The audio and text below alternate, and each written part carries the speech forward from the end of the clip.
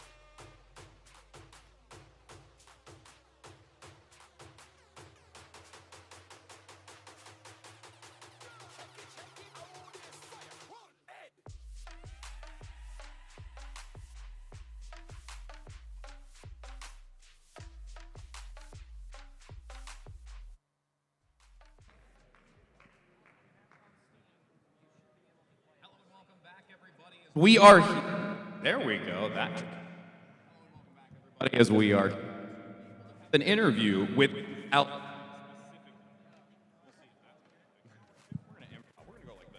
We're going to trade off mics because this one seems to be working a little bit better. But yes, we are here back after the first Rocket League round that we just had, where we have the chance to be able to speak with SLK after the match that they just had. So how are you feeling overall after this first initial game of Rocket League and just how the rest of this day is going to pan out for you? Yeah, we're feeling pretty good. I think it sets the stage really for us, and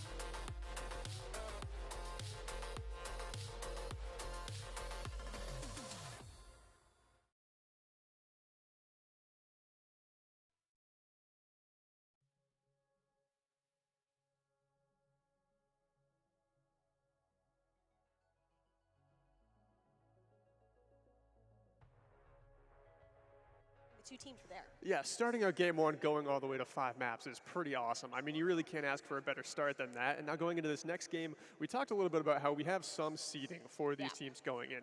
This, on paper, is a tighter game. I don't know how we're going to get a tighter game following a map 5 game, but, you know, we never know what's in store. What we do know is that LNI Esports Orange, they had some incredible offense in the first game, a ton of shots, and SLK started out as the player with the hot hand, scoring 5 goals total in the series, but V took over with a hat trick in game 5, leads the team with 6 goals so far in this LAN.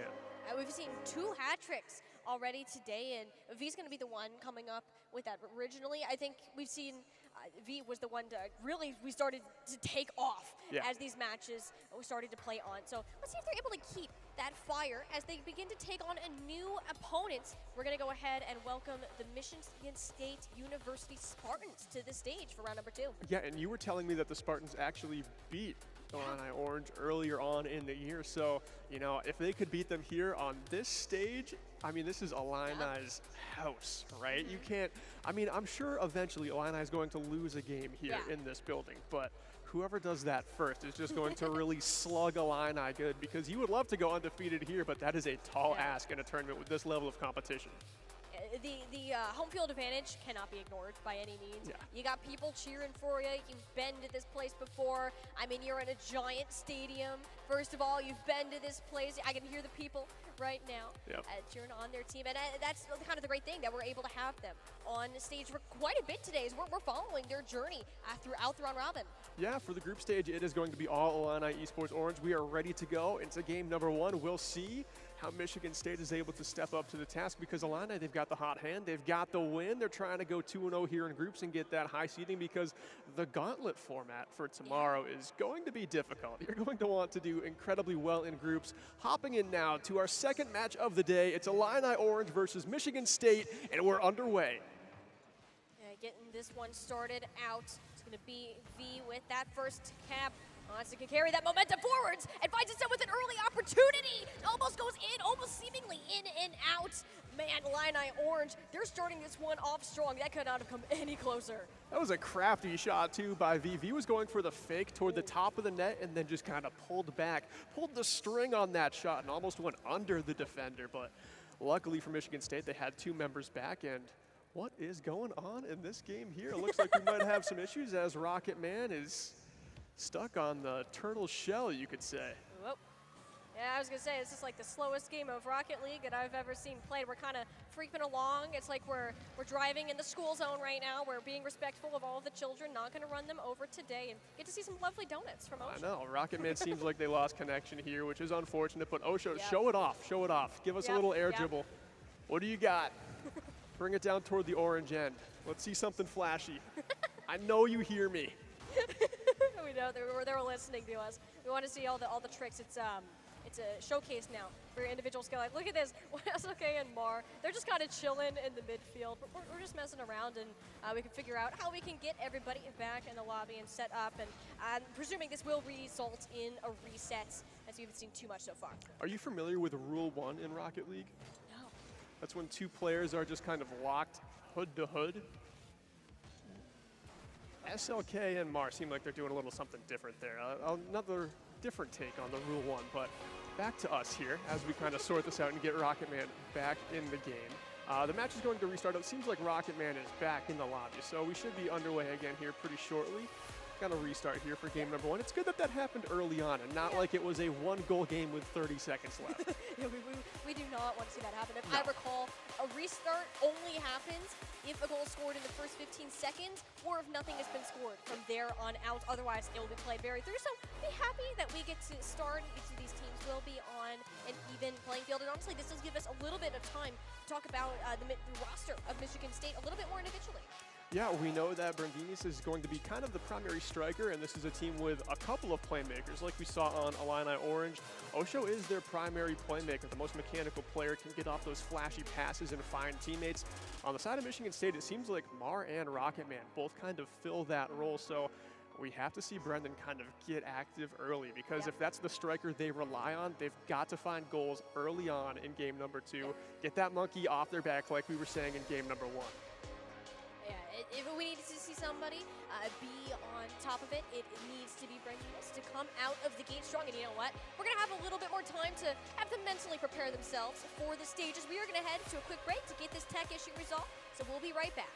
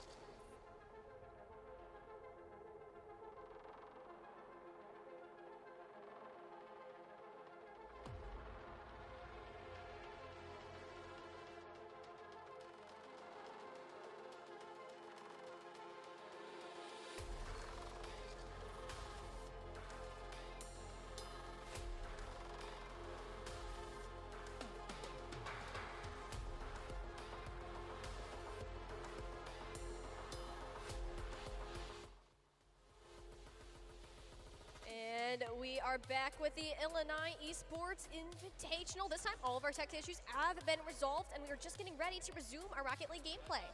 Yeah, and luckily no goals were scored before that reset. We did have a PC crash. It got booted back up. The player got some warm-up time. We know that is likely not going to happen again, so fingers crossed. Everything is good. There's no advantage in this game so far. That was match one, so just clean slate jumping back into match one. I mean, it's like nothing happened, basically. Yeah. Just a little bit of a hiccup there, a little bit of a speed bump, but we're over that, we're past that, and we're ready for game number 2. We're going to get ready to get into this one in just a couple of seconds here. The nice thing about this, complete full restart, nothing really too concerning on either side. We didn't really even see too much from both the teams. Seriously, I think we were 10 seconds in, you're like, uh-oh, suddenly it doesn't work. But this time, it looks like all 6 players are present and in lobby, ready to go. And V already with a shot off the top ropes. And here we are, 6 seconds in. Illini have got one on the board. Yeah, V wasting no time, was warmed up and ready for the action here from the skybox. Look out below. V gives Illini Orange the 1-0 lead just 6 seconds in. 6 seconds in. We did see a 3-second goal before, but 6 seconds is still incredibly impressive to have right off the kickoff as well. And Illini Orange, they're coming out of the gate, making that statement. They could care less that it's a complete restart. You can't really tell. It's the exact same team that we saw that was taken all the way to map 5 last round. This team, Michigan State, is seated at the 10 spot, so in theory, should be a more challenging opponent. And we're gonna have to wait and see how that unfolds. Yeah, and I can't really speak to the players exactly, as that's a nice save there. Ball still alive here for Illini, but Osho can't quite angle that one in. If I were these players here, I got to give the advantage here to Illini Orange just because they've been on this stage for a little bit, right? They're comfortable now. We haven't seen Michigan State make those adjustments that they need. I do believe that they have played a game, but still, this is kind of a different atmosphere, being up just on the pedestal for all to see. I would be a little scared. I mean, you can hear people, you can hear your headsets. I guarantee, I can hear myself talking about these players. They can hear it too, but guess what? Illini, they're used to it, and you know, that's just it. You continue doing what exactly you were doing before. If it ain't broke, don't fix it. And it's a beautiful setup from V to Osho, and this is the Illini Orange that it seems to be new and improved. Yeah, and I love how Osho scored early on in the series because they had just 1 goal in the previous game, right? But once they got that monkey off their back, already scoring in the first minute of game number 1 here against Michigan State, that's a great sign for things to come for Illini Orange. Having all 3 members comfortable with scoring scenarios is what you need in a LAN environment. You can't be nervous, you've got to be comfortable because the pressure only mounts from here. It's only going to get more intense as this weekend goes on. That's the intensity we're looking to have. It wouldn't be any fun if we were just like kind of sitting around and all relaxed. No, that's not what Rocket League is for, and Rocket Man isn't happy with that either. Actually, one of the first breakaways we've seen from Michigan State, and there you go. Illini Orange, every single player has gotten a goal this game. SLK ending that long drought spell that we got. They are here to play, and Illini Orange, they're looking strong. Yeah, really good point, too. Every player scoring is just something you look for in game 1 of a series, whether it's on LAN or whether it's remote in some conference that you're playing in. You just want to have that comfortability, and now we do see it's the first one here for the Spartans. They are on the board. You know, sometimes these things just happen, and you know what? You take those. If you're Michigan State and you get one on the board, and SLK did try to get back, sometimes the kickoff just... Michigan State, they took advantage of it. Still quite a mountain to climb, though, being down 2. Plenty of time to work with. However, you can't just take these off the back of the shot. Rocket Man almost had that one in. Looks great from that player. At Michigan State, they were seeing the same thing, kind of how Lion was forced to play so defensive. They're finding themselves in a very similar position. Yeah, I mean, what a save right there. It looked like the Spartans were going to have yet another goal, but there's still a ton of time left in this game, and it seems like Michigan State are starting to get their feet under them, and of course, the reset was on them, right? So they had one player who just was decommissioned for a little bit. They weren't quite as warm as maybe Illini Orange might be, or the other 2 teammates may be for the Spartans. And if they can just kind of get their feet under them, maybe this is a warm-up game for them, but that's what the best-of-5 series is for. Just use what you have. It doesn't all rely here on this first game, how well you do, but Michigan State, if they can get back into this game, that would be beautiful. Here they have a double commit at midfield. Rocket Man is able to get back in time with plenty of boosts. Yeah, Rocket Man, hope you have the fuel in the tank to propel yourself back to get to the net in time. And hey, you go ahead and take those. Michigan State, they've been doing a pretty decent job peeling back for that defense. We see a nice commit right there. Rocket Man wanted to get the follow-up from Bar. again, just controlling that resources, having that boost, that's been something that Michigan State are still kind of warming up to in this scheme. Simply haven't had that same speed to contest that of Illini Orange, as we have hit that 2-minute mark well over halfway through our round number 1. A nice shot from Rocket Man, and Illini Orange, they're still got all bases covered. Yeah, they do have all their bases covered. We can see that they had 2 defenders back, and in transition, SLK gets a goal to expand the lead to 3 here in map number 1. A minute 44 left. I mean, time is ticking. Michigan State may have to wipe their hands clean of this one. Yeah, and you talked about this as a warm-up game. It's your first one on stage. A lot of things are going on. Being able to filter out everything around you is not something that you can do right off the bat. I know I certainly can't, let alone having to focus on such a high-intensity game where this every single half millisecond matters in how you actually end up playing. So Michigan State, you might be down 3 right now, but still best of 5 going down here. It's not the end of the world. All you need is 3 to take it. And we did point out in the pregame of this that Rocket Man and Mar are the 2 playmakers, and Brendan is their reliable striker here, but the shot total so far for the Spartans is relatively low. They've had some quality ones, and Illini has made some excellent saves in this series already, just in the first game. But it seems like Michigan State, even though the shots were excellent, they're kind of totaling at a lower number than I was expecting for this Spartan squad. And when we were able to get that information from their coach, I believe, they were telling us that they seem to be a very offense-focused team, and they haven't even simply had those chances to pull that away. Like right here, Rocket Man gets a lovely volley down to the other side of the field, but nobody is really there to cover. You want to get that ball to Brendinez. Brendinez, I think, has maybe 1 shot on goal, if that, this whole game. The play that Michigan State wants to set up, they just haven't simply had the time. Illini Orange are running circles around them. Yeah, and we did point out that Michigan State beat Illini Orange early on in the year, so maybe there's been some VOD reviews. Maybe they've kind of figured out the Spartans, or at least prepared well for game 1, as Osho comes in and cleans up, as that one is potted in the top right corner. And in the final 20 seconds, Tiny Illini Orange is going to definitely get this win. Yeah. This has reached the point where Illini Orange are essentially guaranteed that victory. I mean, never say never. We could totally see 4 kickoff goals off of that, but I'm not gonna say anything. The probability of that is so ridiculously low that it's just not in the cards at this time. I mean, this is some nice offense from Michigan State. They got the setup there. The targeting just isn't on point. Illini's Orange defense is just as solid as their offense, as we have seen so far, and they're looking pretty set and clean to take this round 1. Nice volley there from Osho at the end, but a 5-1 to start this one out. Yeah, 5-1. I mean, that is just a statement game right there from Illini Orange. They're coming off the win here. We can take a look at the stats. Illini, they sent 6 shots on net, and they scored 5 goals. So talk about high percentage, right? You can't do much better than that. And then the saves, they only had to make 3. Osho was back in the end every time they needed to be. And then on the side of Michigan State, I mean, 2 saves when you're going up against that shot total. You would like to get more. It's about finding that balance, like we were saying in the last match, between defense and offense. And the Spartans haven't done that yet, but they've got plenty of time to do so. And it's something that they're going to learn. I think when we looked at those stats, there was much higher numbers in Rocket Man's category.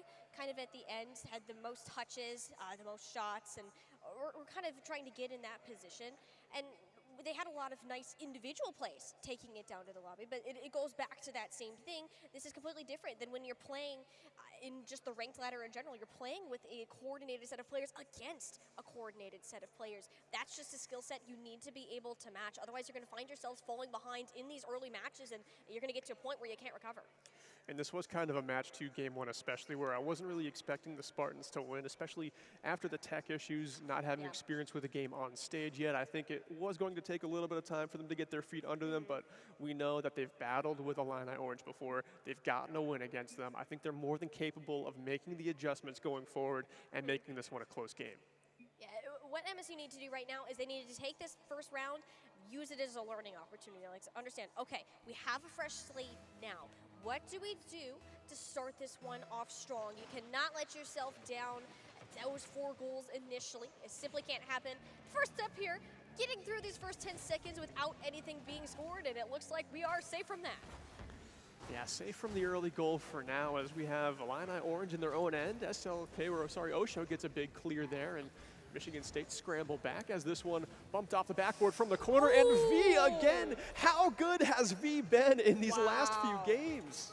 V has been ridiculous. Took a bit to warm up, but once this guy is warmed up, they are hot, and they are still on fire. This is ridiculous from V. The highest score that we've seen on stream all day, and might as well be in the whole tournament.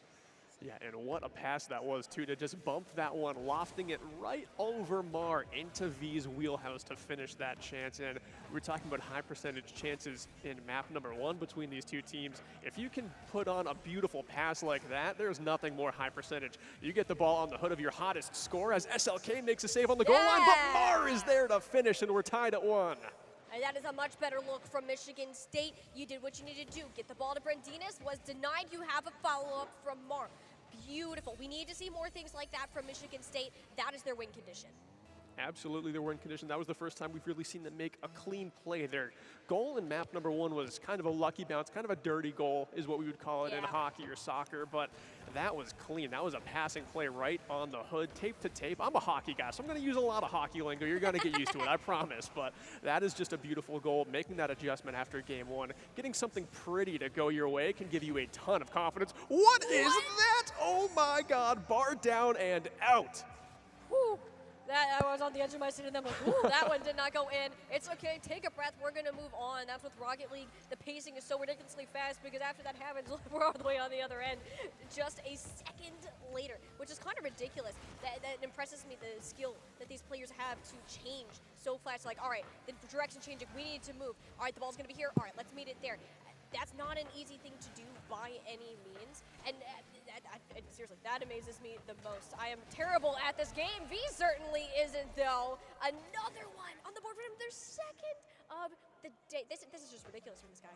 Yeah, I mean, V is tuned up there, just came in with a ton of space. Mar was back on defense, but V saw that he was kind of favoring the right side of the net and knew exactly where to put that shot. And this is a guy who is just leading the lane and scoring right now early on, so he's not going to miss that chance. If the left half of the net is open, he's going to have that dialed in. The shot accuracy is just tuned up to 100 for V.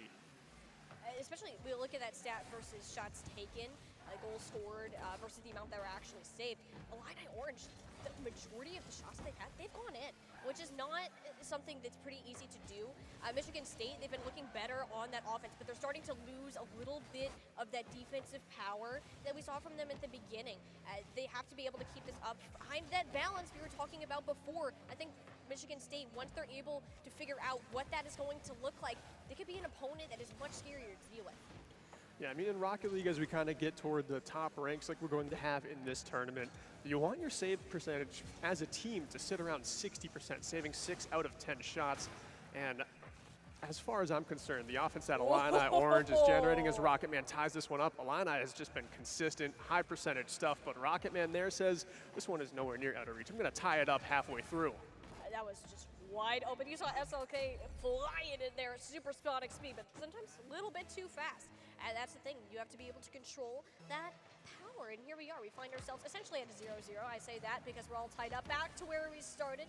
Nobody really at an advantage right now. The only thing you could say, Michigan State, they have that last goal. They have that little bit of momentum in their favor.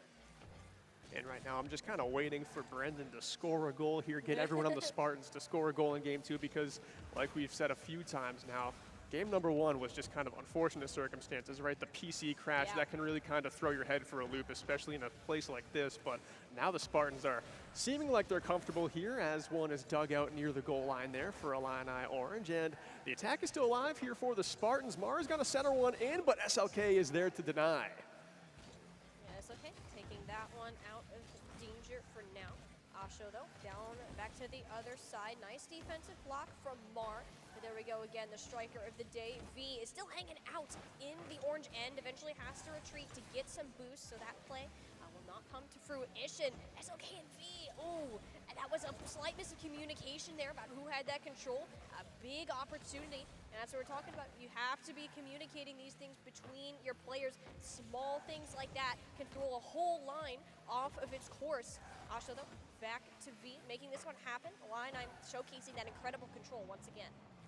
And as we near the final minute here, can Michigan State get it together, seize a lead and control, and tie this series up or do Illini fly out to match point early on, taking the first 2 of the series?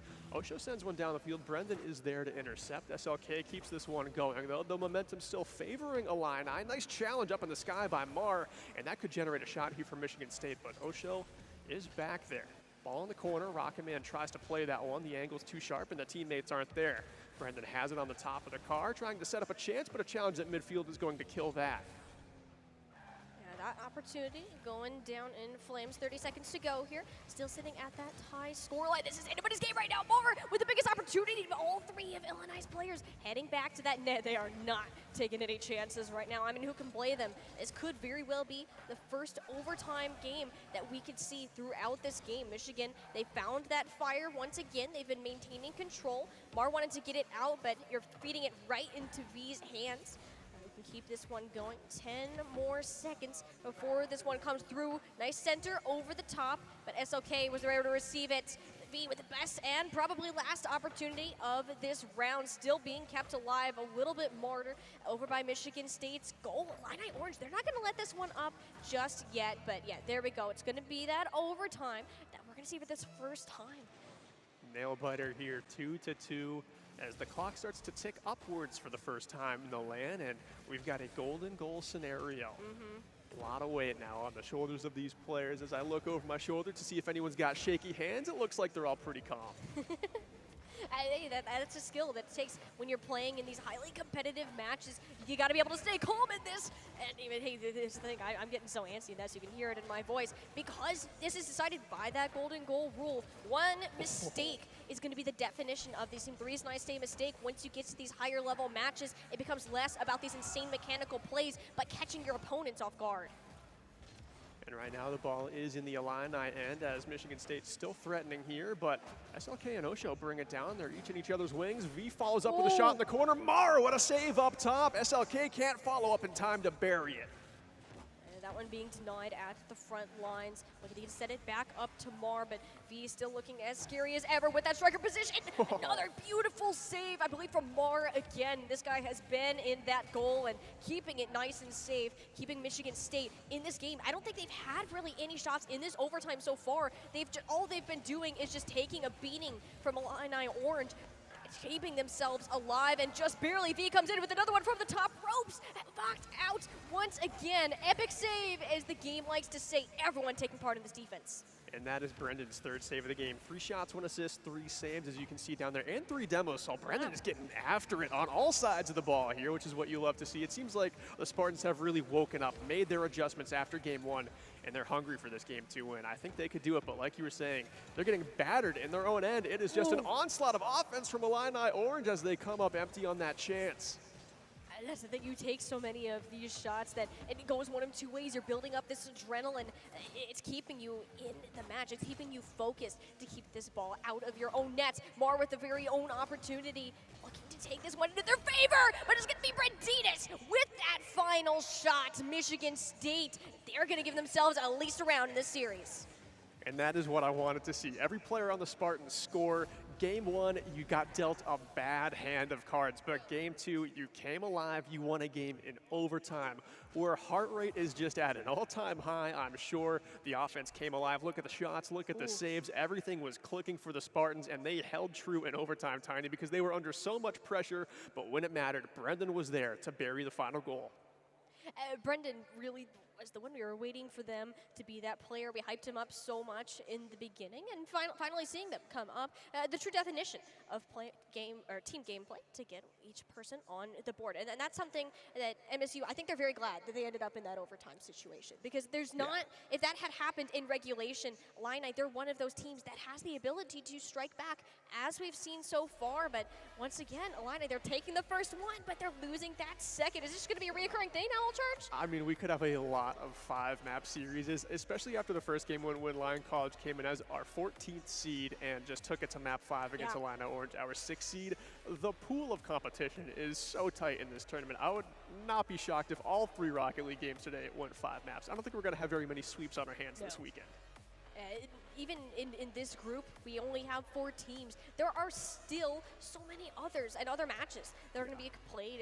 In the Group C, you're fighting for those top 2 spots. I believe they will seed you in the same spot, so you want to be able to get as many wins as possible.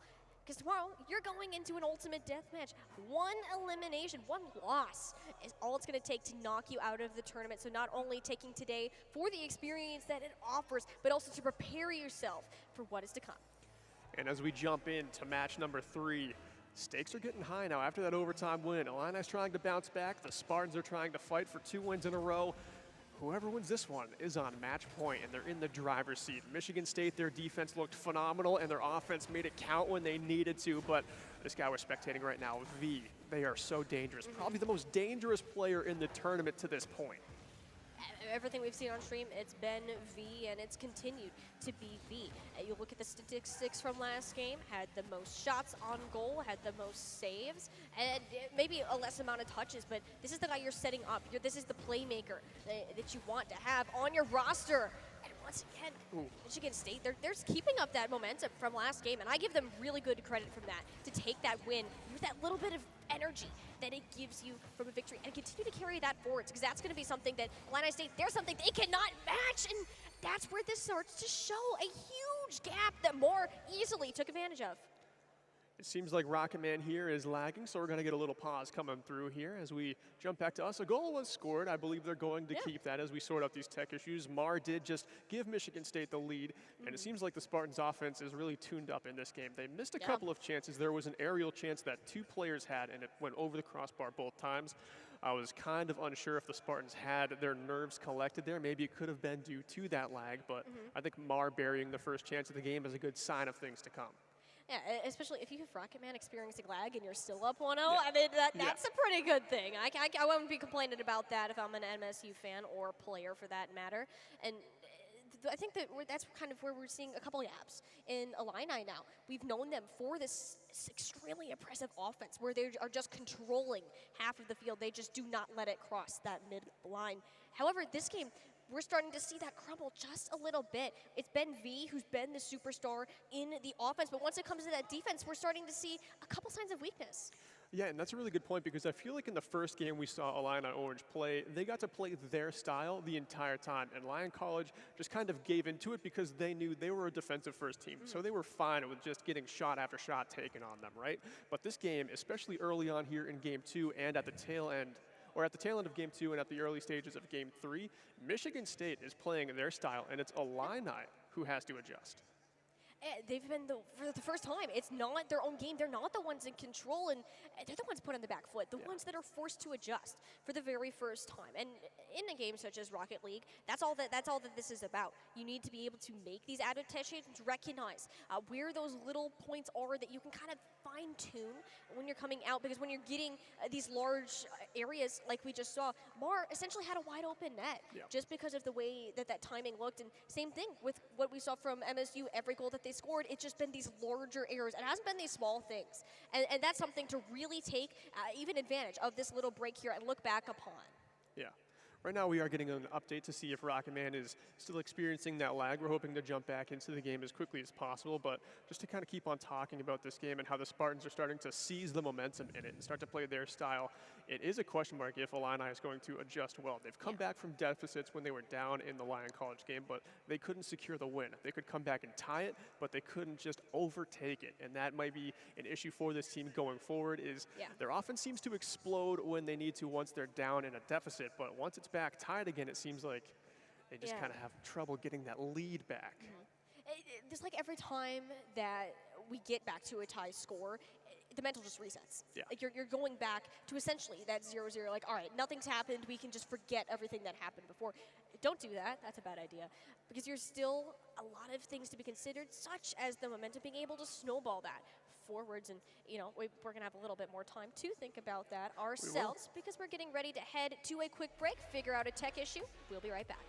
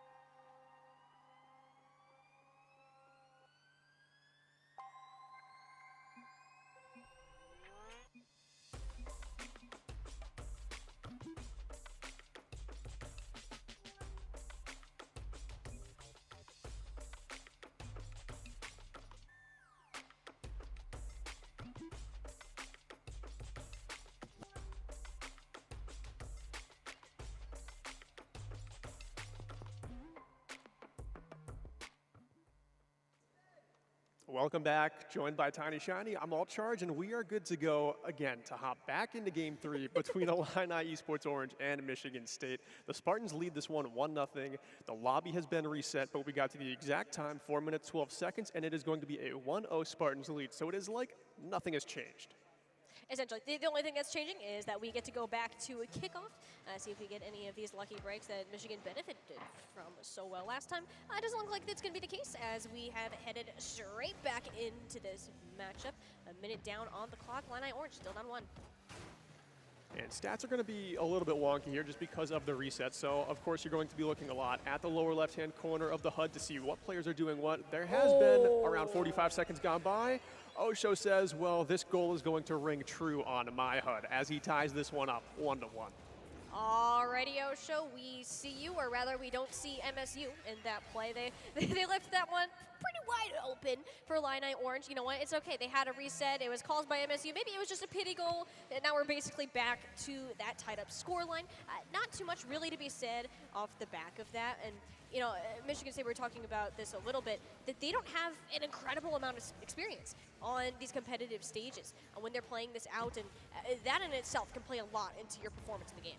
Yeah, Illini actually has quite a bit of tournament experience, and these players are pretty familiar with the LAN environment. Michigan State, they have played one event, and I believe it was earlier this year, where they came in third. So even though they don't have much experience, they did perform well when they were in that tournament environment. Carrying on with this game, though, SLK has this one in the corner, crosses one over to Osho. A nice little passing play there, but Michigan State is able to defend that one easily as it wasn't quite on target. Tiny, something I want to talk a little bit about is, of course, we know the Spartans were dealt kind of a rough hand. They've had a couple tech issues in this game, but having faced this the second time, I really hope that they're able to just kind of seize control again in this game. The first game just got out of hand. They lost 4-1, but this game, they're still in it. They're defending well. They've had a few shots. Mar has a goal to his name. It looks like that they're still in it. They're performing pretty well. It does sound like that we may potentially have another small issue on our hands from what I was hearing. So hopefully we can get this all figured out in just a second. This has just been the match plagued with tech issues, which is really unfortunate because these teams are playing so incredibly well together. And you know, hey, we're still running smoothly. Maybe I just spoke wrong, and we might be all good to go. Yeah, this is a beautiful series if it goes smoothly. I mean, look at this. V, look out below. Save comes in. Nice stop there from the Spartans. Rocket Man coming up clutch. Coming up clutch, keeping that one out of harm's way, reaching that 2-minute mark, about 120 seconds still to be played within this matchup, and with an even scoreline, it could very well be anybody's game, or V, anybody's game, as we like to say, because V has been on fire. A nice volley, though, off the back. Osho there on the defense. Mark looking to keep this one alive in there and won't be able to do so. SLK is too strong, too powerful to let that one go. V meeting it up in the sky just to be pushed right back down to the ground, getting the nice reset in for the boost. Still continuing this one out. And like I said, this is a beautiful series as long as there's no tech issues. Game 2 went into overtime. It was incredibly close, and this one, as it still continues to run smoothly here for Game 3, it seems like we're good. So the beauty will continue. That's great to hear. I am so glad that we can keep this one running with all this. It would be really be a shame if we're down this 1-1 in the final minute. That's the scenario we would hope would never happen to anybody in a game as competitive as this one. Just the amount of back and forth we've seen between these two teams is pretty ridiculous. And that's why I'm going to say once again, it is anybody's game. Who's going to make that mistake first? Both goals were completely wide open nets so far. I guarantee no one's doing that again. Yeah, and this is a group stage 2 where these two teams actually have a lot at stake in this very match because they are the middle seeds that we had in our notes leading up into this, as that one almost rings in under the crossbar, but SLK couldn't quite finish it. Coming up next, we are going to see Illini take on Grand Valley State University, who is our highest ranked seed going into this tournament. So these two teams, it is a crucial win here. Will you be second in your group? Maybe first if you can upset Grand Valley, or will you be third as Rocket Man comes alive? The man who was lagging says, I'm all good now. Yeah, you're talking about an upset for Illini. How about an upset for Michigan State? They just put that one right in. Hey, you know what? Rocket Man's had a rough day between lag, a whole PC crash. You know what? I give this guy credit for keeping themselves under control and putting in that goal at such a critical time. I know we're in the final 20 seconds here, and Illini, They're starting to just kind of scratch at chances here. There's not much on the table. Michigan State has just defended so well this game and still hungry for another goal to add some assurance in the final moments, but they've got to have all their focus set on keeping the ball out of their net. It's right in the box, and V puts it home with 5 seconds to go. It's all tied up. You wanted the hero, V will give you the hero. We are back to that same situation with only 5 seconds. Ultra, this might be our second overtime of the series. Yeah, the fastest goal we've seen so far today was 3 seconds. If we don't get that here, then we're headed to overtime once again. And back-to-back games. Tiny, we knew this was probably going to be the closest series we saw in group stages, but I didn't think it was going to be this close. Back-to-back overtime games. Here we go. You were joking about in our last series, like, oh, that shouldn't have been a close game. How can you get much closer than this? Here's the answer. Oh, charge at SLK, though, firing right back immediately, saying, no, Illini Orange, we are the higher seed. We are the better team. They will be putting themselves up on match points. What an angle, SLK. What a player. What a shot. Upper 90 corner off the top right of his car. Tons of power on that, too. SLK was geared up for overtime. Yep. Not going to let that one run long like it did in game 2. Nope, I just keep that one running. And I think that the stats, they're slightly off just because of the reset that we had in the beginning here. But great for Illini Orange. The stats, they look so much more balanced. They're so even, yeah. The one thing that I'm kind of noticing is that compared to the first game where it was Illini versus Lion, the demolitions were going crazy in that game. That was a physical game. This game, I mean, you might think that 3 demos is a lot for your typical ranked games, but I do know that Illini, they love to go for demos. I'm sure the Spartans do as well, but this has been really kind of a clean game. And, you know, a lot of people kind of hate on the demolition mechanic for even existing in the first place. It can be kind of annoying to get in a crazy spot, like, oh my gosh, I got this in control. Then, like, boom, you explode into a pile of rubble, and then you have to reset on your own end. It's not the greatest feeling, and that's totally understandable. There's a reason, though, that is a part of the strategy. Illini, they're known for being that physical team, to be the one to take those aggressive moves. The fact that we haven't seen that from them is, I would wonder if that's attributed to wanting to change their play style after understanding how MSU plays. They didn't have a high demolition rate either. No, they really didn't, and I mean, that is something you can really ramp up. Like I said, and I will keep saying throughout the weekend as people tune in, I am a hockey guy, so I'm familiar with the guys who hit are 215 pounds. Well, in Rocket League, you've all got the same style of car, so anyone can just kind of up their physical presence, start playing the body, making space that way, and you can get a chippy game, and that can really throw off another team, because you can kind of adjust to, is this team's offense running out of the corner? Are they running out of midfield? But if they start blindsiding you in demolitions, that's when you can get caught really off guard, really fast. Yeah. It's suddenly like that you're like, all right, well, we're going to put you in the back corner. We're going to have you at midfield where you're going to be set up for that striker position. What happens when suddenly one of those players don't exist anymore? Whatever you're planning, it's not going to happen. That's just how demolitions end up working. And I do wonder if that's going to be something to kind of take a flip in our next round here as we get to kick it off. It is match point for Illini Orange heading into this one more, and they'll still be undefeated within the round-robin game.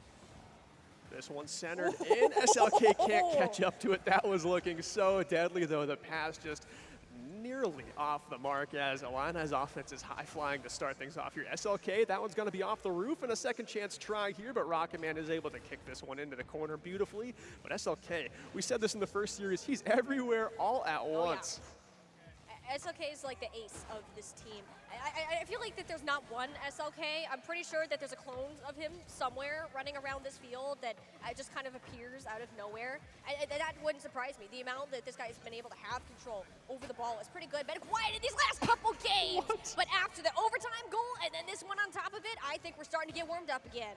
And SLK just on these upper challenges, kind of in the extended end of the offensive zone, top of the box like we were saying in game 1. He's just pressuring in a spot where it makes the Spartans defense so uncomfortable. You think you're going to have a safe clear, and then SLK is not only on it with a shot, but he's on top of the ball. He's ready with accuracy on it. Yeah. You want that accuracy. That's the thing you need from your striker. That's the reason they're in that position is because you trust that they can get there in time. So far it's been V. Almost there with the follow-up too.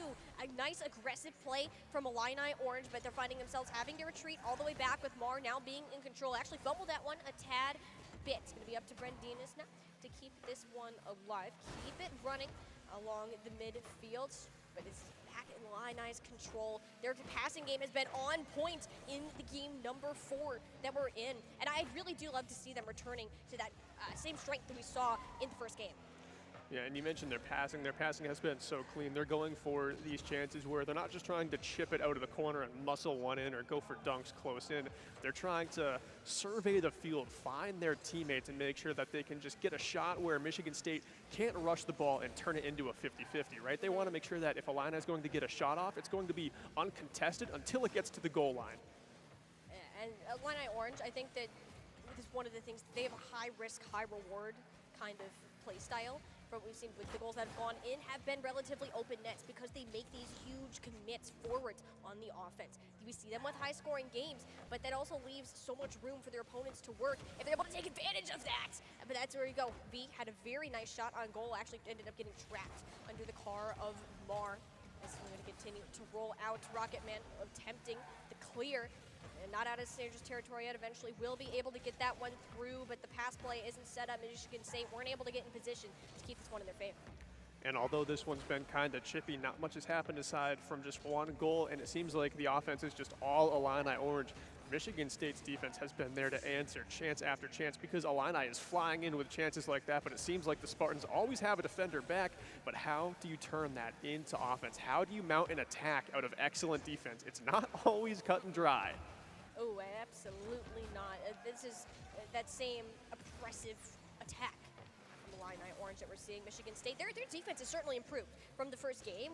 We went from a 5-1 to a 2-3 and then a 3-2 back-to-back. So that certainly says that they're improving that balance. And SLK, almost had that opportunity there. Michigan State are going to luck out for seemingly the 9th time this game. There's so many shots have come through on this goal. It's kind of ridiculous. Yeah, and that chance from SLK, too, with about 100 seconds left in this game, that is one you can't afford to miss later on in the tournament. But it looks like they'll make up for it here as Osho gets the long clear to go with no goalie home for the Spartans. You know what? You are down one. You saw an opportunity. All right, we're full committing forwards, but guess what? Osho is there, too, to greet you and send that one straight from downtown at 2-0 now for Illini Orange. They don't want to take this one to a map 5 this time. No, they certainly don't, Tiny. And one thing, again, kind of developing Illini from game one. Osho only had one goal in that first series, and it was late in the series. But since then, it seems like they've got their feet set under them. They've got 4 goals in this series. We know they're probably the most mechanical player here on Illini Orange. So you want your playmaker to be doing stuff like that. Even if that's kind of a long clear, maybe a lucky goal that you just kind of happen across, you still just to you love having Osho just get those numbers up. Just rack them up as quick as you can. That little bit of insurance, as you like to say, old charge. So you're kind of safe. You just need to play, keep away. 2-goal lead is a pretty good one to have. 1 goal can be kind of iffy to play off of depending on your preferred play style. If you want to play defense or just simply maintain control, that's something that Illini, they excel at. That's the game that they want to play. And Michigan State, they're doing their best to play catch-up right now. With the remaining time, it's beginning increasingly more unlikely for them to make the turnaround here. Yeah, it looks like Michigan State, I mean, you've got to get risky here for goals fast, and it looks like they're not quite getting risky enough, throwing their members down the field as fast as they can. They're still worried about Illini getting a goal, and it seems like it's going to happen anyway, as SLK buries one with 6 to go, and that is going to seal that map victory for Illini Orange. That's going to be MSU. They were scared of getting scored on, and yes, that is totally understandable, but at some point, you can't always be scared huddled in the back of the net because I'm sorry to say it, you can't really get a point of your own that way. I wish it could work that way. I love to play the defense myself, but this game simply just went the way of Illini Orange. They'll be winning their 2nd round robin match, and this is actually really huge moving forward some placements. Yeah, this is fantastic stuff here for Illini to get this win. And last 2 games, the stats have been really balanced. This game, we can see that the shot total from Illini, they were just in control of the offense this game. The pressure was on from start to finish, the full 5 minutes. That full 5 minutes. You look at the number of shots that's there right now. Osho alone is a 5. That's more than both V and SLK combined, even if they only have 1 goal to their name. And hey, that's what you need to do. They had their foot on the gas, continuing that aggressive pressure. That's the Illini's strength. And you know, we talk about these 2 matches. You're like, all right, we kind of expected Illini to win these 2 just off of the seeding alone. but I think this next one is going to be a bit more of a challenge. Yeah, this one is definitely going to be a step up, especially because Michigan State, they did have to mentally battle those tech issues, and that is just being dealt a bad hand. Of course, that's unfortunate, and they didn't win either of the games where they had those tech issues, so it probably did play a factor in this next series against Grand Valley State. Hopefully, it's a clean game through and through, and we see Illini Orange truly challenged, and I think both of us believe that they will be. With how close these lower-seeded matches have been so far, this is the one that we were kind of hyped for through the day. Like, all right, this is some of the true contenders for this team to kind of show what they got. How are they going to compete? Because as we move to the bracket, these are the ones that we're going to keeping a closer eye on, the ones that we have the expectation of moving forwards, and we're going to see, are they actually going to be able to follow through on those? Hopefully they can. We're going to jump to a short break, and we'll be back just after this.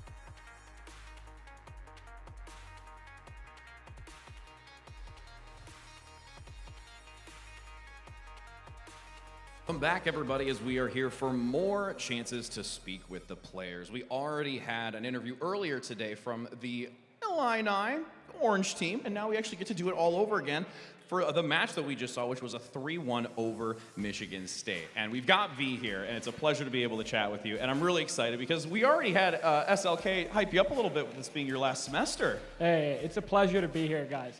It is my last semester. Feeling pretty good. Really happy. Thanks, guys. I'm really happy to just have an opportunity like this in my last semester to come out and do what I love with all my friends. So.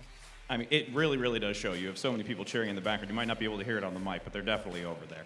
And, you know, with it now being almost kind of like a send-off moment and the way that you're performing, and even with some of the hurdles of the pauses, the opposing team having some technical issues, you working through that, not allowing yourself to become idle, going forward for the rest of today and into tomorrow, do you feel pretty, at this point, at your peak moment? Are you still kind of warming up? Do you feel the days has a lot more ahead of you? Like, what is it like going into today still? You know, we felt pretty strong against Michigan State, and I think we're going to have a good series with GVSU. But going into tomorrow, we're just trying to have fun. We're not really hoping for a high result. We just want to have a good time and enjoy ourselves. Okay, so let's ask it now. We've got the rest of today and tomorrow. If you take the championship, like, for the university, like, what would that mean to you because of what you've been able to give back to the university in playing for it, but also what they've provided to you all these years? It would be unbelievable, especially because IE works so hard to put great events together for us, and I think it'll help get the university involved with everything a little bit and sort of appreciate what we're doing more and the amount of people that enjoy it as much as. Awesome. Well, since we get this last opportunity to speak to you, is there anyone that you specifically want to shout out that has supported you, whether it's part of the school, family, friends, that you at least have the camera to do so now? Yeah, we got my mom, my dad, all of Shock's mods, all of my friends from high school and college, my buddies from elementary school who are going to be here tomorrow. So I just love everyone. They're awesome. That's a long list. There's a lot of people that support, and it's always a great thing to hear. And that was an amazing opportunity to speak with you, V. Congratulations to the win that you just had. Congratulations on your graduation and moving on to the next stages of your life. Hoping to still see some competitive nature in you. I don't doubt it. But for us, rest now. We have one more round coming up of Rocket League after the short break, so don't go anywhere because we'll be back with more action in just a moment.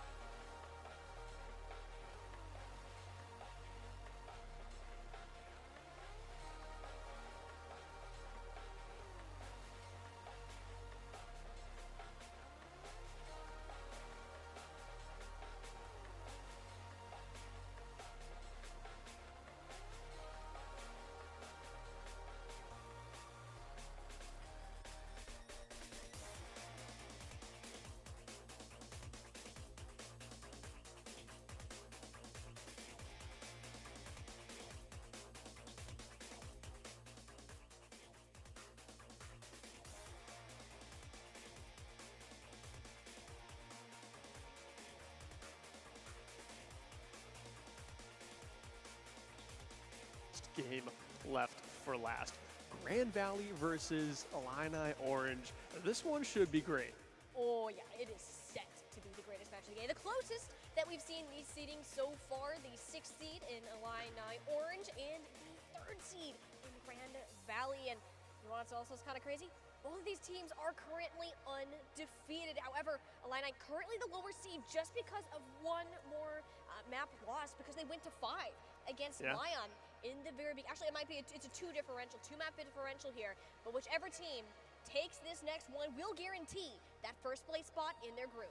Yeah, so to catch you up with Grand Valley, who you haven't seen yet, they've only dropped 1 map, and then that was to the Spartans, which Illini also only dropped 1 map to the Spartans. So on paper, we know this one is going to be incredibly close. Grand Valley, though, they are a bona fide team. They've got tournament wins. They've got a ton of experience currently competing in NACE as well. I mean, this team comes to tournaments to win the tournament. Oh, yeah.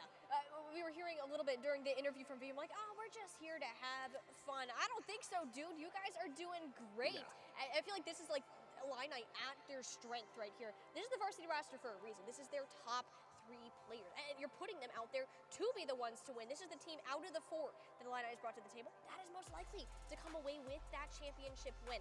So looking at Grand Valley, clearly the toughest opponent they have ever faced. On paper, this is going to be the most long-fought matchup, but it also could be a test of endurance, almost, because Illini here, they went to 5 maps in round number 1, and they went to 4 in the previous one. Can they keep this up through another likely tough series? It's a lot of Rocket League in one day, there's no doubt about that, and it is a gauntlet, but this match is important because it is to determine the number 1 seed out of this group, which will get you a double bye through the gauntlet tomorrow. So this is incredibly important. There's a lot at stake. A deep run in the tournament is almost guaranteed if you come out of your group stage as the number 1 seed. We are ready to get into the game. Grand Valley versus Illini Orange. Let's get after it. I'm still so sad that Illini Orange is still in blue. Ult Charge is going to drive me nuts.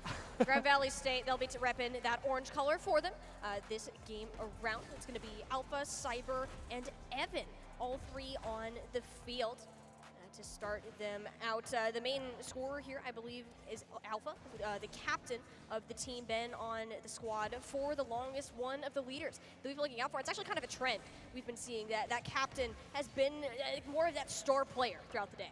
It makes sense on a stage like this, too, to just kind of go to the player that you can rely on, and for that to be your captain. Almost always your captain's going to be an upperclassman. There's a few cases here and there throughout the college scene where a captain may come in as a high school player with a ton of experience, but that is certainly not the case for what we've seen today in these Rocket League programs. Right now, calm before the storm. 50 seconds gone by, no goals to anyone's name, no real incredible chances either. No booming shots or epic saves, but here we have an opportunity for Osho, and he comes up with the first goal of the game. Osho really didn't even need that long break. They're going to keep that going right into the 3rd one of the day. First goal to Illini Orange. It's been a consistent thing throughout all of their games. They're always the one to strike first, and so far been the ones to finish it off as a result. Yeah, and Tiny, actually throughout the day, we have not seen a team score first and lose that map. Right now, though, we're evened up at 1, and there's a ton of time left. Oh, you just had to say something, Ult Charge. You just had to say something, because here comes Cyber. A very big solo play. Look where that went. It went off the ceiling, off of the backboard, and just let that one bounce right in. Those ones can be the real sticky ones to deal with because there's so little speed behind it. That timing can get just a little bit off, that it's so painfully slow. You mess them up, and there's Osho firing right back. Oh, this one's going to be a slugfest. We just knew it, and it is coming to fruition. Osho here crashing in, gets that shot over Cyber and around Alpha, splitting the defenders, and already high scoring. The offense is taking chances, and it is paying off for both teams. That's also the most we've seen from Osho so far. It came off really hot that last game they played against MSU, and clearly wanting to continue that year today, but please be careful. Illini Orange, that one just zoomed right past the goal line. Evan was not in the position to follow up, but looking to make that one true. There's Cyber. SLK will be there to deny that initial tap in. V has been playing a very conservative role throughout this map, and understandably so, because Grand Valley State have been on top of this offense. This is some crazy stuff. This is high flying, it's cross crease chances, it's not offense that's generated off the backboard or from the corner. These teams are passing directly to their teammates' hood, and they are firing hard shots that are almost impossible to save. And this is the highest level of Rocket League right here. This is when you have these players, they're all sharing that same brainwave to play off of each other. This is what makes them the highest level teams, the highest seeded. They're there for a reason. And they both have shown that this is incredibly true so far. But because this is the highest scoring that we've seen, that it's looking that there's mainly we're getting these communications through on the offense, but haven't really been there exactly on the defense because that coordination is so good. Getting a solid brick wall up in front of your net just becomes so difficult. Yeah, and I mean, I think we just kind of have a tale of two identical stories where these are two offensive first teams. We know that Illini is offense first. They fire about 15 shots a map every single game they play. We haven't gotten the best look at Grand Valley, but by the looks of it, it seems like they were tallying high scores in every single game. That one off the post across the crease, and SLK is able to get a big clear. Oh, there's been so many of these balls. Oh! Line, but Osho with a third goal of the match, a hat trick. They are unstoppable. Look at this, flipping backwards to get a perfect touch and put that one right over Cyber's hood. That was an incredible shot from Osho, and we know he's the most mechanical player on this team. Yeah. We've said that about 4 times in this broadcast, but talk about coming alive. Osho with a hat trick in the first half of game number 1. Incredible stuff from the freshman. Oh, that is something you want. You get Osho on the team. Obviously, they're going to be the newest player here. Osho is a well-seasoned one. We've been through the fall and now the spring seasons of both CRL and the majority of other collegiate organizations. They're coming to an end. Clearly, Osho has not had difficulty adapting. This is going to be them, and you'll be so glad if you're Illini to have them on your team for future years. And especially with a goal like that, too, if you're Osho's teammates, you know, all right, he's in it now. With a fancy goal like that, we can lean on Osho to just be kind of a solo offense playmaker, because that last goal that Osho scored, that was just solo offense, not a passing play, nothing like that. Osho just took it upon himself to generate a highlight reel goal. You know what? Hey, nothing wrong with that at all. Those look absolutely great to have from that player, but it also makes these stats look kind of disproportionate. Looking at the side, SLK has been relatively quiet. Once again, coming out of the gate here, is not back up to that form that we've seen them previously. Had a hat trick of their own, actually, earlier in the day, but hey, you'll be happy if you're up 3-2 with only a minute remaining. Illini Orange, they are not in a bad spot by any means. No, certainly not. Right now they're trying to steal just the second map away from Grand Valley all land. Right now both these teams 2-0. Grand Valley has only dropped a map, so if Illini just jump out with a 1-0 lead, and it looks like that's incredibly possible now, and then Grand Valley for the first time of the day is in an uncomfortable position. This is the pushing them to their limits right now. Grand Valley, you're not dropping a lot of maps. One all day? Is that what One was all happening? day against One the all day. Spartans, yeah. Yeah, you drop one all day. You go into this down 4-2 with under a minute remaining. Not a great start to come out here. Alva looking to even it up though. Followed away by V. And you can tell Grand Valley, they are in on this final minute for the offense. They are committed to this. Yeah, look at this. Almost no defenders all the way back. They know how to take chances. Again, hockey guy here, hold the goalie, all right? If you're down big, get him out of the net. You've got to take chances down at the other end of the field, and that's what Grand Valley's doing. And that's what they need to do with the time that they have remaining. I mean, slowly it's starting to look less and less winnable, especially with they're playing defense themselves. They don't really have that chance to move up. A nice little bump from Evan, almost a bit of disrespect. I mean, going for the demolition, obviously couldn't get there in time. Illini Orange, they've been in control. One last push for Grand Valley seems to be all that is in the cards for them today. V thwarting any plans of that coming through, though, as these final seconds are going to mean that Illini Orange are looking to take this series, and the ball staying up for a little longer. There we go, 4-2 from Illini to open this one up, and what an amazing start against such a great team of Grand Valley.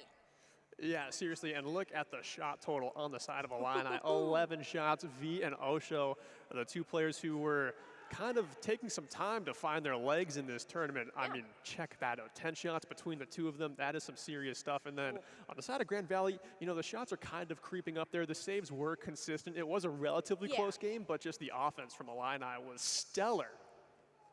Oh, it was great. And that's why I think with Illini, part of the reason that they've gone so far in this is because they don't have that balance per se. They're heavily offensively favored, which is fine. If you're playing offense so good, you don't need to practice the defense as much. But when you're pushed to the limits by certain teams, then that's where you're going to see, okay, maybe we should look at the defense just a little bit more, because the goals that did go in, that was just primarily off of errors and one very nice play to think about. So with those two things in mind, Illini, they got to keep this on the game. If they can continue this oppressive offense, they can totally run away with this series right now, but I guarantee you that Grand Valley, they're having a conversation right now about how to approach this next round. Yeah, they totally could. And Grand Valley need to have that conversation, right? Because we've seen every team in this group, and I can tell you that Lion, definitely a defense-first team. Yeah. Michigan State seems like they favor defense. We didn't get the best look at them in the Illini game just last match, but this is probably the first opponent that Grand Valley's ran into where it's like, okay, they're firing a ton of shots. This is a major adjustment from the opponents we faced in the 2 previous games. We're ready for game number 2. Let's see if Grand Valley made those adjustments and even up this series at 1. When you're saying the difference between the play styles here, that Illini, both of their opponents prefer defense, that's the same 2 opponents that Grand Valley were playing against. So they're trying to make those adjustments too, but it's too little too late because there's V again. These first-second goals, we might as well just trademark him to V at this point. Yeah, this dude cannot be stopped. V has 12 goals so far today in group stage. He was just interviewed before this game, and you can just tell that he's here to play. There were no nerves. His voice was not shaky. This dude is dialed in.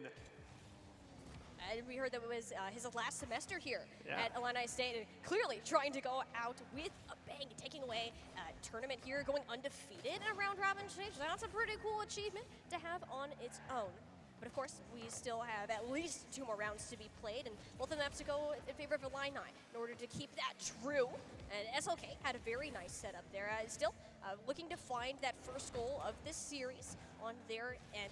It's been a lot of V and O show on that side of the field. So Grand Valley, you can tell right now that they're kind of making those adjustments in the middle of the play. They now have that offensive control that they look for, but maintaining it has been difficult because SLK is on point with this defense until Evan finds that small gap. SLK was on point. That clear, though, didn't quite have enough juice on it, and it was just left out front for Evan. Easily put that shot over V, who had no chance to backflip that one over the crossbar, couldn't even get the touch, and we're tied up at 1. And Tiny, I just kind of want to point out here, Illini, it's been nice to spectate their run here in group stage because they have an interesting run, and they're the only team that gets to do this, where they beat Lyon College, who currently is sitting at the bottom of this group. Then they beat Michigan, who's currently the 3 seed, and every time the challenge has just increased a little bit more, and we've seen them answer to that adversity. That's kind of, you're building up to a story. It's like a storybook, honestly, the way that this is being played out. You've had your 2 kind of mini bosses in the game. This is similar of that final boss. Of course, not a grand finals match, but in the day of Rocket League that we've planned, this is as close as you are going to get to having that title. Grand Valley, they're still putting up a really good fight of their own. Something we expected them to be really strong, and they're wanting to keep up this offense, but we're also noticing that both Cyber and Alpha, on that play specifically, they're playing a bit more back. There's more defense coming out from Grand Valley State, which we haven't seen from them previously.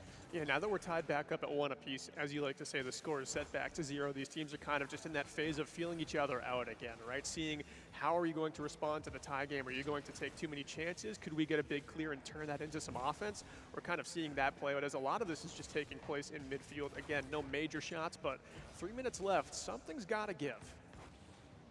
At some point, I mean, right now it is going to be in a demolition. Evan certainly gave whether they wanted to or not on that one. We'll be back in to continue this one forward momentarily. Still looking for somebody to really make a statement, to take a big risk. I say risk because usually those will come with the higher rewards, such as a double commit of Grand Valley. They better be glad that Illini decided not to double commit on that, because that could have spelled absolute disaster for them. Still maintaining that even scoreline. We've already hit that halfway mark. And it's really good that your opponent respects you enough here, where Cyber whiffed that chance just a moment ago near his net, but Illini just respected Grand Valley's talent enough where they weren't actually on the ball right there. Yeah. And, you know, that's a really good thing to be able to see. SLK doing their best to kind of set these ones up. We're seeing more of that offense from Line 9 Orange than we have from Grand Valley. They're getting the clears starting to now, but because they're playing more defensive, I think they're trying to set up these passing plays that they're kind of used to, but because they're playing further back, they're having to, in a deeper range, they can't get those connections that they would like. Starting to come alive here. V goes up in the air. Alpha's there to challenge. Osho tries to get that one back toward the net, but can't quite get it done. And we're into the final minute 35 here. Time starting to wind down in this game that is still even at 1 apiece. Illini trying to upset Grand Valley. They are currently the underdog in this game on paper. Grand Valley is a bona fide team in Collegiate Rocket League, but Illini in their home stadium trying to make a statement here as Evan comes in, can't finish it. Cyber there as well, but again, it is saved away. V making the stop. It was a beautiful 1-2 punch, but Illini Orange, they just looked even better with those double saves coming through. Exactly what you need. Keep this one at an even scoreline. A minute remaining, kind of reminiscent of our very first round. When Illini, they had the early start there. They got that last second goal. But here we are. Those final 67s are going to become even more important at those no down. The tensions, they're beginning to run high. We're playing near Cyber! Almost got that one in. What a sprint back to the goal. Orange, that was so risky. What in the world? Absolute desperation as we saw SLK kind of missed his mechanics getting back to that ball, and then luckily he was able to bail out with another defender from Illini and keep that one out of the back of the net. Now we're into the final 30 seconds, Tiny, and this one has been one of the more intense games so far. Oh yeah, this one, I'm getting into this one. I'm full on leaning in, and we're ready to see where these last couple of seconds end up taking us. The amount of close calls that have been there for Grand Valley State. There's been so close so many times, but the final blows aren't there, or simply, Illini is there quicker. They're playing very close to last really attempt at getting anything done in this match. Slight collision from V and SLK kind of screws up the attempt that they were going for, but with this ball touching the ground would mean overtime. SLK able to block that last one out. Osho just going to go ahead, send it straight down, take a fresh reset. This one deserves overtime. Oh, yeah. There's been great shots. There's been some mistakes, but there's been stellar saves to bail out those mistakes. It hasn't been the cleanest game, especially figuring that these are two of the highest ranked teams in the group that we've gotten to spectate today. I'm a little bit surprised at the mistakes that we've seen, but like I was saying earlier, these two teams respect each other, so it's not like those mistakes are completely capitalized right away. There's definitely been more time between when those have played out. So if you're able to mess up, you have some room for error, but overtime is not a room to want to have that error. Do not test the limits of that. Bad idea. Yeah, let's keep those mistakes to regulation here as 40 seconds have gone by in overtime. Right now, Illini is trying to mount an attack here, but Evan gets a big clear, has a chance at a shot. V comes in with a demo. It's another chance for Grand Valley, but they don't have a member right in the box to finish that, and SLK gets a big clear to bail out Illini. They needed that demolition there too. And then their last match, much less aggressive than they were usually playing. Those demolitions play such an integral part in the pacing of the game. How it controls, it can mess off just these little runs that we see going on. Evan and Cyber are trying to set this one up, back up to Alpha down in the middle, playing off of the corner. Player isn't there to center, sees V, wanted to get the deflex, couldn't get there, Evan. That's met by Osh in the middle, moving back to that orange side. Grand Valley now in the defense, looking for that clear, met by V. Take him back over the top ropes. SLK, a nice pass backwards to get that reset. Just make sure that you can get players in position. I'd love to see that from Line 9, that they're thinking these things through before they go in. And especially, you need to start doing that because we're already 90 seconds into overtime. Yeah, this one may not be close to over. Of course, I say that. A caster's curse must be coming. It's a double commit there from Grand Valley. There's a little bit of a window here for Illini to maybe get a shot off. We did see Osho kind of crashing through right there, but he was beaten to the ball. And now we have Cyber putting one in. No, SLK is there. Comes back from midfield to make the save. Getting back in the negative time. Evan wants to set this one himself up for their own, but you got both V and SLK to try to get past in that net before you even get an opportunity to do so. Cyber trying to go for the control off the corner. Evan kind of throws that one a bit off course. Alpha keeping it in their control. SLK doing whatever they can to get a clear. Simply haven't been able to yet. There it is. Evan still controlling that midfield. Been one of these more defensive players despite having that goal. Nice setup off the wall from Cyber. Evan off the back post. We're still going to continue that overtime. Grand Valley State, they're showing the true potential, the true power of their offense right now. It's looking so good, but Illini's also stepped it up on their own defense. All right, I've got to say, this is a LAN. I know there's a lot of games going on right now, but turn your attention to the Jumbotron because we are 2 minutes, 45 seconds into overtime. The two top-ranked teams in this group are putting on a defensive and offensive show, and it is about to end in a bang. If it doesn't, I mean, we could be here all day with the rate that this is going. You know, I've seen up to 7-minute overtimes before. I hope for the sake of these players' mental well-being that we do not have to go that far. That is absolutely exhausting to have to get with. I guarantee somebody's hands are shaking right there, like just so powered up by the adrenaline that's running through these moments. They're so high intensity. You get so many things that are close like this. Asho, see in the corner right now, wants to get the setup, but everybody is just everywhere at the same time, keeping all of these bases covered. This cannot be more important at a time like this. It's just going to be who runs out of energy first, who's going to be the one to make that first mistake. Yeah, Tiny, my hands are shaky right now. I'm too nervous to take a sip of my own water. There's way too many electronics around me. There it is! Oh, Captain, my Captain, SLK makes it a 2-0 series for Illini Orange. SLK's first goal of this series. It could not have come at a better time for Illini Orange for the first time. They're going up 2-0 in a series so far. It's been that trade back and forth. They're breaking that second map curse. Being up 2-1, they are on the verge of taking down the highest seed, the number 3 in their entire group. This would be a huge achievement to have, but you look at these shots, that just shows you how close that this game truly was. Yeah, and for a game as long as it was, there really wasn't that many incredible shots. Teams were going for those passing plays that are really hard to hit and execute, but when you do, it's just high percentage because you know you're playing against some of the best collegiate defenders in the country who are going to come up with those miraculous saves. And we saw that time and time again in this game. This one has not disappointed through 2 games. Not at all. I feel like all the players, they're starting to fall into their roles really well. You've played at least 2 games already today. This is the last one. After this, these guys, they're done for the time being. They can go ahead and take a rest and, you know, keep that over your head and like, all right, we got something to push forward to, but we would love to come away with a victory before we can truly take that break. And you know, we're getting closer. This is the match point. This is the match point. Alt charge. It could really all end. This could be the first sweep that we see all day. Could be the first sweep for Illini Orange, and what an upset that would be if you're Grand Valley, you are not expecting to get swept away in this game because you're 2-0, you've only dropped a map, and Illini has just kind of flipped the script on its head. They're really the underdogs in this game on paper. Truly they are. GVSU has so much more tournament experience, but right now, they have to crawl their way back from that 2-game deficit. There's so much for Grand Valley to put ahead, but this team, they're championship quality. Not to mention, they have so many great finishes. They won first in the CCA Open not too long ago, and they average a really high rank overall. These are a plethora of highly talented players in the mechanics department. So when they're playing this out, we got to see them continue to push that pass-oriented playstyle. That's been the one thing that has kept Illini Orange on their toes and been the reason for the majority of the points they've scored. And I do want to say again, the team that has scored first in the games on broadcast today has won every single game. Last game, GVSU answered that goal within 5 seconds, but they still came up short in the end. So first goal has a ton of weight on it. Looking to keep this one up. But scoreless so far, I am impressed by the amount of neutral game that we've seen in this game.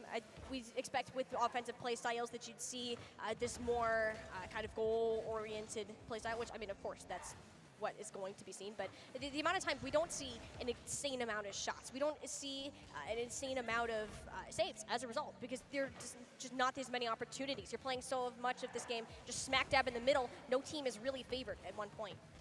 Yeah, the tempo of this game has really been different to the other 2 matches that we've gotten to commentate here, and as it kind of develops, what I was pointing out a lot earlier on is SLK was hanging out at the top of the box to try and pressure as far down the field as he could.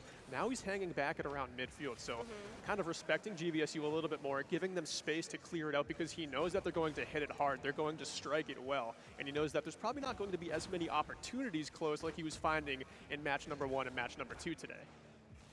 No, and I think that SLK, that's okay. That's what they said, even that they are a player that will adjust based to their team's needs. And if you need somebody to play that more defensive position, guess what? SLK has got you. And it's been it's been really consistent from what we've seen in that department in terms of the number of saves. And I think Grand Valley, they kind of have that player of their own in Alpha 23.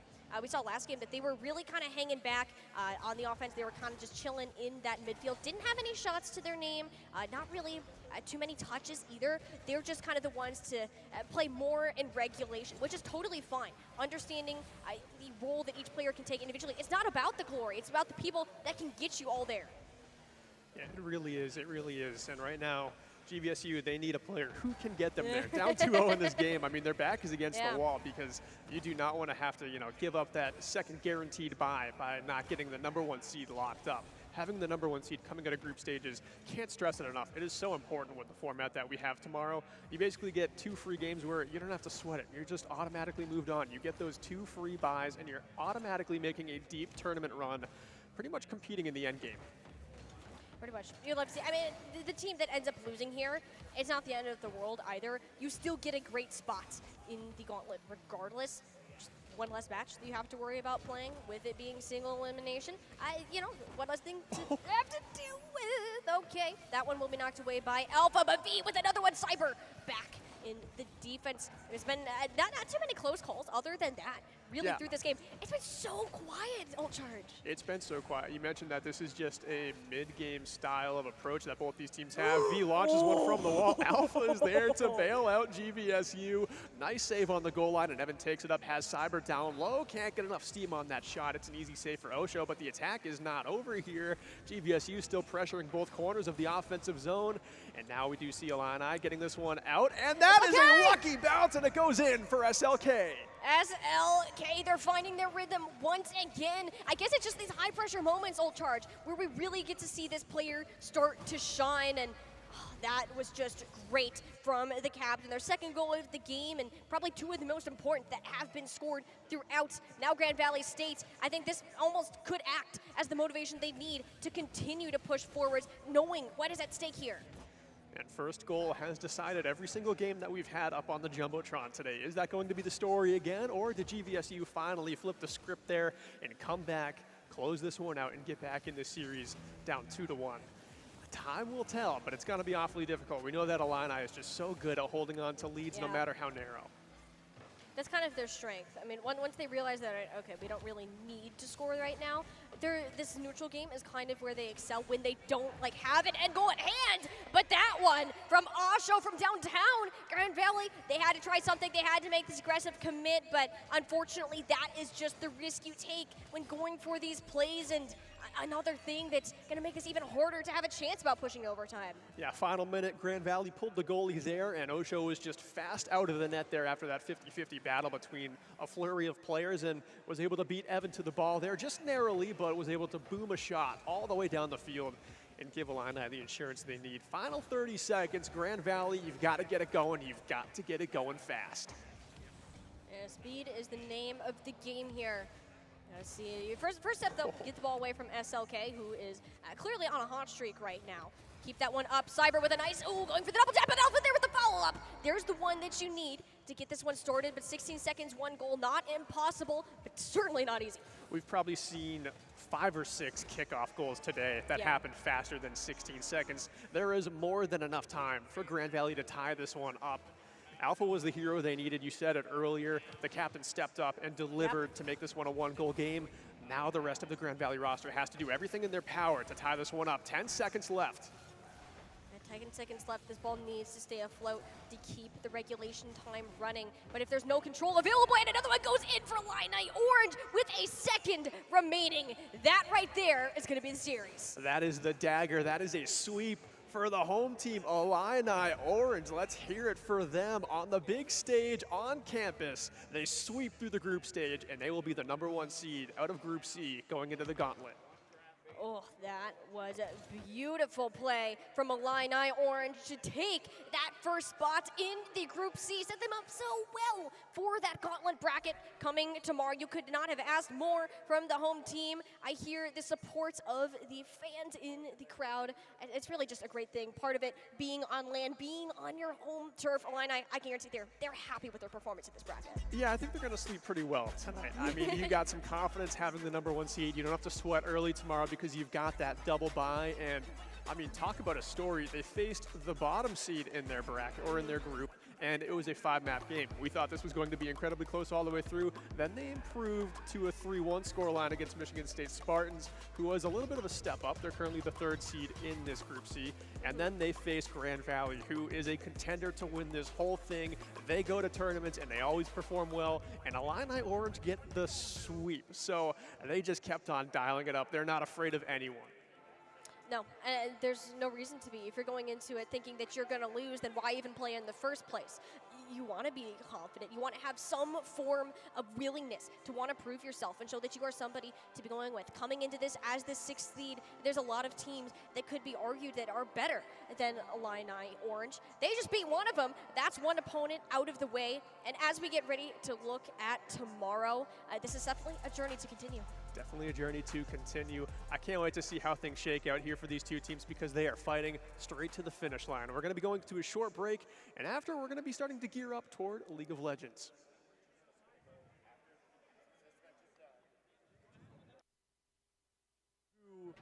You know, probably one of the best characters in the game at ledge guarding specifically.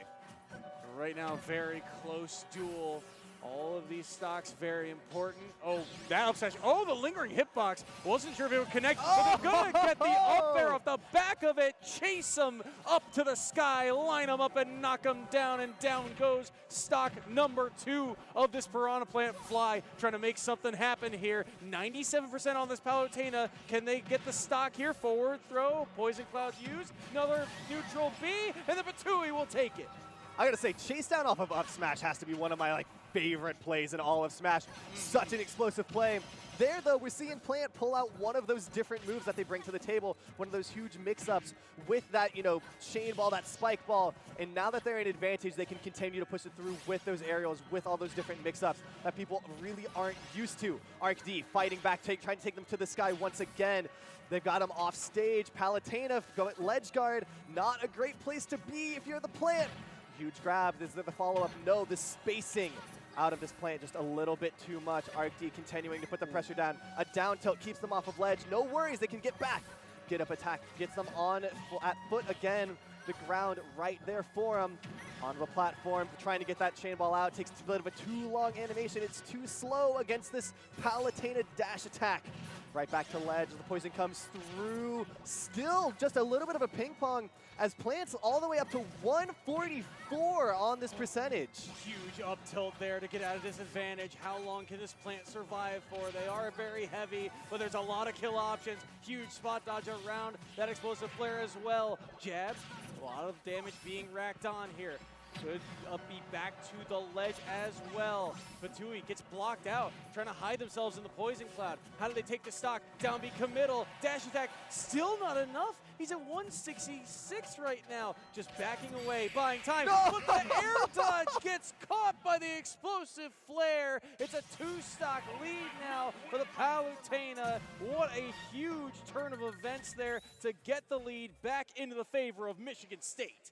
Not only did they get caught by the flare on that ledge, they got caught by the tiniest pixel, the tiniest edge on that flare. It could not have been closer.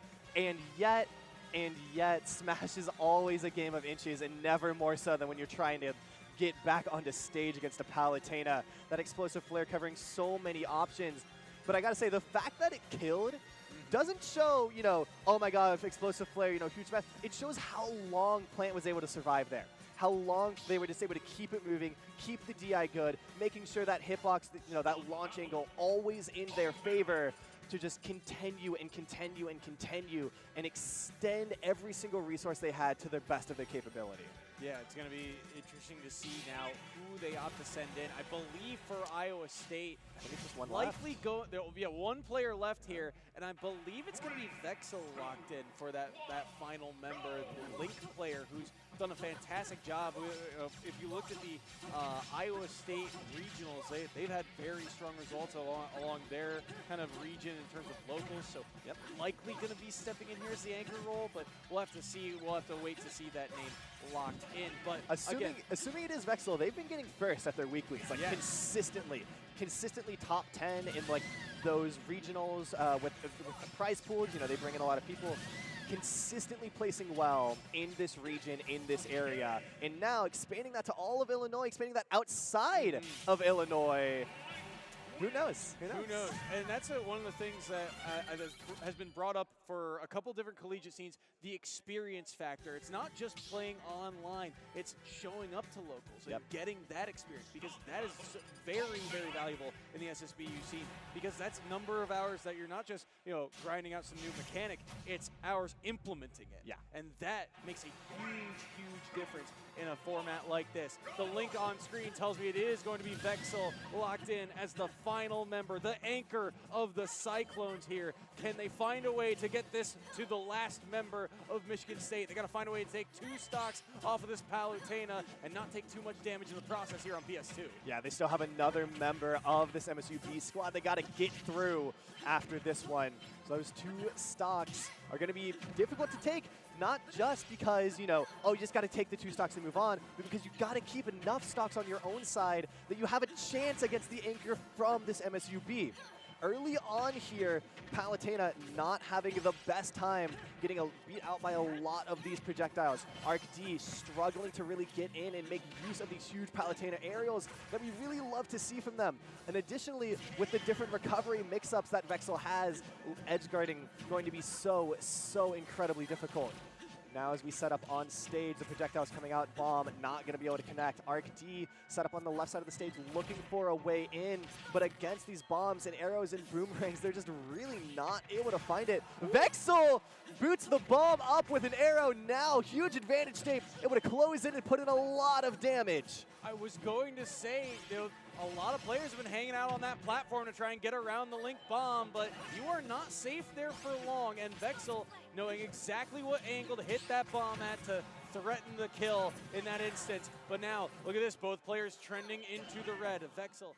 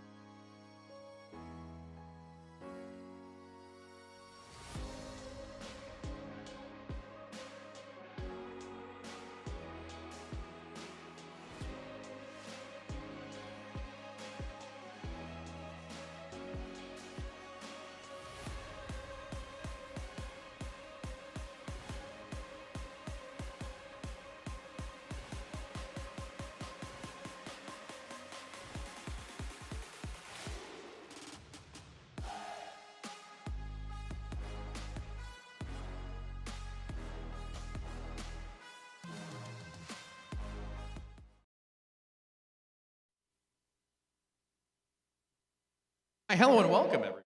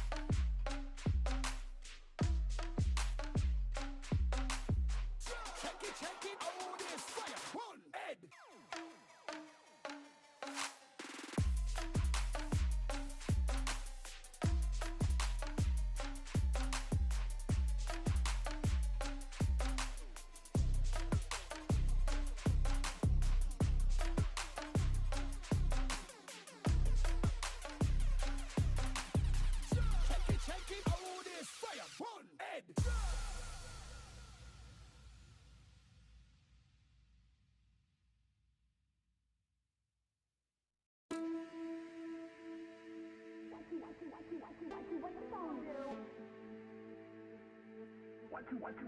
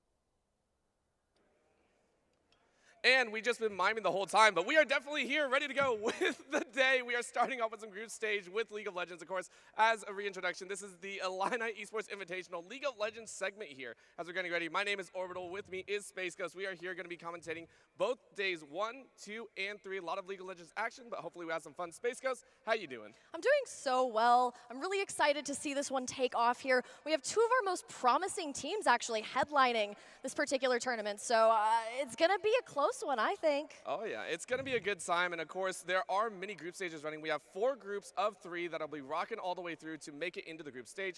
Top 2 from each groups is going to make it. So we have groups A, B, C, and D, and of course we talked about it, I think, on the desk earlier today, but there are some big names coming out here that are, of course, making us happy for what could happen in the finals in the upper bracket stages. So let's go ahead and run through them one more time for people that have maybe just tuned in for the League of Legends side. Yeah, absolutely. Do you want to go over these first 2 teams that we're going to see here? Ooh, yeah, let's actually do that, right? Because we're going to Group B, Yep. and we're going to be going through all 3 games, hopefully, most of the games. So yeah, let's go ahead. We're starting with Northwood and Illini Blue. That'll be headlining the opening of this group stage, as it looks like we're already into draft as well. Oh, excellent. Okay, well, listen, Illini, they are hosting this event, so we want to give Illini Blue the proper respect and breakdown here. I spoke with them a little bit earlier today, and it was a really, really fun, exciting time. But one player to look out for, I just want you to watch Refugo. He's the mid laner. He's a savant. He's also played jungle and ADC for them, and near flawlessly. So the man has hands. That's all we can say about that one. Let's talk about the draft a little bit, though, shall we? Oh, yeah, because we're coming out here with the draft against Northwood, who are on the red side, and Illini on the blue,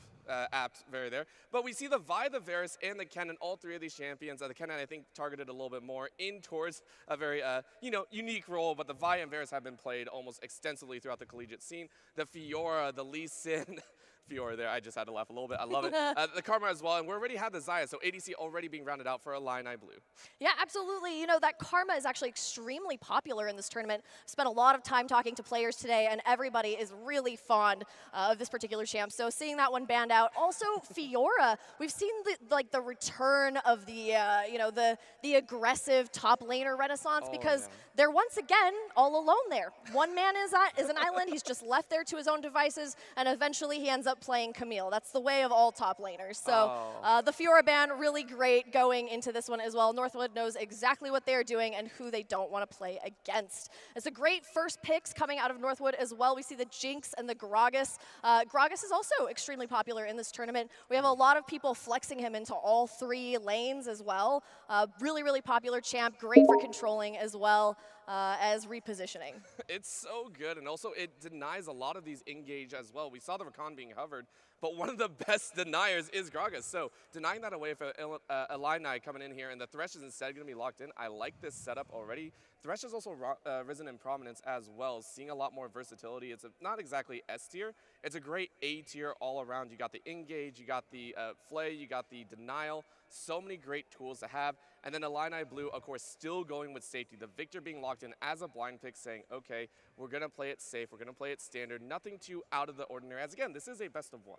Yeah, absolutely. It's a best of 1, so everything is on the line initially. You don't get a warm-up game. You don't get another chance here. So it's really important to kind of buckle down, make sure that you don't end up in that lower bracket. One thing I do want to touch base on here is that player that I brought up with Illini looks like he has gone for the Victor. Refugo is going to be this sort of MVP player who has been able to play jungle, ADC, and mid for Illini Blue near flawlessly. Really reliable player and a savant, an up-and-coming savant. I love it. And again, you start standard. You start standard, and then you ramp up into all the craziness, because again, best of 1s, you got to start ramping it into the other games. Hey, if you got to go cheese, you got locked out of the Victor, cool, go right ahead.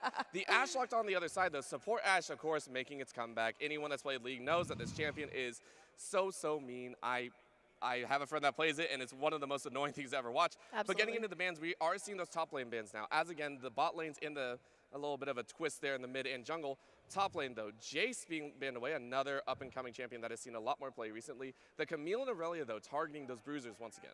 Yeah, it looks like we're going to be targeting those bruisers once again, and it looks like TT is the top laner for Illini Blue, who, I asked for their top 3 champs. They said Fiora, Camille, and Jax. So we could see a Jax come out here. I don't know if that is ideal with the current situation. However, we do see the Jace ban, we see the Camille ban, and we also see the Fiora ban. So there is a little bit of anxiety on the side of Northwood just about this particular top laner. it's really giving a lot of respect over there. And they're even leading the last pick as well. You saw the Victor, so you go ahead and match with the Syndra. I love the fact that Syndra is coming back once again, and it has been at the top of the standings. But the scaling now, again, she does not hit as hard in the early game anymore, so you're waiting for that mid to late game. The execute's coming down, the extra AP. Into the Victor, though, going to be a very quiet early game, I think, right there. We are looking for a Illini Blue. We are waiting for that jungle as well as that top lane. What are they going to go? Karthus. Okay, I like this. Going with a little bit more AP in the back line. Here's where we have that big question, right? Who is TT going to play? There are so many questions here. You have the floor open to you. You have the bruises if you want to. Maybe round it out with some tank stats, some engage, or even more disengage if you want to keep yourself safe even further. Yeah, and you can see Northwood banned. Oh. Come on. You know what? Let's just talk about the Syndra for a minute. I'm going to go ahead and talk about the Syndra. Reppy, an incredible mid laner who will actually really, really be able to use the Syndra. Generally, actually specializes in like assassins, like a Kali, but also incredibly reliable, a good cornerstone for Northwood. I refuse to talk about Olaf. I'm not going to do it, and you cannot make me do it. All right, that sounds good. It's a blind pick. It's a random pick at the end. Sorry, it's a big old question mark. It is. And we'll just figure it out once we get in there. Oh, please do this. Yes. Please, Northwood. Yes. Please. Yes, that is it. My God. All right. Okay. Top lane, we are just cutting you off of the map. We're not going to look at you up there because that is the most solo queue-esque style. And the fact that it's actually meta. The fact that it is meta. Seeing those, like, it's a Garen versus Olaf. I mean, that is the most. Just smash your head against a brick wall over and over again. Absolutely. This got picked for the first time ever in LCS, the first time in, I think, 10 years that it got picked. Yeah. So this is actually a meta pick. And, you know, unfortunately for Illini Blue, it is in the hands of Izo, who is an extremely seasoned player, has played in amateur, has played in collegiate, I believe even moonlighted in academy. So this will be a pretty scary one, if I'm being completely honest. I'm a little afraid for Illini Blue now. The Garen is...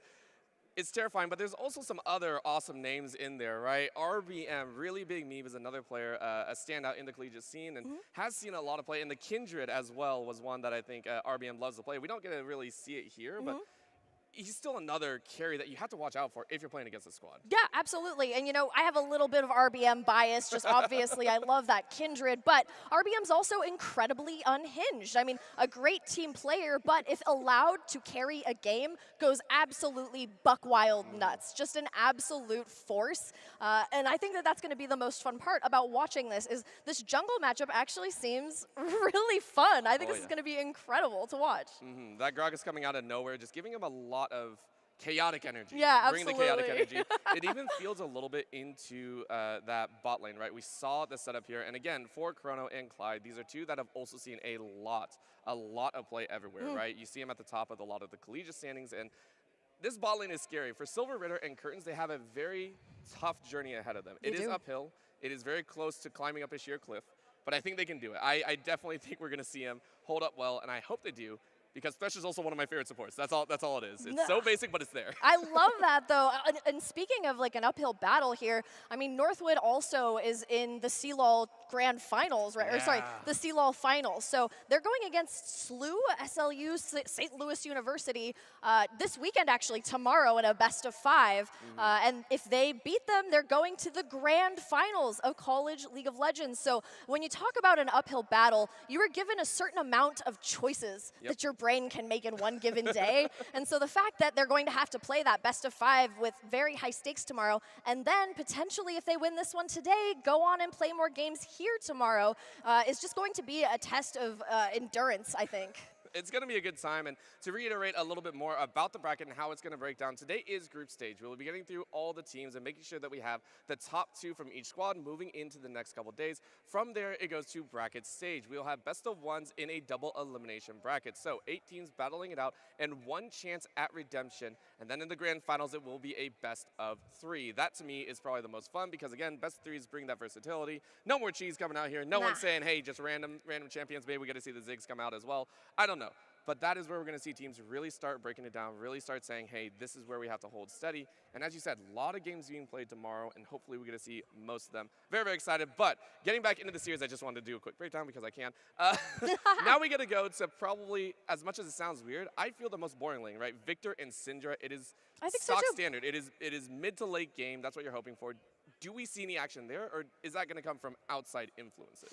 You know, I think honestly they will probably be left to their own devices. These are both extremely mechanically talented players that can hold their own, and so far the meta has been favoring playing through bot. So, I mean, I don't think they're going to go for an atypical strategy, but I just personally don't see the angle. It's, you know, it's dangerous to wander in there with both of their particular ranges, with the CC that they both have in that potential. I think that it would be an error in judgment for a jungler unless some egregious error is made on the other side of upon which they can capitalize. But, you know, it is the boring lane, but it's also the cornerstone lane. You break open that lane, and then you have the rest of the map to your, you know, at your will. So there will be a point in time that these lanes will need to be cracked open, there will be some action, but it's not going to be for 15, 20 minutes. Like, we're not going to see that for a while. I assume humble farmers, but let's remind, like, this is the college level of League of Legends, so that means that everything that we think we know about professional League of Legends, about this high-level meta, goes out the window, and we have college players having fun, having a good time, team building, you know, enjoying the socialization of this land. So I think the most exciting part about this particular tournament is that, yeah, we kind of know what to expect in that mid lane, but it also could just go off the rails. I've seen it happen so many times. I've seen it happen so many times at these tournaments. That is so true, because I love it, because all I can think of is, like, let the cement dry, have the foundation in the mid lane, or a duck just waddles all the way through and just puts, like, a bunch of footprints in it, and you're just like, all right, that's how it's going to be. Like, we come out, both mid laners have, like, 5 kills, and we're like, where'd that come from? It is so true, though, because you do need that cornerstone. You do need that late-game ability, because we have seen the meta slowly shift across most regionals. We see a shift between, do we want to play for late game or do we want to play for early game? And teams are still trying to figure out the same. Very few teams, I feel, are able to execute the early game, just crush it, and roll at like 20 minutes. It is not easy. It requires you to be willing to take those risks. So you do want that foundation. You do want that Victor to have such strong damage. The Syndra later as well, it's going to be a lot of fun to see. If it does happen, though, if it does happen that we get the duck waddling through, or maybe just like a flock of ducks waddling through, who does it come from? Does it come from Northwood, or does it come from Illini Blue? Who is going to make that executive decision if they feel the games is starting to get out of hand or the scaling is not going to be there? Who sets that first yank in? I'm going to be honest with you. It's going to be really big meme. I already know it. I already have an absolute read on this one. Like I said, he is unhinged. If he is empowered and he feels like he's having a good time, I mean, and this is a celebration. This is a celebration of college esports. We want to show you, you know, the best of the best that we have here at Illini and other colleges around the entire planet. The entire planet? The United States of America, actually. But at any rate, really big meme. Honestly, when he feels good, when he's having a good time, when it's a good attitude, I just went and talked to them as well. Everyone's feeling really good. And I think that that is when you see the absolute most aggressive plays, is when you feel like you're in good form and you're hanging out with your friends playing solo queue. I feel that's Gragas to a T as well. I agree. Literally like Gragas just like, I'm just here to have a good time. Throw a barrel, belly slam in. It's there, but it's also a great way to identify, because Gragas is still one of those champions that does have a good level 2, level 3. You can access the lanes quite well. Granted, it depends on how well your laners react, but you can make something happen. So if RBM exactly decides that, hey, I want to gank, I want to cause something to happen, you are definitely just having a blast there. So we are hopefully going to see if the teams can make it happen, if they're going to go a little bit crazy, if they're going to wait till late game and we get a snooze fest. We are going to have to wait and see, as we are underway with the first League of Legends game here at Illini Esports Invitational. We are on to the Rift for game number 1. Let's go, ladies and gentlemen. A pretty standard start here. Everybody is in position, and we are here for the very first game. I'm so excited, Orbital. There's a lot of things to be said here, but I think the most important thing is that it's probably going to get bloody here. I expect some blood. Although, you know, sometimes they like to take it really seriously as well. Instead of treating it like, you know, I'm on a trip with some of my best college buddies, a lot of these teams are actually like hardcore scrimming on the sidelines here. So there's all these different levels of competition, all these different levels of ambition, but regardless of how it pans out, I think this one will set the tone for the rest of the tournament. I am mad, though, that the tone is no invades. I mean, come on. You got a Thresh. You can do anything, right? Granted, though, I don't think Northwood was going to deal with that, because they don't have anyone to really deal with that. The front line, you know, the Ashe is there, of course. And running that heal in the bottom lane, this does feel like Chrono and Clyde are going to be playing, you know, that poke lane standard, make sure you're not in range, and just farm it up as well. If you get the kills, you get a roll, you know, the Flash and Ghost, going to be an absolute pain to deal with as well. But all eyes are open as the junglers have already started on their path, and you can take a look. The Karthus is starting on that top side. You can see it, super fast monkey. Love that name, by the way. Yeah. We'll be trying to roll as quickly through as possible, matching the Gragas and ensuring that you hit that level 6 as nicely as possible. Yeah, an extremely good farming temperament here from this Karthus. It'll be a really nice accoutrement to the fact that, you know, Gragas is very farm needy and will go at it very quickly. So I think one thing to keep an eye on here is when does that Karthus get to open up a can on the rest of the team? I mean, at what point can we kind of expect him to start taking control? I mean, I'm curious about what your thoughts are on this one. When do you think we're actually going to see him emerge from the forest ready to go? 11 minutes? Are we looking at 11, 12? Well, okay, are you talking about my own solo queue experiences? Or are you talking about the actual analytics? So my solo queue, I don't think has ever hit an ulti any earlier than like 20 minutes. Yeah. It's really bad. I don't know the luck I get. Yeah. But I do see, you know, as you said, around 11, maybe 12, or you just get lucky and you have a lot of fun with this early gank pathing, right? You see them both heading down towards that bot side. Maybe we don't even need that ulti, but this is what I want to see, and it's a great read on both ends. RBM sending in, you know the Karthus can't really deal with a hard gank in, but a good read by Superfast Monkey saying, no, we know what you want to do. It's a chess game. I know you know that I know that you know, and it just bounces back and forth. But the fact of the matter is, RBM still wins out, forcing Superfast Monkey to wait off on the edge, and with Clyde rotating as well, it's now a desolate fact. You have lost that red buff. You are now going to get 3 buffed out unless you get a very, very cheeky move in here. Taking a look who's rotating in from that mid lane. It is that Victor. It's a smite down, and red goes the way of RBM, so it's a great steal by the side of Northwood. All right, no time wasted at all between them here, and no love lost. Looks like RBM goes ahead for that small little invade. Oh my god. Reppy and Refugo are actually slap fighting each other in this mid lane too. Lots and lots of range and lots of aggression coming out of both of them, but I really think that for now, RBM is aware of the challenges of an early game Karthus, and I think that we'll see a little bit more poking, a little bit more aggression. I mean, you can see also that they want to hold it down in the mid lane, so it makes it really difficult for Refugo to go and be able to protect that Karthus, because they just need the time. They need to be able to farm, they need to be able to scale up. So, you know, the game used to be win lane, win game, but a lot of it has changed, especially in the way we do this. And sometimes it's, you know, win vertical jungling, win game. There's a lot of different factors here, but I think that the success and the way you create choices for your team as a jungler is to take away resources from the other team. And then you say, look, we've got all of these choices, all of these resources. RBM's doing a great job of displaying it. Hey, it looks like we got some action in the bot lane. Oh, we have more than action. Woo! We have first blood. That'll be Silver Ritter and Curtin saying, listen, I heard you casters talking some. We are going to send it off with a bang. That's first blood over to the Xayah, a beautiful one. And now it is Curtin to make sure. And even through the flash, Curtin says, you ain't catching my ADC. That is 2 for 0 in a 2v2 bot lane. Oof, that is a rough one coming out, but Illini, the home team here, showing us exactly what they wanted to do. Although, you know, to be completely honest, this bottom lane here on the side of Northwood, it's going to be a little bit of a challenge. It's going to be holding it down. It's going to be wanting to push that in when you need to, when you're looking for these objectives. So their utility is not necessarily rooted in blood. We're kind of looking to keep it on the down low and just be a good cornerstone while the rest of the map moves around them. You know? Oh, so good. Things are looking pretty good here on the Rift. Not too bloody, but I'm actually really excited that Illini, I mean, they're the underdog in this matchup. I think you and I both kind of acknowledge that Northwood University has really, really got it on lockdown. I mean, they are in the grand finals of CLOL, so seeing Illini on a nice, solid start here, it feels good, especially for our home team. I love it, and you can already see, right? Clyde's feeling confident enough. Or at least like, hey, that bot lane is a little bit worrisome, but I'm going to start roaming around. We're going to start getting some wards down. You saw the deep wards actually in the top side, right around those wolves, and there you go. You see a little bit of information for Illini saying, okay, we know Clyde's roaming around. What can we do to deal with that, though? That still leaves a 2v1. Silver Ritter and Curtin saying, I had some momentum here, but it is slowly pacing out. You can see the pickaxe for Xayah.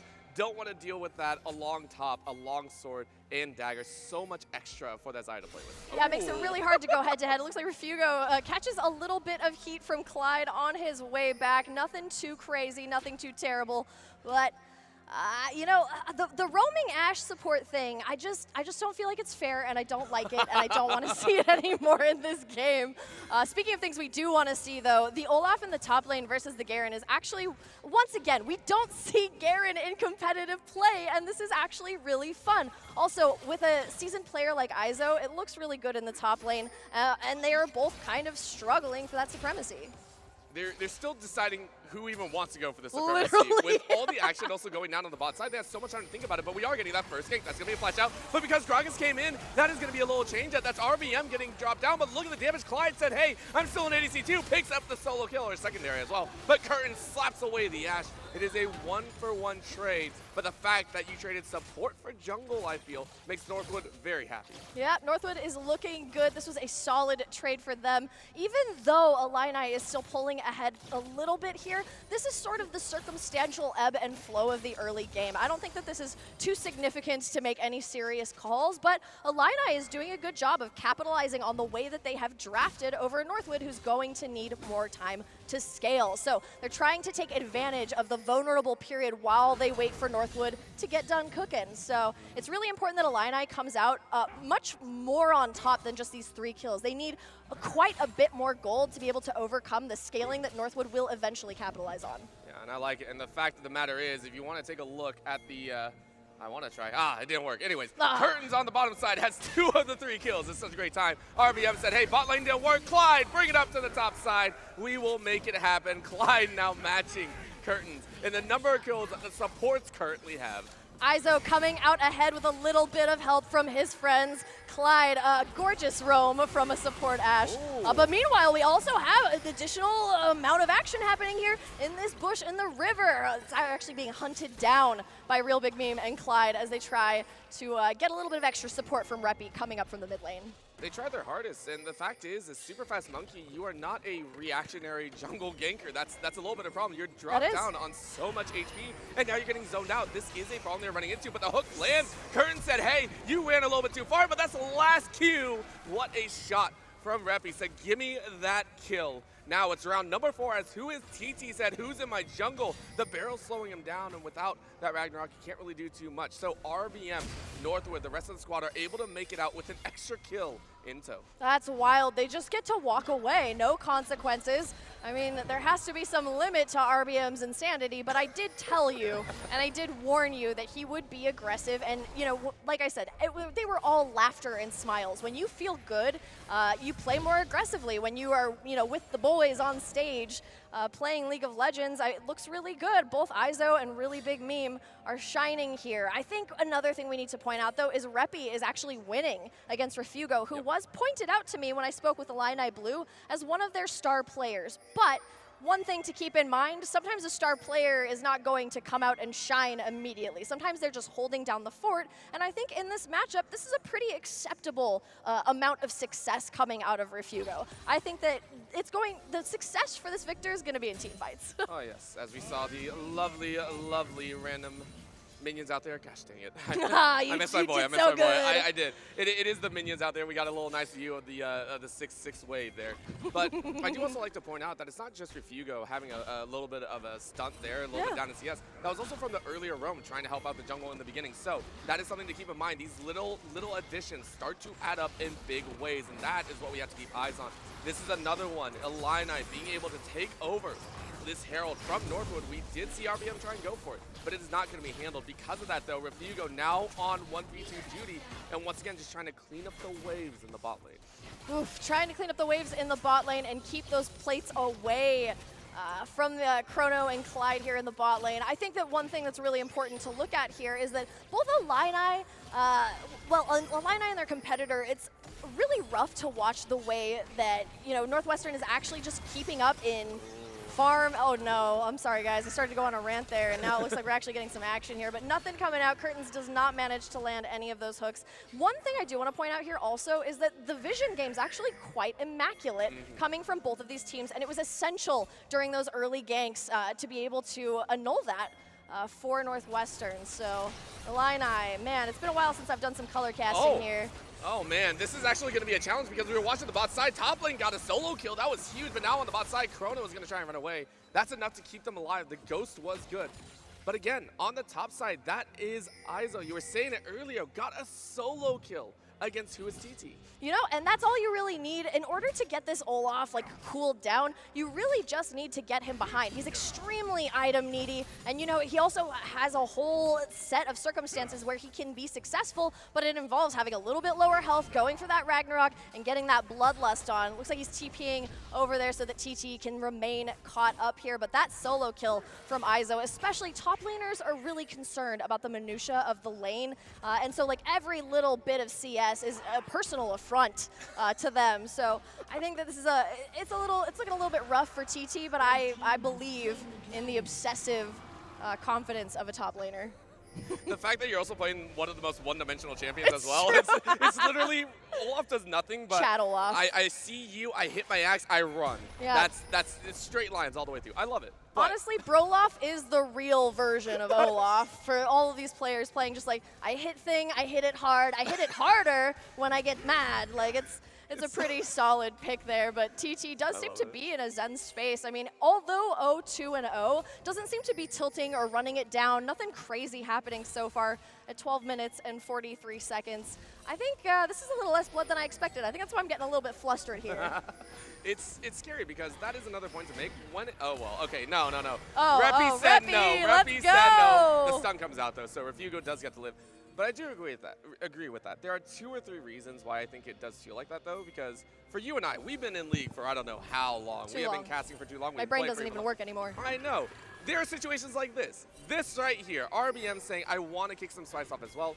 We don't know how much damage they can actually lay down after all. You're wondering how much can it work, and this is going to be it. That's going to be a jump in, and now a cast, but Refugo gets out of range. It is a flash to follow, though, and it works to get a kill. The tower dive works out well, a little bit more expended than they thought necessary, but it works. Northwood, pick up the kill in mid. I would say that one was actually quite clean considering where we are at in the game. Although it's funny, we said like 14 minutes for some mid action here, and it's exactly 13 minutes and 30 seconds.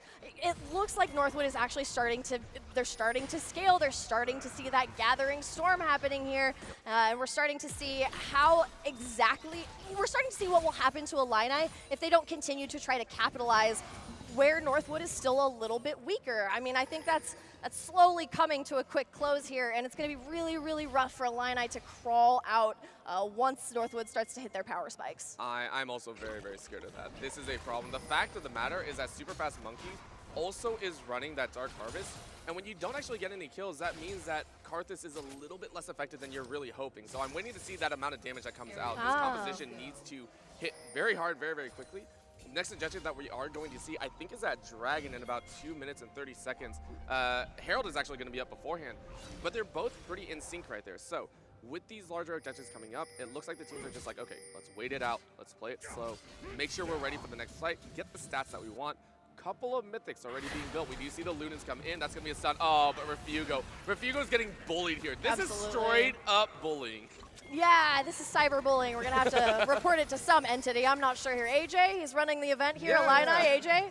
Can we get some calls here on the actual bullying happening in the mid lane? And I feel bad because Refugo was held up as this MVP player, but in the face of Northwood, who is literally in the top levels of College League of Legends, you can't really expect to shine. I think the great part about this is it's going to make an incredible VOD review for any team. Oh, yes it is. That's going to be a trade-in in the mid lane. It was Northwood that said, give us that tower and kill, matching the first tower that went down on the bot side for Illini. Now it is 0-3, and even in the top side, who is TT? Falls once again, so this is a smattering of death across the board as Illini start to lose control of this early to mid game. Yeah, we kind of expected this. Right. I said that Illini really has to get. They had to have gotten maybe 3 to 4 times more than they actually did during this early game. And it's hard to do, especially because Northwood, they seem to be really, really good at annulling any sort of action that Illini has been wanting to take during this game. So every action that Illini takes, even if they're successful, Northwood has an immediate response from RBM, who's doing a really great job of following up there. And as a result, RBM is really keeping the pace of this game for Northwood. It's absolutely devastating, if I'm being completely honest, for Illini, but they will have another chance. not only that, remember, this is group stage. If they fall here, you only have to be first or second. And again, in a group of 3, you just need to beat the other team. So that's what you're also thinking of. Great practice to start here. But Silver Ritter and Curtains, these two have looked quite good. For the side of Illini, they have actually been the two that have stuck out with kills and with no deaths. So trying to cheat out here. They say no worries about RBM. We know where RBM is currently standing. Let's go for this Herald once again. They've taken now, if they get this one, 2 Heralds in a row. That will allow them to bounce back a little bit in the gold factor and try and open up the map for themselves as well. Yeah, one great way to try to catch up when the other team seems to just be ahead of you in every single chess move is the Herald. It's a great way to be able to knock some pieces off the map, get those actual objectives that win you the game, and then open up other pieces of the map. As you can see, Illini's having trouble maintaining their own farm. On the red side of the map here, they're just clearing them out. Northwood University, and it's just becoming a problem. Oh no! Super Fast Monkey does get taken out by Izo. Lots of true damage. A really rough one here for Illini. You guys, Super Fast Monkey is not super fast enough. Super fast and dying. Yeah. That's what happens with the Karthus, unfortunately. And granted, it's the old Garen. This is what you see with Garens, right? The first rule of Garen: don't face check a brush. You don't get close to it. That's what happens. Garen jumps out, smash you on top of the head, and spins to win. That's all it is. Still though, again, multiple kills going the way of Northwood. Izo is on their own turf, pushing in consistently. That is now all outers down for Northwood. So they have complete control of this map inside the jungle, just saying, where do we want to go next? We have 2 dragons to our own. It'll be Ocean Dragon as well, which means even more plants that are all over the place for the side of Illini to have to face check over and over again.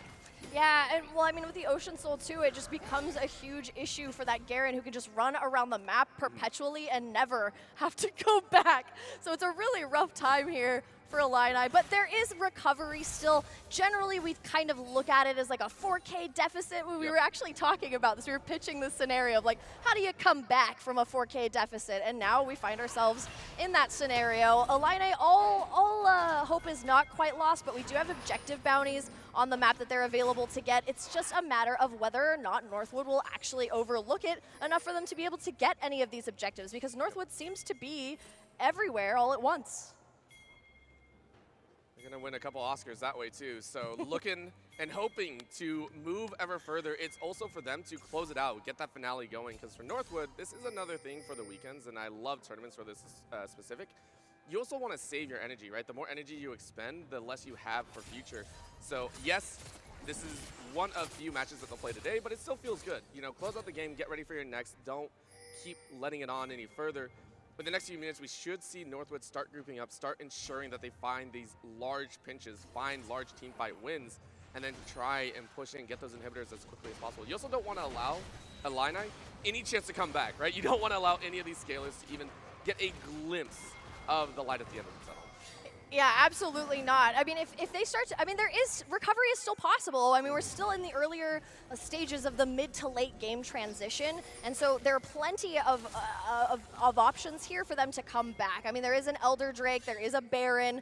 These are all things that they could potentially use to find an in, but the problem is Northwood has to really make a judgment and error. They have to make a big mistake for Illini to capitalize on that, and at that point, it becomes a little bit discouraging because you just have to wait for the currently winning team. Oh, RBM going in on that Xayah. That Featherstorm does not do anything. The Super Mega Death Rocket comes out and absolutely destroys Silver Ritter on that Xayah. What a shame, Orbital, to have to watch that one. That was clean, by the way. That was literally like a human volleyball. They were just passing him back and forth. It hurts. It hurts so bad because Silver did everything right there. Did everything right. Tried to Gale Force out, tried to stay safe. You don't. You go up in the Featherstorm. It doesn't work either. And then you get sniped after flashing. It's like, what am I supposed to do there? They did well. They were able to turn it around, though, drop that mid tower. You did trade out Baron, but you took a sort of consolation prize, which is more than enough, and more than, honestly, you probably would have been able to get earlier. Yeah, absolutely. I don't know if you guys can hear that in the background, but we also have a Smash tournament happening on the sides here. The energy is absolutely electric in the arena, and that does actually include these League of Legends games. We're looking at Northwood University doing what they do best. It's this incremental conquering, but they also have implicit control. And I love to see Northwood, even though they were favored to win this one, they're still treating it like a clinic. They're still doing everything by the book. When you look at their implicit vision setup as well, you can just see this really well-honed team trying to just play the game and do what they do best. They're not messing around, they're not trolling, they are just they're showing the proper respect to Illini, to be completely honest. Oh yeah, the proper respect, don't give any breathing room. It's suffocating, I think is the way that I look at it. It's every chance you get, you step up a little bit too far. Oh, the double F came out there. Old school double F, I should say, back into the support days. It is curtains out for that mid lane setup. Illini have lost their support and in turn lose their towers. One thing I do want to point out here too is that Northwood really does a great job of sticking it together. This continual whole team roam, their rotations are amazing. They roam through everything together. They know that if they travel in numbers, they can generally overcome. So this is a really great situation for them. It looks like the game has actually prematurely ended. We do have an observation delay. It's generally 3 minutes, but I think it's pretty safe to say, looking at the map here, we kind of know how this one's going to end. Yes, it is, but we're going to see the end of it anyway. We are going to enjoy ourselves, hopefully enjoy it as much as we can. That is going to be the mid lane inhibitor down, opening up the map once again for Northwood. They just go ahead, rotate on down. Izo has prepped his bot side. Oh, That's Izo. a slap on the top of the head. My God. Who is TT? Falls once again. And it is Northwood saying, hey, listen, there is a reason why we are seen as one of the dangerous members here in this tournament.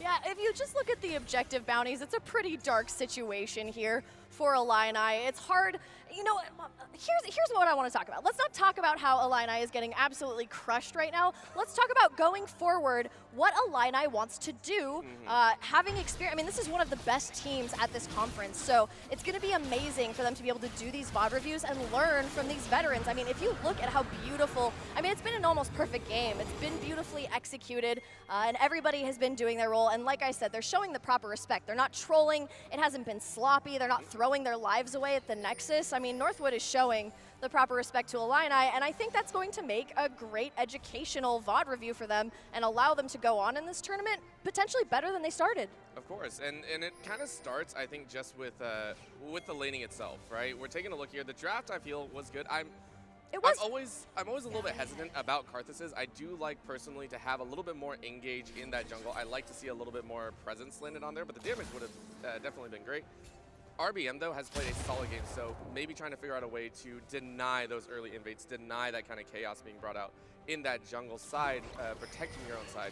We'll see if Illini can do that, but right now this does feel like the beginning of the end. We are seeing this top side being looked at. It is the last inner tower, and it is now the last inhibitor tower and inhibitor ready to go as Northwood are looking to close this one out.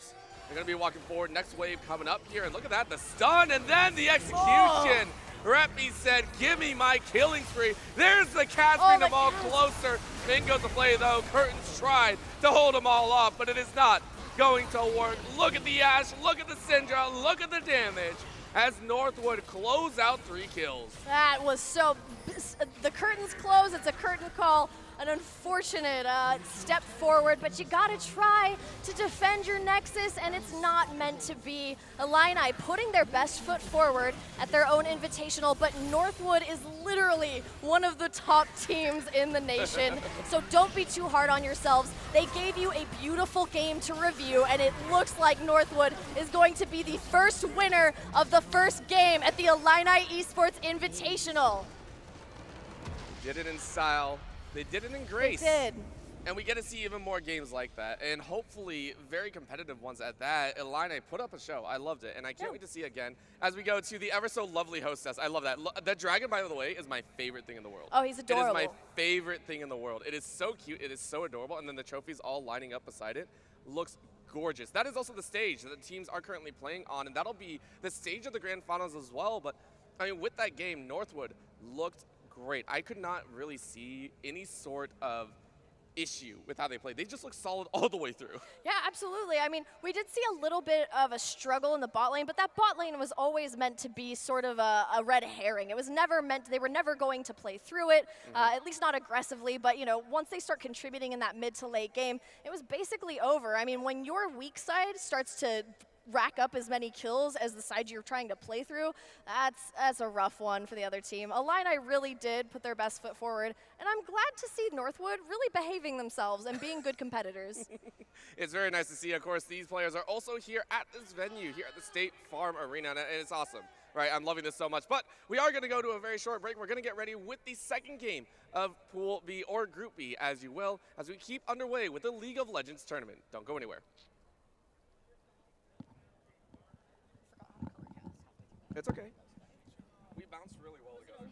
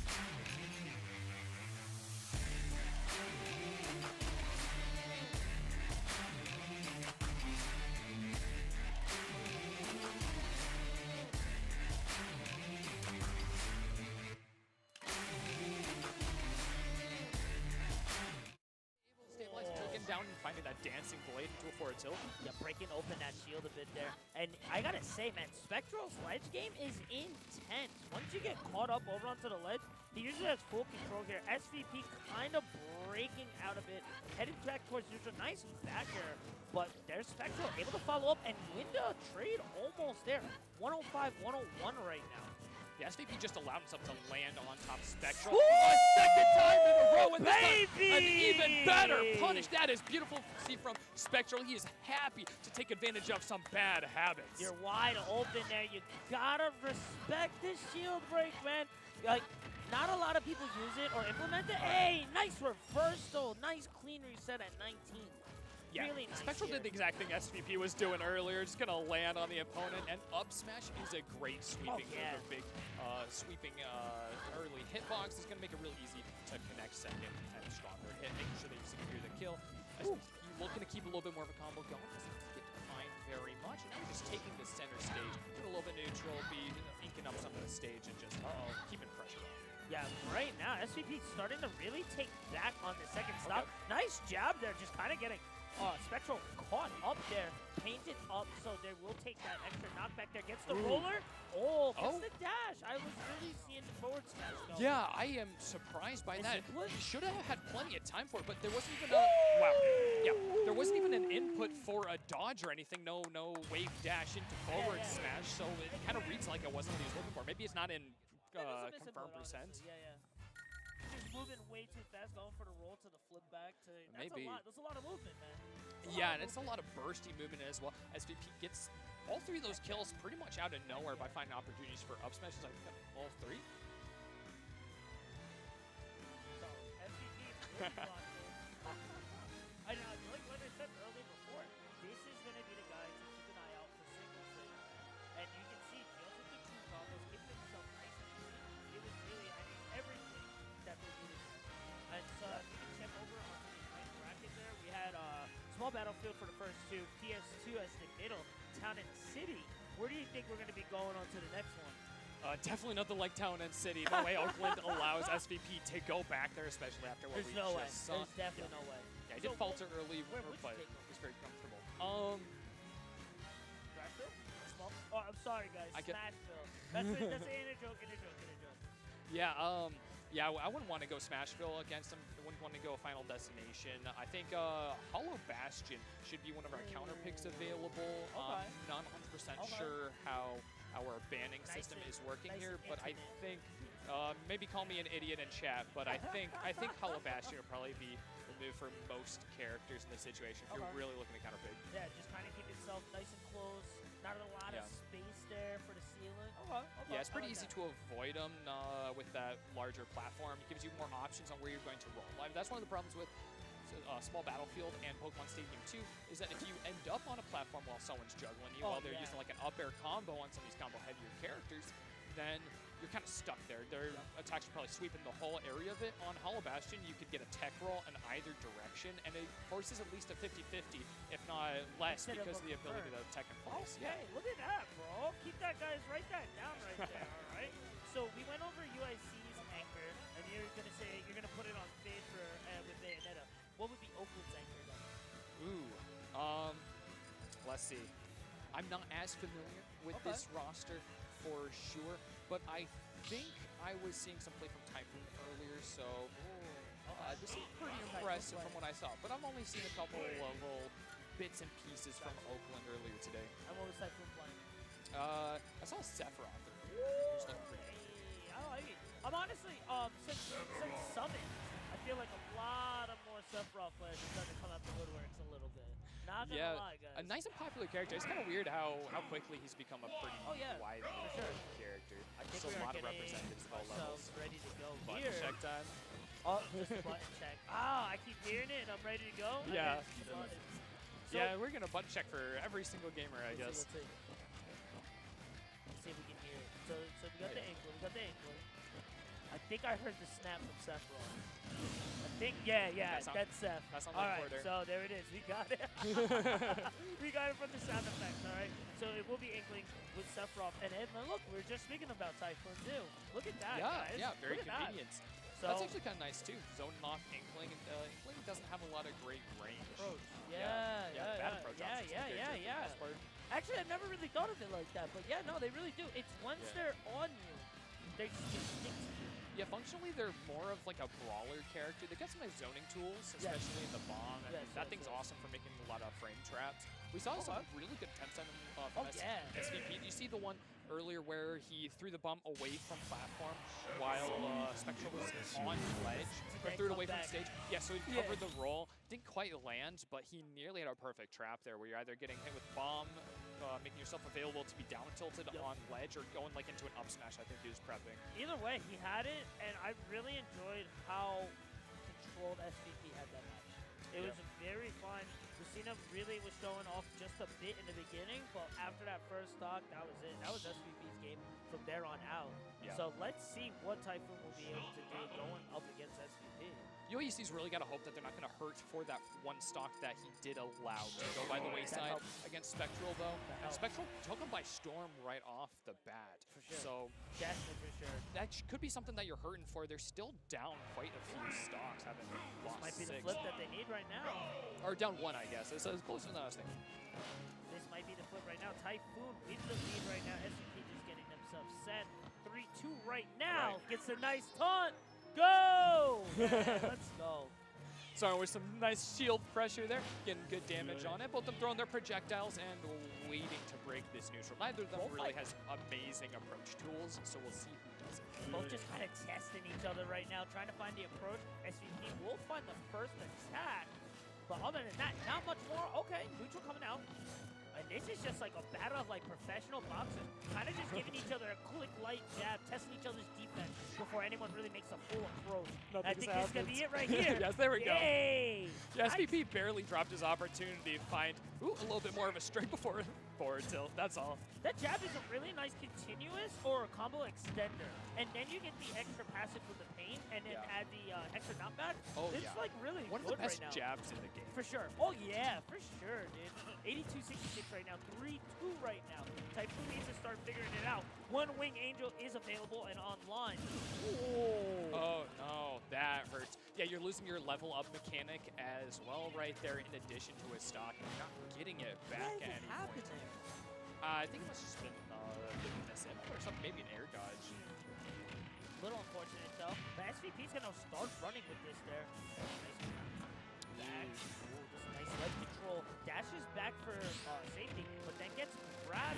Gets out from neutral. One Wing is back now, but nice read on the get up is gonna get the grab and continue going, but Typhoon finally gonna break out through that combo. SVP not a lot has of not pain. touched on this stock so far till now. Nice parry again, just to show that it wasn't Oh no! Of all the options, the smash attack was out, it was being charged. That is a couple of bad opportunities from SVP. Now taking a little bit more space, his bomb's gonna go off, and through its smoke, he's moving up and trying to find opportunity to ledge guard, but now he's the one trying to get back to stage.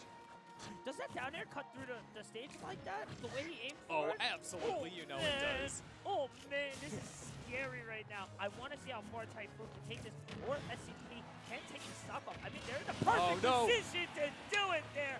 Got baited there by the bomb and kind of forced to kind of recover forward, and it just gets vacuum swept by that up smash. Yeah, once again, Typhoon is not doing a great job of respecting just how much space his up B has while trying to get back and close some distance with SVP, and SVP does not care. He will just go right to the very edge of its range, even going into that. Ooh, nice reflect there. More for the physical reflex, but still keeps the bomb at bay there. I really like that there. 7-7 right now. Whoever gets this one will take the lead. Ooh. Giga almost landed there. For the first time in the match, we have the opportunity for UIUC to even up the score count and even find a bit of a lead, but a missed grab is not what SVP is looking for. He gets the punishment, though, off of shielding 2 forward tilts. SVP's got to check that pain. Whoa! Love That's the 2-frame. Close right now. SVP going deep for it, almost getting it there. Back air's going to land on there. 109, 103. Ooh, reads the reflect. Nice little down there. The paint's coming through. Check it out. Oh, man. He might be able to get the opening there. Oh, but the nice dodge there. The old paint. This is really tight right now. Okay. Big counter. He didn't really land into the counter, though, so didn't do as much. I love the chase for it. Let's go, baby. Yo, and the pop-off, too, there. Okay. That was scary, dude. That's what we were looking for from Typhoon there, especially after losing that first stock. That was hurting. We could see it on his face in that cam. He was just not feeling great about it. But he brings it back really clutch in those final moments, especially as SVP is just bringing that thing back from the brink. That was insane. saying that was such a risky play, and the Octa Slash just to cover the ledge there, dude. Yes, sir. And we don't have everything being streamed right now, but we do have some pop-off going on back that way. So every group match right now in playoffs is going like crazy right now. All right. We're sticking with Kirby Fan 509. So Kirby Just double check in on it. Kirby Cyberfan 009. Got it. Oh, with the Olimar. Okay. Yes. Okay.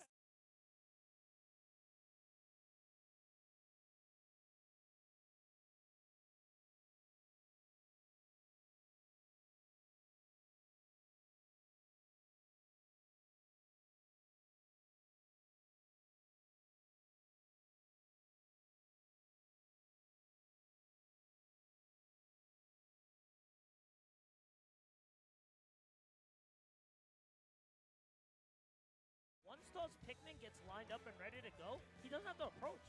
Yeah, that's true. He really doesn't have to approach. But I think with Sephiroth, he should be able to keep the Pikmin at bay, just kind of attacking. That's what he's going to be looking for. And just using Murasame just to kind of get rid of them. Yeah. So it's going to be tough. But I think I would have to give it to Olimar too, honestly, for the battle attrition, honestly. Yeah, and Kirby Fan has a lot of time to be working with. He's got a lot more stocks, obviously, coming in nice and fresh. He's just got to get this one last one to finish up what his teammate could not.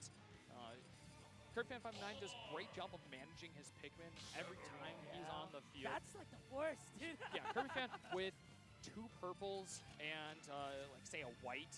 Yeah. Nothing you're doing about it. The Really? 2 purples. He's just gonna play It's keep so away. hard to get into him. Yep. Yeah, he just bonks you away. A lot of shield pressure on the purples, too. Yes, A yes. lot The number of shield pressure. breaks I've Yeah. seen from him Really? is pretty substantial as well. Dude, this is going to be a banger match. And I think what's crazy, this is just round 1, dude. Yeah. We're not even anywhere near the end of this, so don't touch that dial. Don't go anywhere as we get Typhoon set up ready to go. 7-6 for our first round right now. Getting that nice lock in. Good down on the countdown, guys, and we are ready to go, dude. So Kirby Fan 509, a.k.a. Cypher, a.k.a. Oh, man. Whatever flavor of the week it is, it feels. I mean, whatever, man. I don't even, what was it again? The Fallen Guys? There we go. Yeah, he's doing a great job putting pressure. 90% before he takes his first hit, and the DOT he gets from Pikmin sticking onto Sephiroth is really substantial. Sephiroth has a lot of startup and end lag on all of his moves, so there is his only really safe way to clear off Pikmin. That is true. I was actually thinking Tills would be a little better, but yeah, like you said, that pickup time it's a lot right now. And honestly, all damage really coming from just Pikmin there. The counter, though, is really what's helping Typhoon out a lot here. Oh, nice. Saved by the Pikmin. Save, dude? Nice fire Pikmin. We got, what, 2 there? Nice bait onto the counter. Tries to get the grab, but the blue grab just a little off there. Isn't that the It was a longest smart grab? move. Yes, that's exactly why he used it right there. He saw the opportunity to grab it from just outside of Typhoon's range. Finds his down smash, but not enough. Nice DI, dude. That was with purple, too. If Typhoon right now, really at 175, I guess best option is to at least try to get one on. But what do you do to approach Kirby Fan right now? He's got to take it slow. I think he does have this additional weight that allows Typhoon to keep taking damage, but taking it slow, buying space. You can't just run right in against Olimar, especially if he has any Pikmin online to be knocking you back with. But right now, Kirby Fan 519 is in a rough spot. He doesn't have any of them except the single blue. Typhoon goes low and doesn't get what he wants. No way, man. I totally thought Kirby Fan was hit there, and all of a sudden coming from the bottom of the stage to come back up on that nice recovery, dude. That was such a nice reaction play, and just great game knowledge there overall. Fantastic work there. That was really, really sick, dude. So and didn't even drop one right there either. No, so yeah, that that's is exactly what he wants. Typhoon taken out right there. Poison Jam with Kazi as the main, and Boom Mater as Captain Falcon are the only 2 left. So it is 6-6 right now. Yeah, nice and close here at the end. Kirby Fan 509 doing a lot here, coming in as a ringer, finishing off Typhoon, and we'll see who we bring up against him to try and stop this really oppressive Olimar. You got Boom Mater, and you have Kazuya. Both are kind of going to have a difficult time, both being bruisers, beatdown, rushdown. Yeah. That's going to be hard to get to. 100% that's going to be hard to get to. But I would say Falcon would probably have the better time to get to Yeah. try to get to Olimar there, using a Raptor Rush to kind of break the gap there and close it. And from talking with UIUC earlier, they do not like doing Kazuya. Most of their players do not have a great time into them, be it their characters or themselves as players. So Kirby Fan 509 is the one that's kind of designated as the Kazuya killer. So they haven't stuck out with him, so they're really hoping that he'll be able to deal with it. So if Poison Jam does go out, that might be a little bit more problematic. I think they're probably not going to anyways because they know how bad Olimar is into Kazuya, how much of a problem that matchup is. But I then mean, to with keep it any as a last shows. resort, though, wouldn't that kind of spell almost certain doom there? To be keeping the Kazuya behind? Well, I mean, I think that would be the perfect person to bring it back for Oakland at that point if they do end up losing a bit here. Okay, I like that. That's a good point there. So then we're most likely going to see Cat Falcon going up against this Olimar. I think stage selection is going to be a bit of a... You're on the side of Oakland. Where are you taking Olimar? He doesn't have any particularly bad stages. I mean, he's a bit of a zoner. He likes the wider stages for sure. I don't think Town City really benefits him at all, unless where that there isn't any solid bottom on the stage allows him to do that thing that we saw earlier with his up B, where he floats all the way to the other side. Yeah. Very comfortable doing those on Smash Bros. Town City, but it's not a huge thing. It is a nice little mix-up. That looked so casual. He did yeah, there he was so much. no panic. There was no panic. He was like, oh, I'm in the middle. All right. Just keep on going. Yep. And just like actually use the momentum from that attack to just kind of keep himself going. That was fantastic. Yeah, with 3 Pikmin, mind you, so he didn't have as much time as he would with a full stack. So that was really great there. Excuse me for Kirby Fan, aka Cypher, aka Among Us. So let's see where we're going to be going. I think we're going to get a quick button check. Oh, we're going right in. No All right, yeah, check. Ruminator's ready. Yes, we've called it once again. He's getting ready. Oh, up there on the platform, but Kirby Fan 509 is happy to take that. Oh, yeah, quick 44 for free. No trade take at all. Fair trade there. And it's just going to kind of keep going there. That forward air went transitioned into a grab? That's true? Where did that what? I think it's true. Bimanta rolls into it. It's unfortunate. He's finding his up air. Oh, doesn't go for a second one. Instead, a downer, anticipating something totally different from Kirby 509 from what we end up seeing. Nice jobs there. Right now, Boominator, oh, he's going to have enough. Oh, my gosh, dude. It's a little scary when he only has a couple Pikmin there. Able to just kind of get through it and get himself there. 6-6 right now. Boominator.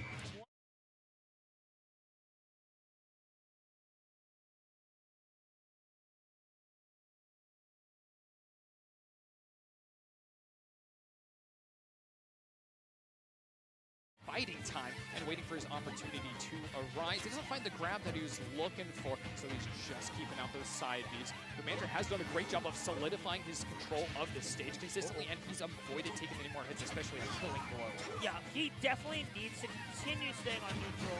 Oh my gosh, it doesn't matter if he stays near neutral, especially when that purple comes on swinging there. Commander can't find another up air. He can't get his string going at all to find any confirms. He is spending a lot of time up in these platforms, making sure that he's well out of the range of Kirby Fan 509. He can buy this time, but there is no timer, so you're not going to time out your opponent. Eventually, you have to break that. That is actually a really good call there. I mean, I guess technically there is a timer, but I don't think any of us are waiting around for 100 minutes. Yeah, no, there's no way. There's no way you got the patience for that, man. I gotta say, over for Kirby Fan, I really like his uses of Pikmin and how he's swapping out to keep exactly what he needs. As you can see right now, he has the 2 purples. He's looking for that big damage and adding on that shield pressure there. Nice grab there coming from Boominator.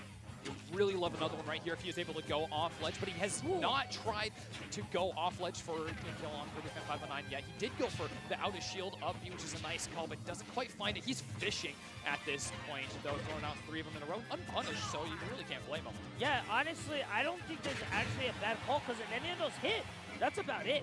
Nice rush off stage there, but it's not going to find its mark fully all the way from the bottom? Wow. I gotta say, man, his flying skills are impeccable. Absolutely. More pressure on shield here, and we see the same pacing as usual, but this time Boomancer breaks off into the middle of the stage where he's at a perfect opportunity for Kirby fans to pick up that kill. Still surviving at 159%. He's a very, very light character, so it does not take much from Boomenter. He looks for a 2-frame, doesn't find it, does find the jab 1-2, not a third one though. Okay, gets the tilt though, man. This is intense right now. 4-6 right now. Boomenter needs to do something. There we go. Finally, nice the up B finds a smart. there, baby. And it's a really good start. Let's see how much further that he can try and get this there. 1-2 right now. I think the most optimal will obviously be winning. But I think for right now, if he can get a 1-1 with the stop and drop, yep. I think that would be a fine way to kind of end this one out. You would not be feeling too bad. You're keeping your team basically even at that point. He's having a hard time finding anything. And the Pikmin have taken their toll. And damage over time, kind of messing up his recovery back out there. That was really scary. 90 right now, nothing unanswered on the second stop. Right now, Kirby is just kind of in full control. Oh, that shield's getting a little low though. Nice, the eye pressure there, using the down B to kind of not take any momentum away.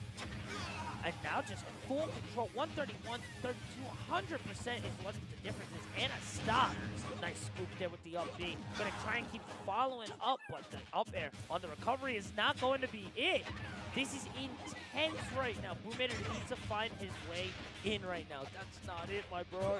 Yeah, once again, trying to break neutral with an up B, and they just haven't, it hasn't landed that way. Yeah, unfortunately, Kirby fan just isn't one of those players that will allow him. A lot of landline, too, for it. Oh, that was a lot closer, though, but it does set up perfectly for the back air. Kirby fan 5-9 only losing a single stock to take down Boomenter, and it's down to our final ringer. It's going to be Poison Jam trying to finish off Kirby fan 5-9. So the big scoop there, tosses Fire Pikmin to then just with a big swing purple just to end it there. The big damage, dude. And if you notice, he kept his Pikmin in check. He knew exactly which one he had. He even had 2 purples in line, ready to go to toss one to then attack for one. That's crazy. Okay. That's crazy. So we've seen a pace kind of set by this play with Kirby fan 509. He's going to zone off basically a third of the screen. That's the pick zone. These things are just covered over here, and you can get in, you can kind of punch your way through them and get a couple hits on him to find those trades, and he's getting a lot of positive trades. Kazuya is not really beholden to the same rules of warfare. He has a lot easier time pushing in through the Pikmin, and once he does get in, it's not a trade. It's not 20% going off with a couple hits. It's no 2-shot strings. And if it is a 2-hit string, it's one that's going to kill you. It's going to be like an up tilt into up B, and bam, you're dead.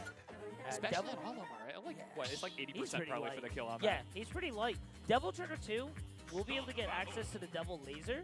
So that might be able to help a little bit as well, too, getting into it. And hopefully to try to finish it out once he gets, because he's definitely going to be getting into that 100, 120% for sure.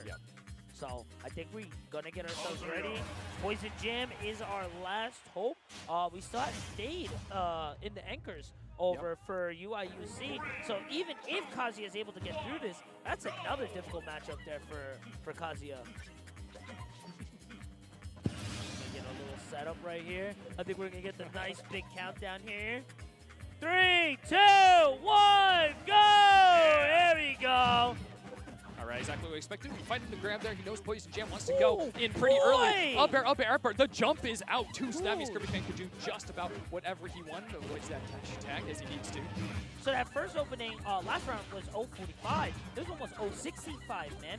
He's like cooking up right now, dude. And look at this. It's so difficult to approach. Keeping one low, getting one onto platform, has the double electricity plus purple for attack. Look at the knockback on that. Here comes the devil. Here comes the, devil trigger time. Let's see what he'll be able to do with it. Laser not gonna do much there. He's gonna find himself back on the ledge.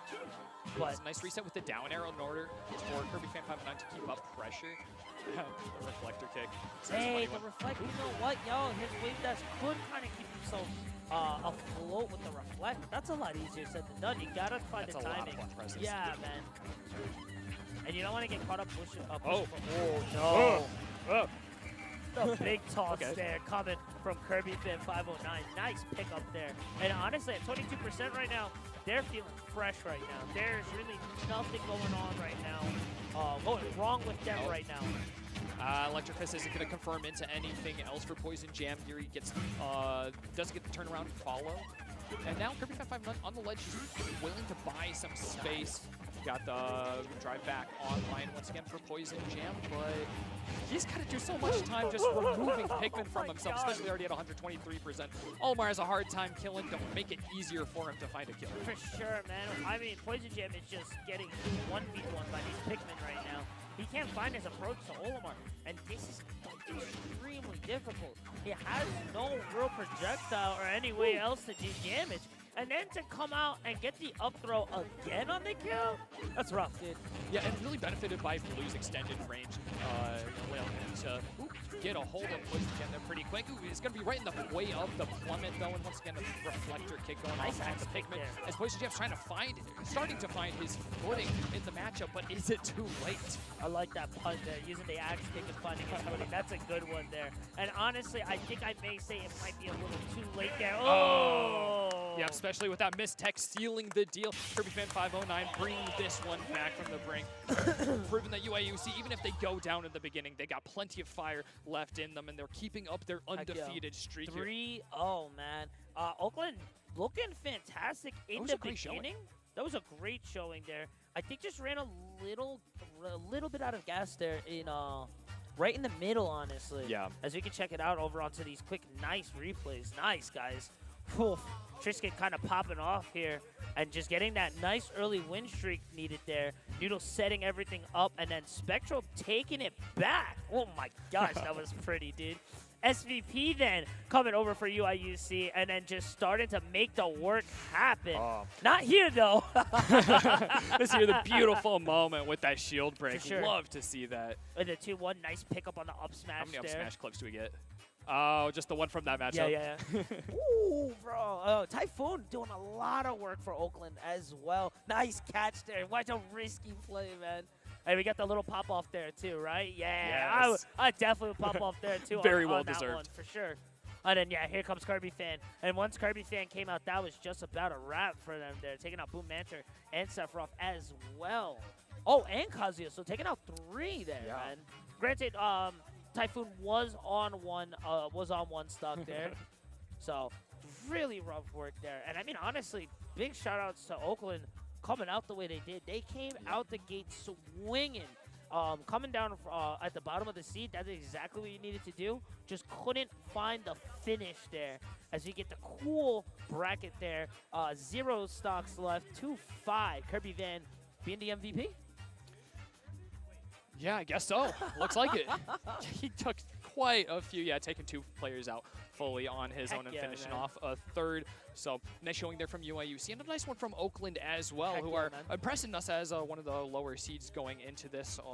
Not finding their match victory yet, but they have another chance. They're still in the loser side bracket after this baby. one. Yes, that's the beauty of it. Right, yes, sir. Coming from double elimination from pools, at least you get that slight reprieve there. It's not completely over yet. You can take what you learned, what you gotten in this first match, hopefully adapt it into your next match, and get your rematch run back later into the bracket. I like that a lot. Do you know where we're going up next? Yeah, I think we're going into a break here as we finish up our next matches and get ready for the next one. So just a little bit. We'll be back in a couple minutes with a little bit more Smash Cruise for you guys. Heck yeah. Don't touch that dial. Don't keep it locked.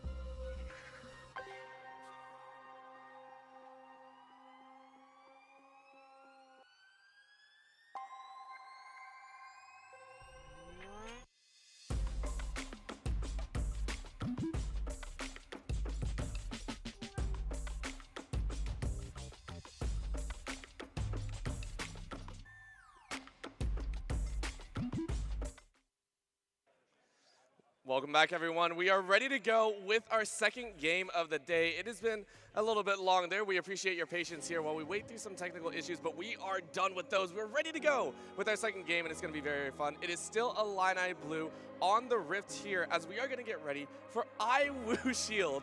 That is one of the best names I think I could ever come up with. I love IWU. I think that's a great way to refer to the Wesleyan University team here.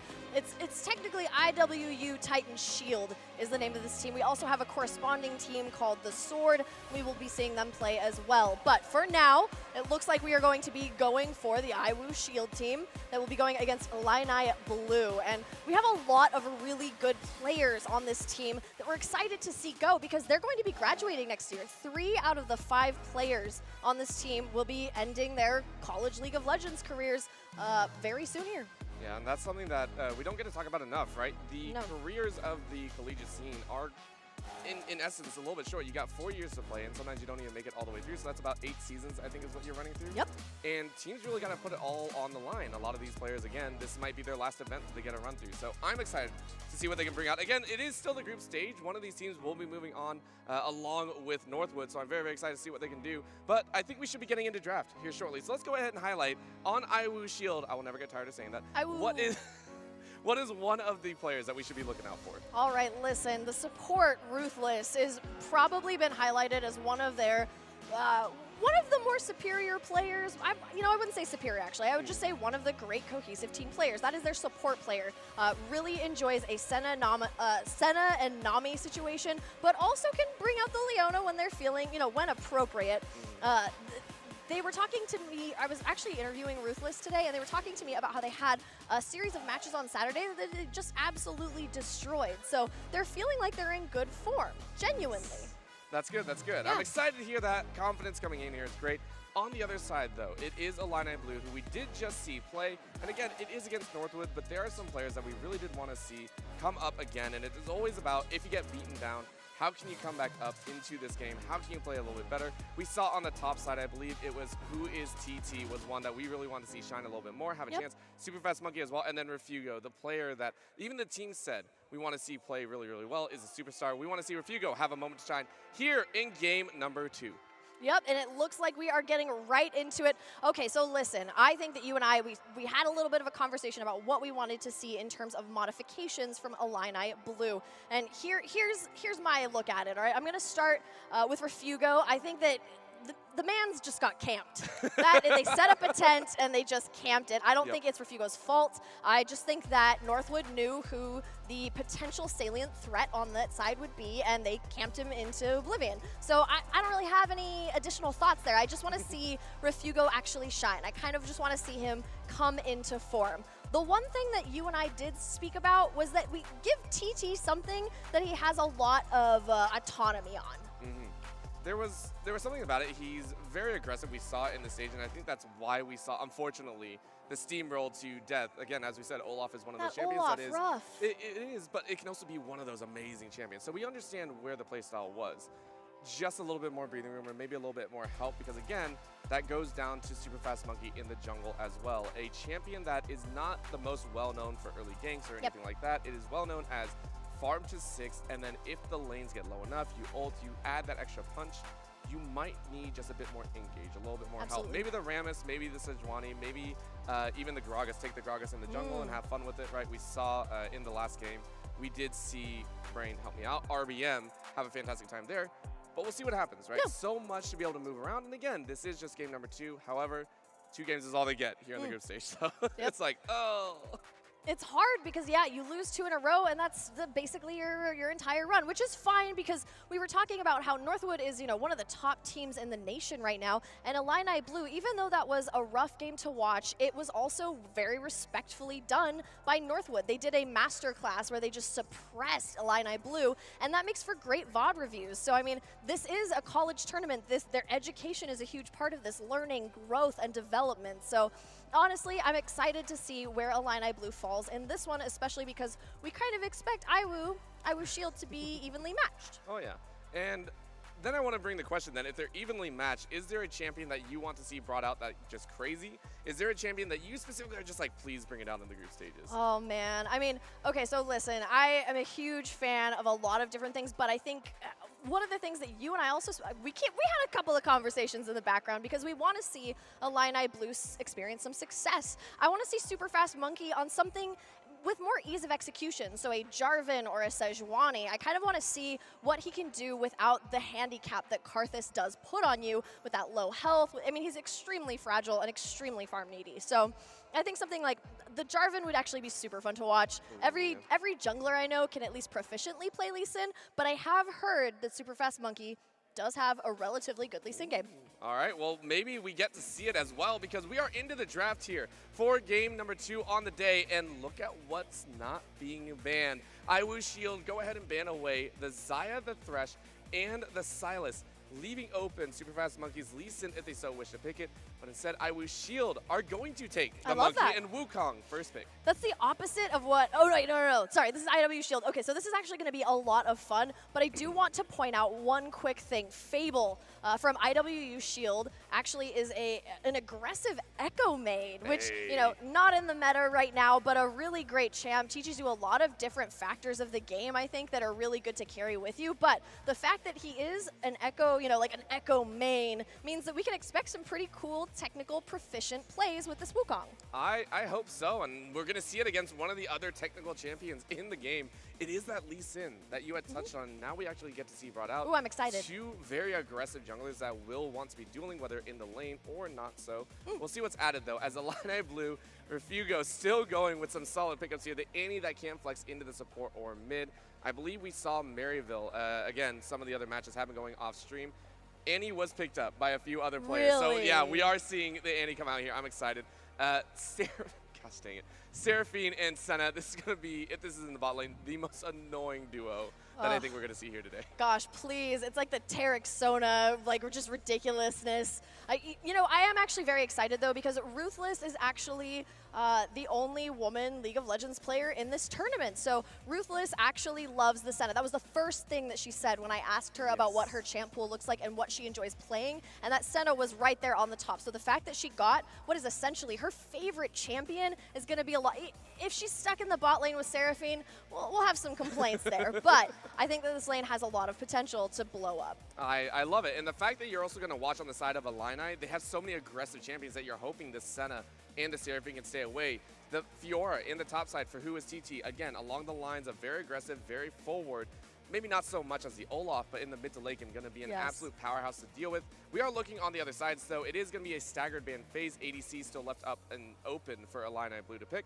So the Samira banned away on Illini Blue, though, taking away those top lane picks. Mordekaiser, don't want to deal with that one. Still looking for another, and I think the Malphite is a phenomenal ban to have. Yeah, absolutely. And, you know, the Fiora is actually so popular at this tournament. Every single top laner that I have spoken to has been like, Fiora, Fiora, Fiora. Every single, I cannot think of one top laner that did not say that they enjoy. And, I mean, that's a really disgusting pick. Like, it's almost like cheating.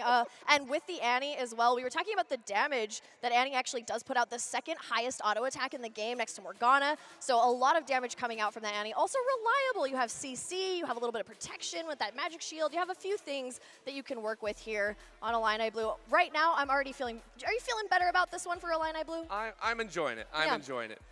Main thing as well is I miss the days of old Fiora Ultimate, where if everyone grouped up, you just ulted everyone. For those new heads out there, that is an ultimate that was undodgeable, untraceable, you couldn't target. It was highest hilarious. priority. Yes, it was so much fun. But we aren't worried about that. We're done with the bans. It was 2 ADC bans from IWU Shield. So you go ahead and pick up the Ashe, still hovering over that possibility of an ADC support Ashe. Scion, though, being hovered. I actually really like this. IWU Shield going with your standardized composition, get a front line rolling forward. The Senna and the Seraphine are the 2 off-angle ones. You know, you're not your standard ADC, but you need that front line. The Scion going to be a beefcake. Yes! Pick it up, please. Yes! All right. Yes. There he is, VV himself on the map there. I do want to actually, this is really fun. I love to talk to these teams, and I love to get some little fun trivia bits. Sharkive, who is their top player who will be playing the Scion, actually broke his clavicle at the beginning of the season and still dominated. Isn't that great? Like Let's that's go. yeah, ironclad mental, literal broken clavicle, which affects the rest of your range of motion, Oh, yeah. and still manage to remain competitive for Iwu Shield. So that'll be a lot of fun, and I love a good Scion. I hope we see some antics. Antics. Scion, king of antics. Everything. The early invade, just shenanigans there. If you So want to many. try, like, I feel like Scion is the anti-invade though. I I feel like agree. Scion's the anti-invade. But we are seeing something else out here as well. The Kai'Sa coming in here, this bot lane now became quite a bit more difficult. So the reason I want to draw eyes in there is Kai'Sa is very low range, very low range, one of the closer combatants. So bringing that into the Senna Seraphine means that you are confident that you can overcome a lot of those issues, right? Like that's a confident pick to pick up as the 5th round. Yeah, it says I mechanically feel like I can sidestep, I can dodge, I can be self-sustaining, and not only that, but my support Ashe will have implicit zoning. I mean, these are all things that, like, the draft sometimes is so declarative. Sometimes it says so much about a team, and I think what we're seeing here is that Iwu is drafting for confidence. I think they're feeling really good about what they've got, but you're right, it's dangerous. It's a dangerous game. You get one stun, you get caught out one time, and it's pretty much over. Oh yeah. I also want to ask you, do you know that there is a special there's a special interaction with the Veigar? Oh! Did you know about this? No, Did tell you know me. about this? I'm sure whoever plays Kai'Sa also knows this, but apparently Kai'Sa's ulti, the Killer Instinct, is considered a dash. What? So you cannot, as a Kai'Sa, you cannot ult out of the Veigar cage. Are you serious? I'm dead serious because I play Veigar. It's the most hilarious thing in the world to do. It is so funny. If you try and ult out and the Veigar cage is down, you will run smack dab into the wall. All of that trouble to get Void Armor, and it doesn't even blink in and out of existence. You literally have to run like a peasant. Yes. Wild. That is wild to me. I honestly, like, doing Kai'Sa dirty, in my opinion. Yes, it That's was- awesome, though. That's a great interaction. It is. It's also really rough to see as well because when you dash, you're like, oh yeah, I got this. No, I don't have this.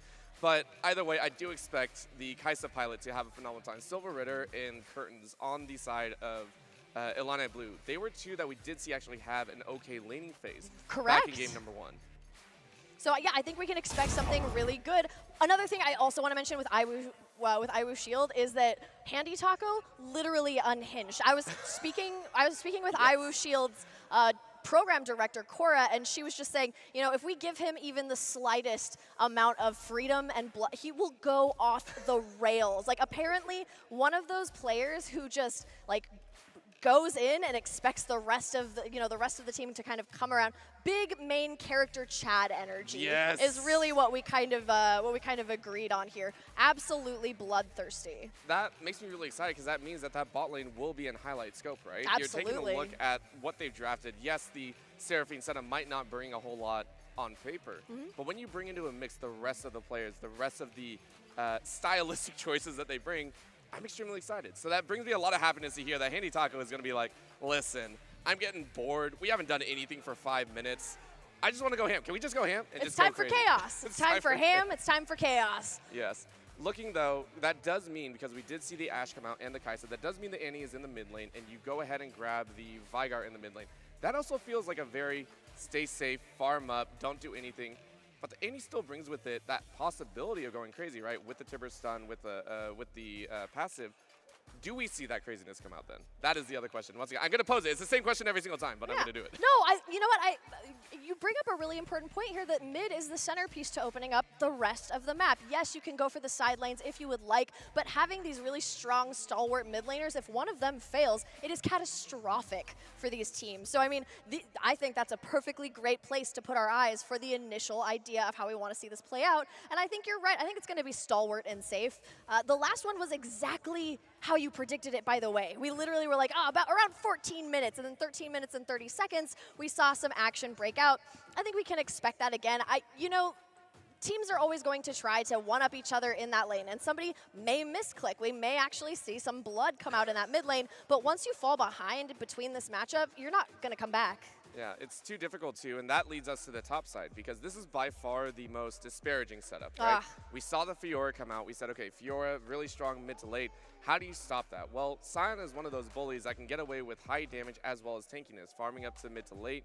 Yes, that's going to be there, but I do want to ask, do you feel that one for Who is TT, one of the players that we did say we want to see a better performance, we want to see have a better time, now against this counter pick, how do you see that playing out? Oh, man, it's rough because it's not exactly what we wanted to see coming out of TT, but it's something we haven't seen. So, I mean, honestly, at the end of the day, I think the most important thing here is just to say, impress us. Like, show us something that you, like, show us something good. And I think that TT, I mean, we saw a lot of aggressive plays coming out of TT, a lot of really motivated to just get things started, where the rest of the team was a little bit tilted, a little bit tender, having a rough time coming back from Northwood's whooping, if you would say.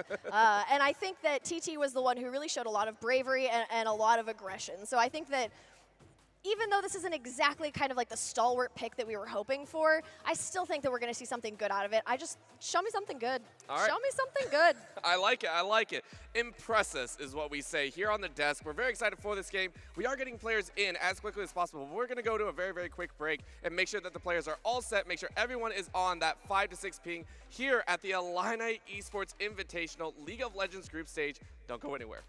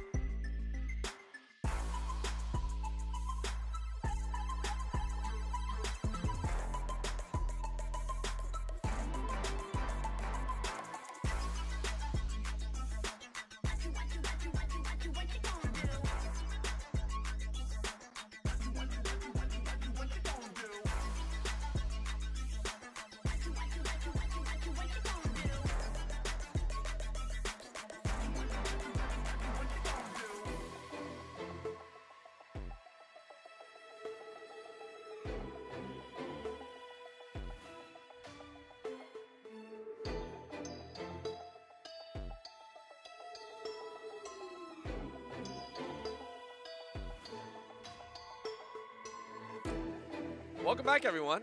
We may not have the game ready. No, we do. We are getting everything set up, but we just want to show our lovely faces once more because, again, it has been phenomenal here. At day one of the excuse me, Illini Esports Invitational, it's been a phenomenal time here. We've had so many games. We've had Rocket League going on earlier in the day, and then we've had Smash going as well. You got to see some of that as well, and it's going to continue over 3 days. That is phenomenal, I think. Yeah, games will continue until morale improves. So everybody, you're just going to have to keep playing Smash. You're going to have to keep playing League of Legends until everybody feels like they've had their fill of joy and happiness here at the Illini Esports Invitational. We're really excited to see this next game between IWU Shield and Illini Blue, the hosts of this particular event. So Illini Blue, just to catch you up here, lost to Northwood University in the last game. Northwood, of course, one of the top programs in the entire United States, and Illini Blue, they're in a rebuild year. They're doing the best that they can, and they also have students graduating soon. So it's a rough one to find the right components and pieces, but IWU, they feel really good about their team. Oh, yes, they do. They are feeling phenomenal. And again, as much as it sounds kind of rough, this feels like that match to determine who moves on as well, right? Because it has been Northwood kind of being a very strong arm here. So whoever wins this one, IWU or Illini, they will be determining, who moves on into the bracket stage tomorrow. So it's quite a bit on the line here. It's a notable game. Yeah, it is. And they have drafted some very interesting compositions. I love it. Is that actually Kaisa in the mid? Please no. That is Kaisa in the mid lane. Folks. Yes. Looks like we've got a little bit of a draft drama here on the Rift. We have an Annie support with an Ash main and then the Kaisa in the mid lane versus Veigar. That does put Veigar in a little bit of trouble, but like you said before, you mentioned that interaction. Kaisa's ult is a dash. That's but mid-game and late-game, though. So Yep. the early stages, we have seen this come out a few times, right? You see ADCs being brought out in the mid lane just to bully around. Absolutely. But that's usually Vayne. longer range. Yeah, Vayne. Ezreal has also been another one, right? I've seen Tristana a bunch too, yeah. Tristana is huge. The fact that you decide to bring up a Kaisa, though, that one feels a lot more like it's a comfort pick. Yeah. Like, oh, maybe we wanted to float it between the two, but it is a last-round pick, so we really have to watch and see how it goes.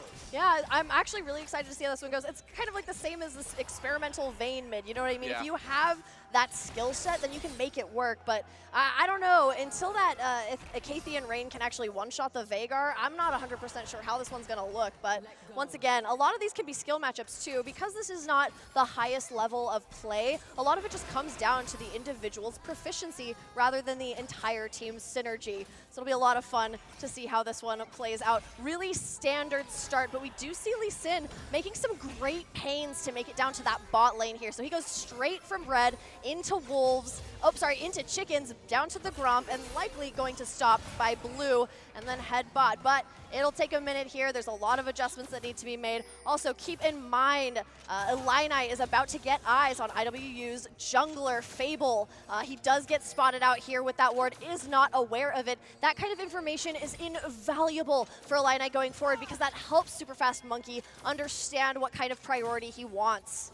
Oh, yes, it does. And taking a look here, we're already getting the invades. Yes, yes, yes. I like this. Okay, Superfast Monkey, you were saying it earlier. Keep an eye on the pathing, and now we're already getting an invade once again. So you can even see, Refugo even saying, let's follow. So eyes are open, and Superfast Monkey said, This is ours. Already a very nice start for Illini to get control of the bot side, taking a huge page out of the book of Northwood. It's really fun because Illini is kind of in the same situation they were in the last game. They really need to find some very serious dubs in the early game to be able to carry them through that later game, because one of the big problems for Illini is that Vhagar has infinite scaling, and that's a real problem later in the game. The longer the game goes, the less likely Illini is to win. So we want to see some fireworks early, and we want to see them fast.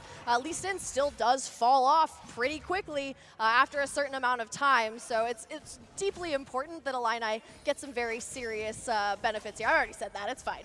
But it's so true, and it has to be repeated. Not only that, not only Vhagar, but also the side on the top side, right? Infinite scaling on the HP side, so there is so much to think about and so much they have to do, and they are focusing on who is TT on this top side, trying to get control over the side, trying to get wave control, whereas Superfast Monkey's still sitting on that bot side. So far, fairly quiet. And while we do have this moment, I do want to say, I talked with Iwu, and they were also, I was mentioning, like, we like to see action as casters. We want to see, you know, the teams play well. Blood. Yeah, we want to see blood. We want to see them not scale until late, and they immediately went, ooh, we're not sure about that one. So they're very, very excited. But we do see the action here.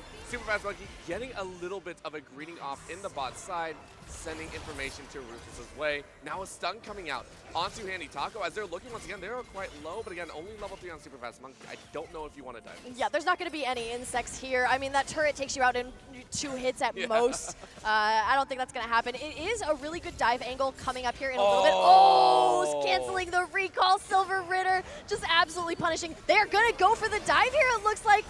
And we see that Handy Taco goes out. These unfortunate squishies are going to absolutely be devastated, but Ruthless is actually making some adjustments here, hoping to take someone down with her, and she goes down. What a bummer, Orbital. That was so good coming out of them, though. That was a beautiful reaction, but unfortunately, it looks like Illini is going to come out with all the dubs.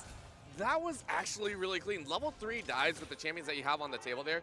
Lee Sin, Annie, and Ashe. It can be difficult to juggle. We saw Curtains go ahead and grab those early 2 tower shots. You back away, you had enough HP, and then it was actually Silver that took the next 2. The Lee Sin, Superfast Monkey was there. It was such a It was a little bit rough, but it was so good at the end. No one died. That's exactly what you want. So well done. Whoa. Hey, pentakill. Oh, that was 2. Why don't we see like 12 kills right now? We just revealed the script. Oh no, Orbital. The whole thing is over. It's over. Sorry, guys. We'll darn. Like we say in the industry, though, Superfast Monkey, very clean turret dive there. Really good stuff. And when you have this squishy, you know, the squishy lane here on the side of Iwu, you really do want to get those dives off as quickly as possible. Like I said, Illini wants to capitalize on the strength of their draft, which has a lot of early game potential, because Iwu is going to want to draw this game out for as long as possible. That's kind of their recourse. Iwu has a great way to fall back here. If they can just stop the game, if they can just calm it down, they can actually come ahead regardless of the gold deficit. So really important that Illini, they wrap it up, and they wrap it up quickly. And you already see them. They're taking your advice to heart. They're ensuring that the dragon is collected. They are trying to take control, and they'll move a little bit further upstream. I really do want to see Superfast Monkey. You took 1. You should be ready for the Herald as well, right? Start shifting a little bit higher up. It's also the same time where Refugo should start having a little bit more power in that mid lane. As an ADC, unfortunately, you did go for the Cole, so you're saying I would rather farm it out. This is going to give Fright a bit more time to scale up. We can already see the Rod of Ages being built there as well, so not going for that standard Everfrost, saying I just want the pure HP, the pure damage, and just a lot more mana in the back pocket. Yeah, just the ability to survive a long team fight. You know, the ability to come back and to be able to at least sustain through it and lay down lots and lots of damage. This is rough. This is going to be a rough one. We're looking at another turret dive. It looks like they are on the retreat. Ruthless trying their best to help Handy Taco out, but we have 4 members of Illini setting up the dive here. Oh, they're gonna keep going, and unfortunately, Handy Taco was not able to make it out. So this next wave, this Oh, no. I mean, she murdered Skarner for that platform, so she deserves it, but I'm not sure if Handy Taco himself deserves it. Fable does manage to wander down bot lane to at least stop the tide of the dive, but they go ahead and lose Handy Taco. Illini is playing to their draft strength exactly the way that we were hoping. And if you turn your eyes towards the top lane as well, TT is actually doing really, really well in this top lane against Sharkive. It was perfect. And it's so well done. Again, as you said, Illini kicking off, who is TT, taking a look, seeing if they will continue forward. Getting that Sheen early does mean that Sharkive does have to deal with a little bit of the extra damage. And we're going to see that takeover happen pretty consistently, I think. I don't think Sharkive is going to win out on the earlier duels. And, I mean, you can sustain, but you're not really going to get full damage. Even here, right? TT is down to about half HP. It's not kill threat unless you're looking at Fable. So keep eyes on where the junglers go. They are on the top side. And again, their pathing has led them to pretty much connect every single time. They have been connecting at every single point, whether it be bot lane, mid lane, or top lane. So at this point, always expected to be a 2v2, a 3v3, or anything of the sort. Absolutely. You know, it does look like IWU does endeavor to potentially go for this Rift Herald, but is now backing up. I can only imagine that that's happening because TT likely took some unnecessary damage in the last few seconds there. Not a big deal. You got to go back. It happens. But poor Handy, Taco, and Ruthless. Honestly, though, if IWU can just draw this out, they really do have a very serious fighting chance in making it. The scaling on this side is pretty ridiculous. It's just a matter of Fable, like you said, the junglers, Fable finding one of those good flank angles. And I think that the sooner we can get to the team fight portion, Illini will actually thrive. So they're just going to keep pushing and pushing and pushing until they can actually just end this one. I like that thought as well. It is the wait till team fight. We don't care if we lose 2 or 3, and that is a huge point because we can see it, right? They are conceding that bot side. It's already been identified by IWU that this bot lane is now under threat and under someone else's control. You can see it, right? Right there, it is. They're the zoning them. Yeah, super fast monkey. You can see it. Rafigo saying, "I don't worry about the lane. I'm not caring about that." But Fable, ready to go in, is going to get the knockup. The Cyclone is going to do some work, but that's the arrow behind. Fright though annihilates with 1 with the primordial burst, and now they're ending on the other side. But the encore lands on 2. It is going to only be 1 death so far, but the Sire comes around the edge. Round number 2, over the wall they go. That is a killer instinct leading to death. Fright picks up 2 kills, and those are massive for a Vigard to get. A gorgeous pincer in the jungle there for IWU. They saw the angle, and they immediately acted. Gorgeous, gorgeous response to all of Illini's serious furor and aggression that they've been putting on IWU. It's nice to see them react and respond when appropriate. They waited for the angle, patience, discipline, and then they took him out here. So IWU back in the game. I mean, they were never out. We just knew that they needed to wait to find that angle. And again, they're like these precious, you know, underdeveloped cabbages. You got to farm to just foster them up into that full growth. So got to be that solid gardener in there, watering him every day, every minute. Make just sure humble farmers, you know. Humble farmers only. That is all we're seeing here. This has been phenomenal though so far. I really like that because again, it wasn't actually IWU that were dictating the pace right there. It was Illini. They were the ones that chose to go forward. They were the ones invading, and they took a little bit too much time. The fact that Sharkai was able to get that off and still make it back to the top lane without losing too much, the fact that TT is still sitting at about a 3 CS deficit and it's even, does mean that Sharkai got out in the better response. So we're really keeping track of that one, see how it plays out in the top side. And now we also got to watch Super Fast Monkey take a look at the mid lane. This is the point that we're seeing a little bit more forcing out of Super Fast Monkey. This Lee Sin has not had the impact that they are hoping for, and instead, they're just trying to gain control over what they can, which is global objectives. Yeah, you always want more, you know, like no matter how much you get, especially if you're an early game team, you always want more. But Illini doesn't necessarily have the full early game comp, so this is acceptable. But once again, IWU is becoming a bigger threat every minute that passes here, that Illini is not actually getting these turrets and taking them out and claiming ground for their own before IWU actually scales up. It's a rough one. It's causing a lot of anxiety growing and growing, and you feel the sense of urgency. What I like, though, is that Illini keeping it cool. They've got a lot of control here. They aren't foolishly trying to respond, and look at this beautiful dive. That's actually, basically, Handy Taco just handed them that beautiful, beautiful kill. It was also multi-flashes like, listen, we're not losing this one. This one will not lose. I love it. But I agree, there is that timer, and it's that primer, a Super Fast Monkey saying, we played towards this bot side, we can't really back out now, and you can see it. That gold difference that is being shown, you can see here, it is currently the Ashe that is up 5K, highest on the team right now. Comparatively, we're looking at Handy Taco, who has been on that receiving end of pain. It's about a 2K difference there, closing in about 1.52K. That is pain in the house right there. Yeah, absolute pain, and you can just see it when you highlight that. You can see the difference between these two lanes and how quickly Illini is starting to snowball and get theirs. But it's only a matter of time before IWU is ready for that seminal team fight, that one team fight where they can absolutely wipe Illini into the ground. It's still oncoming. I give it 10 more minutes at most, but IWU, they just need to be able, because that can be turned on you very quickly into devastation. If you lose that limit testing team fight, that very first one, it can be really rough. So just keep an eye out for when IWU starts to aggressively seek out picks and start seeking out team fights. That's when the game truly starts. Oh yeah, I like to call those stat checks. It's stat checks, yeah. We haven't really fought in a while, guys. Can we like poke at each other real quick and see what we get? This is very, very fun. And, oh, they get it. It was in the charge motion. Refugo and Super Fast Monkey. That is actually quite difficult to do. There was no minion wave, so it was charging up. It was ramping up. That is a hard fight to ensure that Herald got nothing. So well done. Yeah, absolutely. And, you know, it also puts a damper on IWU's, you know, their ability to continue to make choices on this map. You spend so many resources in terms of time and footsteps to get that Herald, and then you don't get anything from it. Absolutely nothing. And not only that, but the gold actually goes into the pockets of Illini. So big bummer there. That first turret goes down for Illini. That's to be expected considering, once again, the way that they have drafted. IWU not in a bad position. They're not really on the back foot here. Oh, and this is going to come down.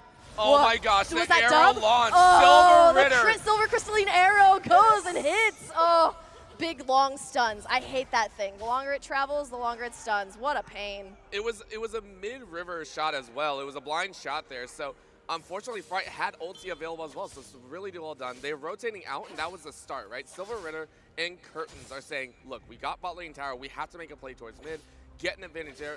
It is Illini saying, we have our eggs in a certain basket, and we will continue this pressure. So well done. They now control mid. That should be another tower here shortly, as they keep the ADC in prime position to fight. Absolutely. Illini looking in good form here. IWU, they still just need to farm. They still need a little bit more time before they can have that team fight. I know you're tired of hearing it, but it is the truth. But meanwhile, it looks like TT in a little bit of trouble, but does flash out. Wukong does not get anything there. Fable walks away a little disappointed, but honestly, it's not that bad. You got the flash. Yeah, you got the flash, and you allow Sharkive to play up a little bit further. Now the question is there going to be a response? Bot lane is down. Oh Keep my that in mind. gosh. Bot lane is down, and now you see this. This is the fight forward. Oh no.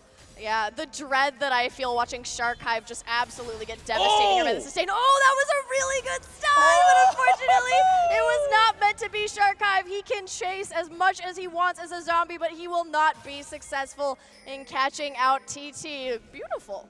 I did not expect that kill to come through. There was Neither did still I. about a fifth of HP left, and now this might be a dive on mid lane.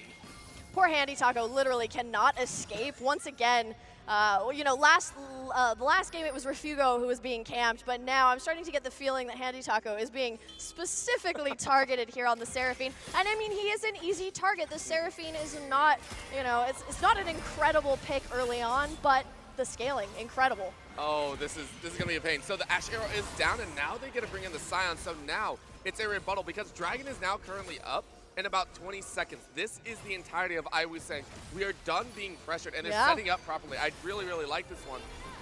Look at the setup that they have, though. Now this is go in. No more passivity. They are looking to actually take them out here. The Sentinel comes out as well. And then we also see the W from Refugo. It looks like the Kaisa is actually going to come up the back end here, but it's not enough damage. IWU may have actually farmed up enough items to be able to take out Illini. This fight is not going their way. Oh, Who's TT actually arrives and is able to help here. He is the janitor. He's cleaning up everybody. Handy Taco goes down. Oh no, he actually does not go down yet. I got way too excited.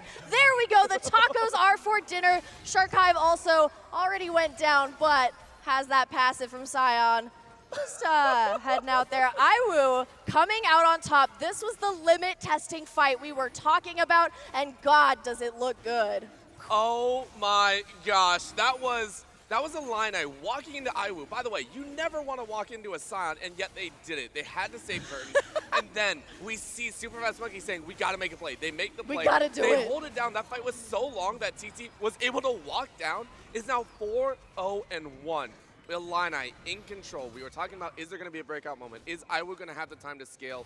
This is Illini saying, we will not allow you to. You will have 2 or 3 crucial moments left to try and make a play, and at that point, you better have all of your Rod of Ages fully stacked and ready to go.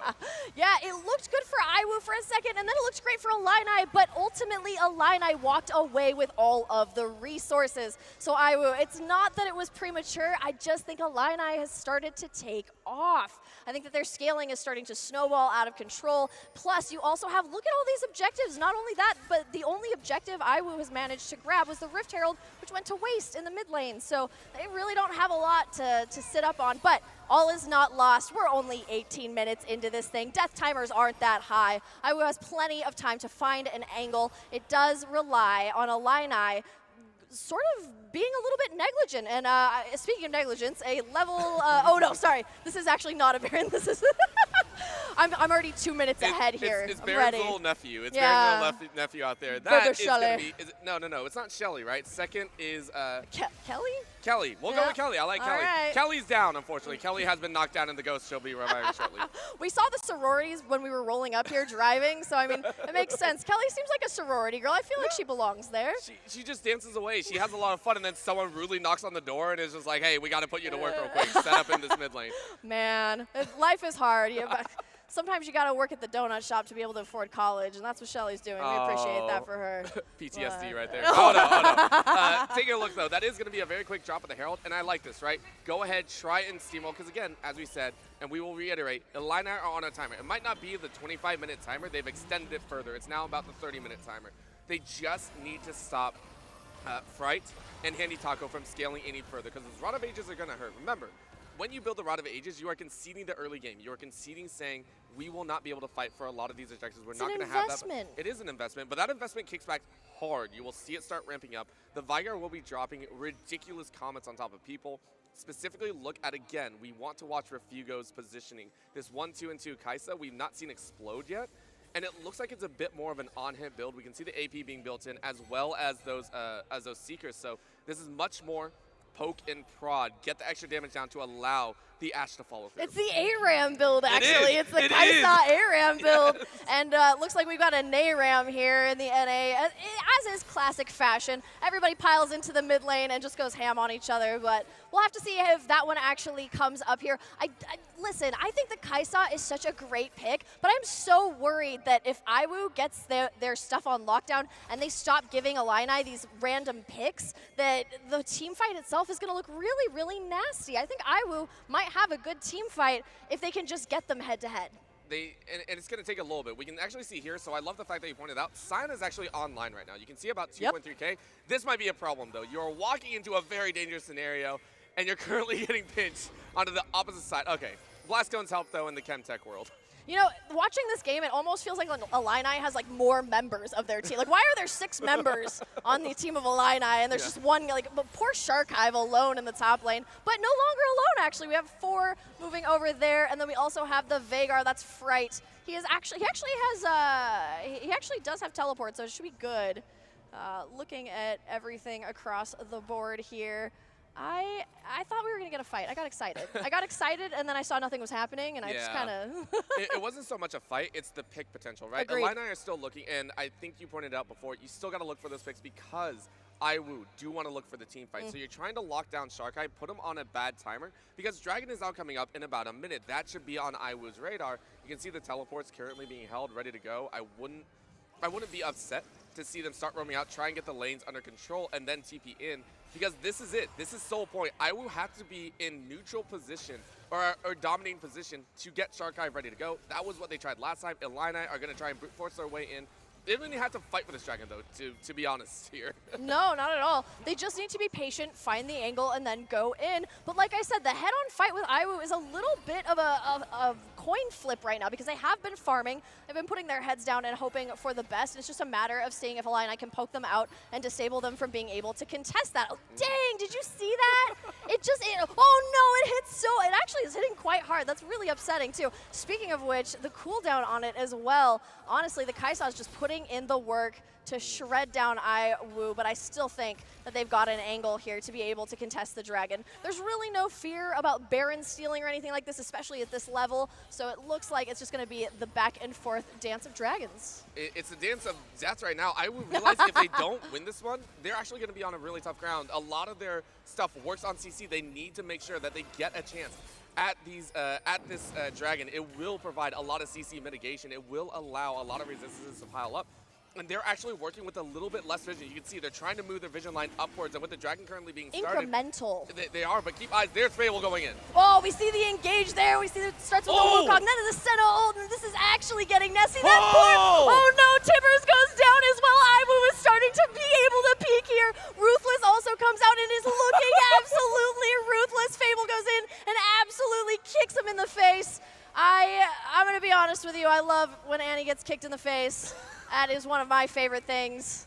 Don't quote me out of context on that one. But it looks like IWU is here to stay. It broke down exactly like you said, though. IWU said, hey, we have a time limit. Hey, we're hitting those breakpoints. Not time limit, but a moment where they feel much stronger, and that's what they did. You just had to pull the trigger. It's a cannonball being fired from a cannon. It's all five just rushing at you.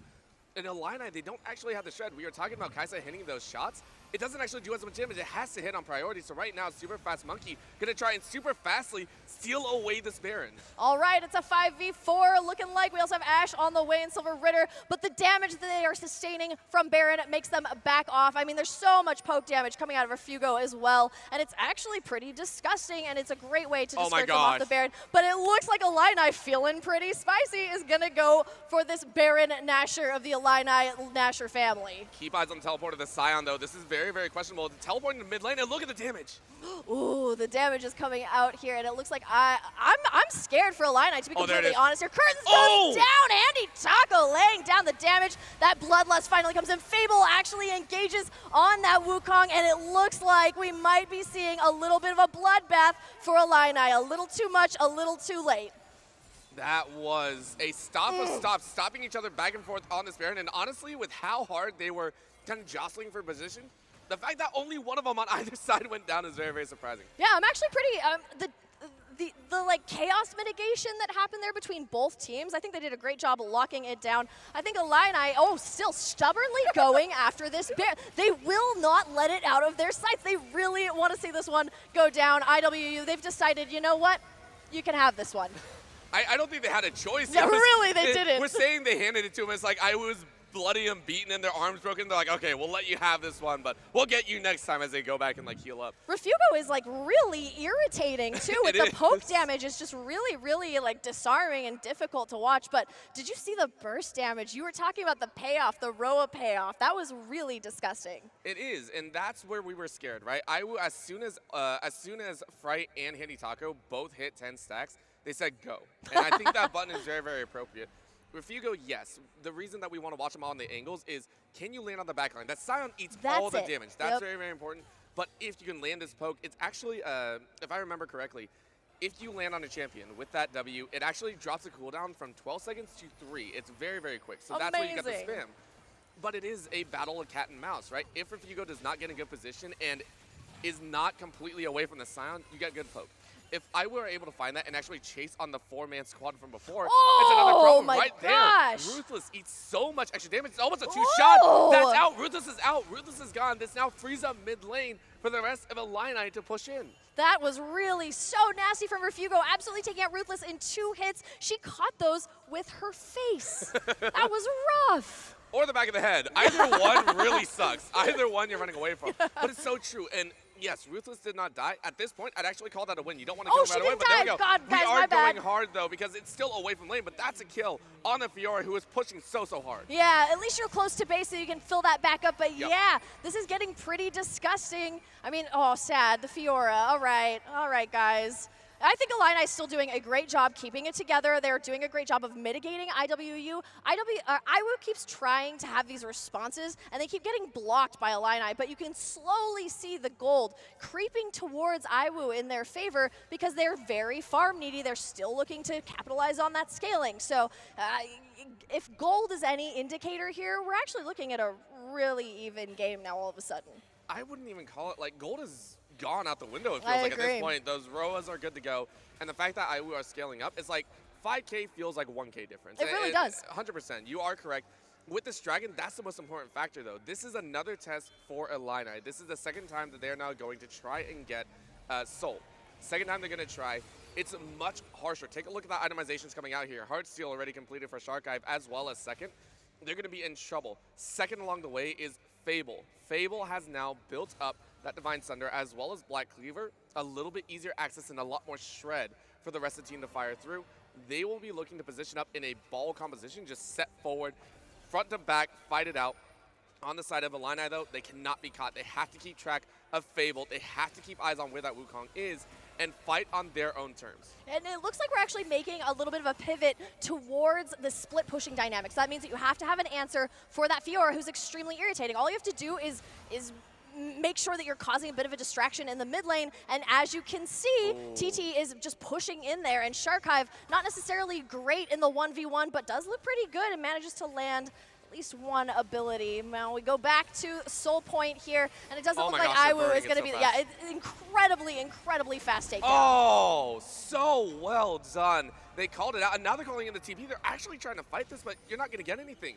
Illini got what they wanted, and they left. Yeah, they took it and they decided they didn't want to be greedy, but it looks like they're turning their eyes back onto it. They have that vision there in the bush behind the dragon that allows them to kind of see if they want to scope it out. And now they have fractured the team. Sharkive has been pushed over into the mid lane while the rest of the team walks around the chickens. This is pretty upsetting for IWU being chased like this because this is not how you want this to go. You want that Scion walking into them. You want that Tibbers, you want to be able to bait out that Tibbers. Oh no, TT. Actually, that wasn't sad. Don't cry for TT. That is literally like, don't cry for TT. We got an inhibitor turret, the outer turret, the inner turret. Don't cry for him. He's doing great. That kill was also under 2 Nexus towers. You're like, if you die under towers, we can't feel bad for you. We can't. We're sitting there like, bruh, you ran into the traffic and you were like running and playing dodgeball. Like, we can't feel bad for you. I said aw, and then I was like, no, not aw. The inhibitor is gone, not aw.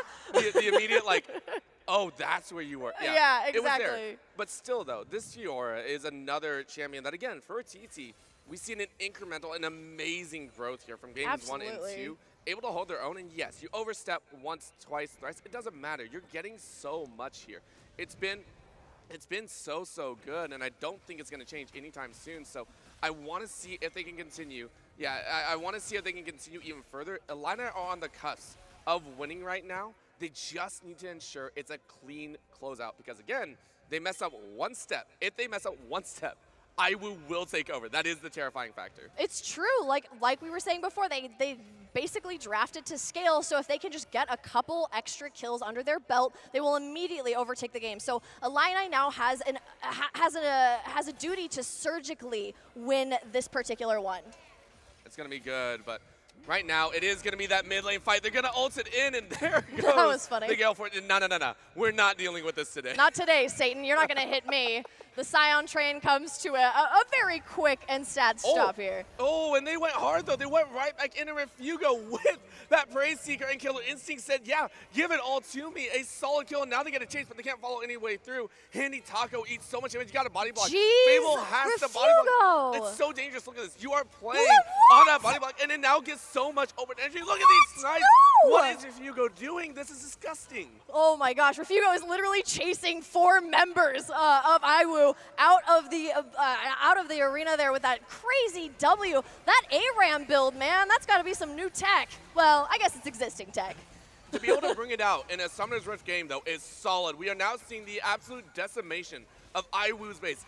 Illini said, give us a moment. we will take everything. They have now taken 2 inhibitors, are looking for another one as Sion went down as well. It's now a 4v5. Oh my gosh, the things are starting to close in and get dark for IWU. They put up a beautiful, I mean, there's a very small gap, and there was only less than 4K. Now we've got a much larger gold gap here to look at, and there are also 9 turrets on the side of Illini. Now that we look at the devastation that Illini has caused IWU, it's a little bit more clear how very serious they took this one, how they decided to draft for that early aggressive game, and they played towards that. I mean, we haven't seen a lot of play coming out of Superfast Monkey because he set up his team for such success in those early 15 minutes. It's snowballing out of control ever further. Baron now taken, and this is the second Baron that has been taken by them. Remember, there was a change to Baron a long time ago. I want to say like season 7 or 6 or something like that. Every Baron that you get now increases in power. It will scale with the rest of the game. So the fact that they're on second Baron means that this bottom inhibitor should not stay. There are about 2 minutes that we got to watch IWU and say, how are they going to fight this one? They have to be on form, on the tips of their toes, as again, their backs are against the wall. They have the team fight. We will always say that. They have the team fight potential, but can they get the team fight off without losing someone at the beginning? That is exactly the key, because we're at a point where death timers are so high that one death is very, very difficult for a team to overcome. It immediately becomes a 4v5, and Illini can still lose this game. I mean, we're getting to the point where, you know, a team can make a comeback if the other team makes one critical mistake. The stakes get higher and higher. We are closing in on the Nexus for IWU. Let's see if Illini can keep it together to make it through this one. They do have the Baron buff. Oh, Fable, though. Fable gets annihilated. They tried to chase him, but now comes the slam. They do get a knock, but take a look at TT. Take a look at the bottom of your screen. TT said, team fight. What team fight? It is all me. Illini with the semi-back door shuts it down. TT looking so good, going for that X-Peke flare. We love to see it on that Fiora also. One thing I love more than anything, making me eat my words. Go at it, TT. You do whatever you want. I think TT blew us away. We said we wanted to see a much better performance from everyone on the side of Illini, and it's just those steps forward. And yes, IWU, they played hard, they drafted well, but the early game got out of control. We started seeing those kills, and it came from that bot side, right? Again, it is Silver Critter and Curtains. Those two got off the ropes. Superfast Monkey helped them out quite a bit, and they played to their strengths. Very, very well done. Yeah, beautiful table setting from Superfast Monkey as well. Like, we really was just working overtime and doing so much work in that the first few early minutes of that game to give Illini not only the it felt very much like Aragorn's speech levels. You know what I mean? You're on that Lee Sin and you're like, hey, we're doing this for us. We own this place. We are hosting this tournament. Please, for the love of God, can we make it past the group stage? Oh. So it was really, I mean, honestly, I think all of us were kind of like biting our nails a little bit too, because we want to see them succeed. This team has so much heart, and they're all really good friends. They go to the gym together. Yes. So the power of friendship in anime actually kicks in today, and I think Illini is looking pretty good. Yeah, it's like what NA does whenever we host Worlds. It's like, please just make it out of groups. Please just make it out of groups. Don't embarrass me in front of my friends. Yes, that's what we hope. But we are going to go to another break. We are going to get ready for our third and final game of Group B. We will try and update you on the rest of the pools as well, but please do not go anywhere. The Illini Esports Invitational will be right back.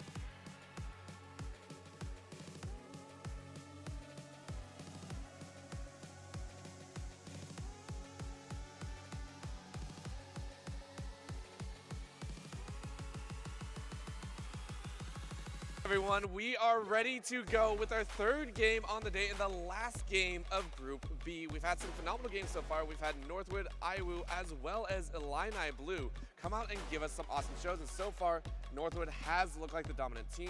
Illini getting a win under their belt as well. And now we get to see it is going to be, my brain does not want to work once again, IWU Shield coming out against Northwood, and that one is going to really seal the deal on this group. Yeah, absolutely. That's what we're looking for here. We're seeing if anyone can even challenge Northwood in this particular tournament. And I want to be honest with you folks. I mean, once again, one of the best programs, most competitive programs in the United States right now, Northwood. So, you know, if we can even see something challenging from IWU, then I think that they'll have come and felt like they did exactly what they meant to do. They're on a rebuild year right now as well. IWU has these, like, they have students who are going to be graduating. They're trying to find some good cohesive teams to throw at these tournaments. So this is more of a learning exercise for them. So the underdogs, for sure. They may surprise us. League of Legends is pretty volatile. It is, and we've seen the craziness that can come out, right? We saw the Kaisa mid, straight up Ooh, A-Ram it, have fun with it. We saw TT on the Fiora, which once again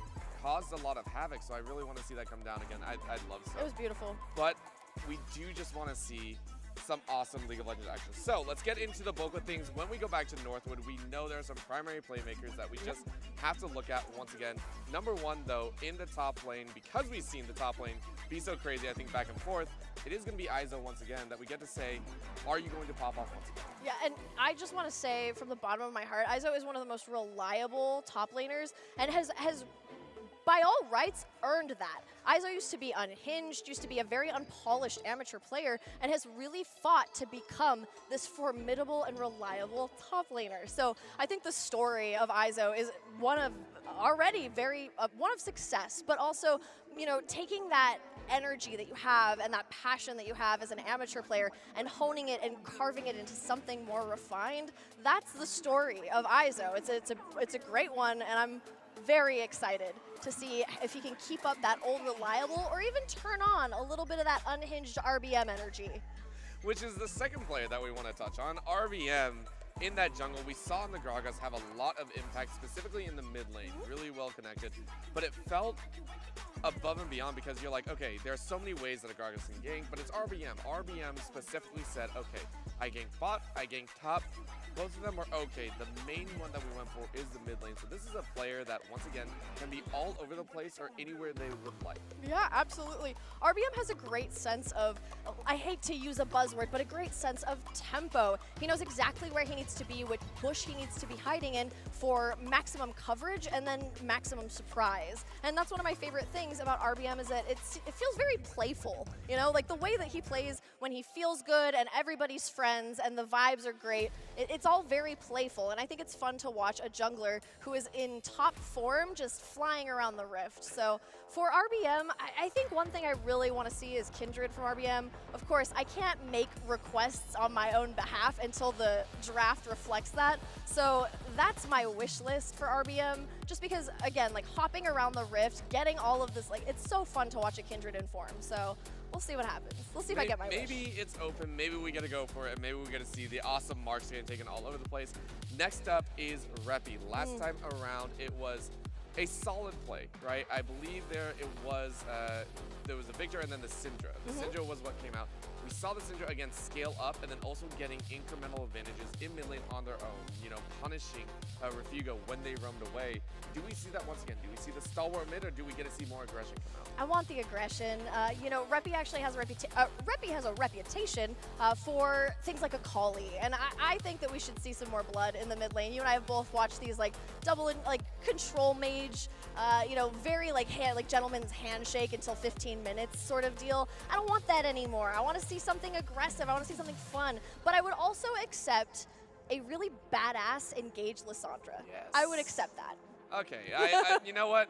Force a control mage to be that damage dealer. I can agree with that. So fun. If only we were on next patch and it's just the Katarina unhinged moment. Have you seen the patch notes for that? I have not. Actually, let's just go on a little aside. The game hasn't started yet. True. Tell me about the Katarina patch notes, my friend. Apparently they are buffing 80 scaling, It was a buff to the attack speed on hit, I believe. So there's just a lot more damage going into her kit.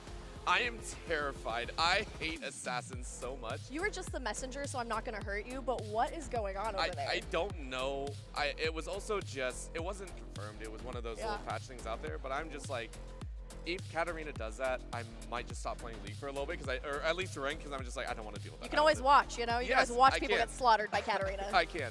But let's get back into this, because that was just of course. That was good aside. Chrono and Clyde, this is the one lane that we said was, I don't want to say the weakest, but looked like the one that needed a little bit more help, right? Looking at that match, it was them kind of, okay, we'll play a little bit forward. They got caught out. They gave over first blood, and it looked a little bit harder for them to get rolling. I don't think we're going to see that happen here. I don't see that. But maybe they have a little something to prove, and I'm really scared that they're going to bring that, as he said, spiteful image to come back and fight. Like, what are we getting? Yeah, you know, okay, so listen, Chrono and Clyde have a really good thing going here, and I think that it is the old reliable. I mean, it's bot meta. We're playing through bot meta right now, but Northwood University refuses to cooperate with that. They do prefer to play through ISO and RBM. They prefer to put those two together, stick them together, and throw them in the lane. Also, like we had said, the mid lane camping that was happening as well with Reppy and, Refuego? Refuego. Fire! I prefer that, actually, Refuego. It was really interesting to watch that, but I do think that I personally think that they're pretending. Like, I think they are playing lame on purpose because I think that they have the range to play through bot as well. And like you said, you're a little bit anxious about it. You're thinking, what are they going to pull out? And I looked up a little bit of Chrono's play history, and we saw some, like, fun solo Q picks, like a Kog'Maw here and there. But the one that seems really deadly is Xayah. Genuinely. Like, the kiting capabilities seem really deadly. And I think that if you have a good jungler that can help you kite, a good top that can help you kite, you can really lay down the damage. Clyde also has a really incredible Rakan, also has a really incredible Karma, which is one champion that I have yet to see and would really, really like to see. It was banned out in game one against them. So it's interesting because you bring up the Xayah once again. It was stolen away by Illini in game one in the first pick, and then the Rakan was actually, you know, it was hover, but they couldn't take it because of that fact. Because of that fact that Northwood were like, we play these extremely well. So I love the fact that you pointed it out.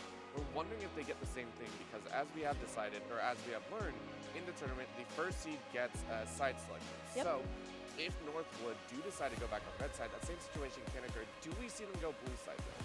Do we see them actually go with what you said, which is get that Xayah, get that rolling in the first pick, and then try and go from there?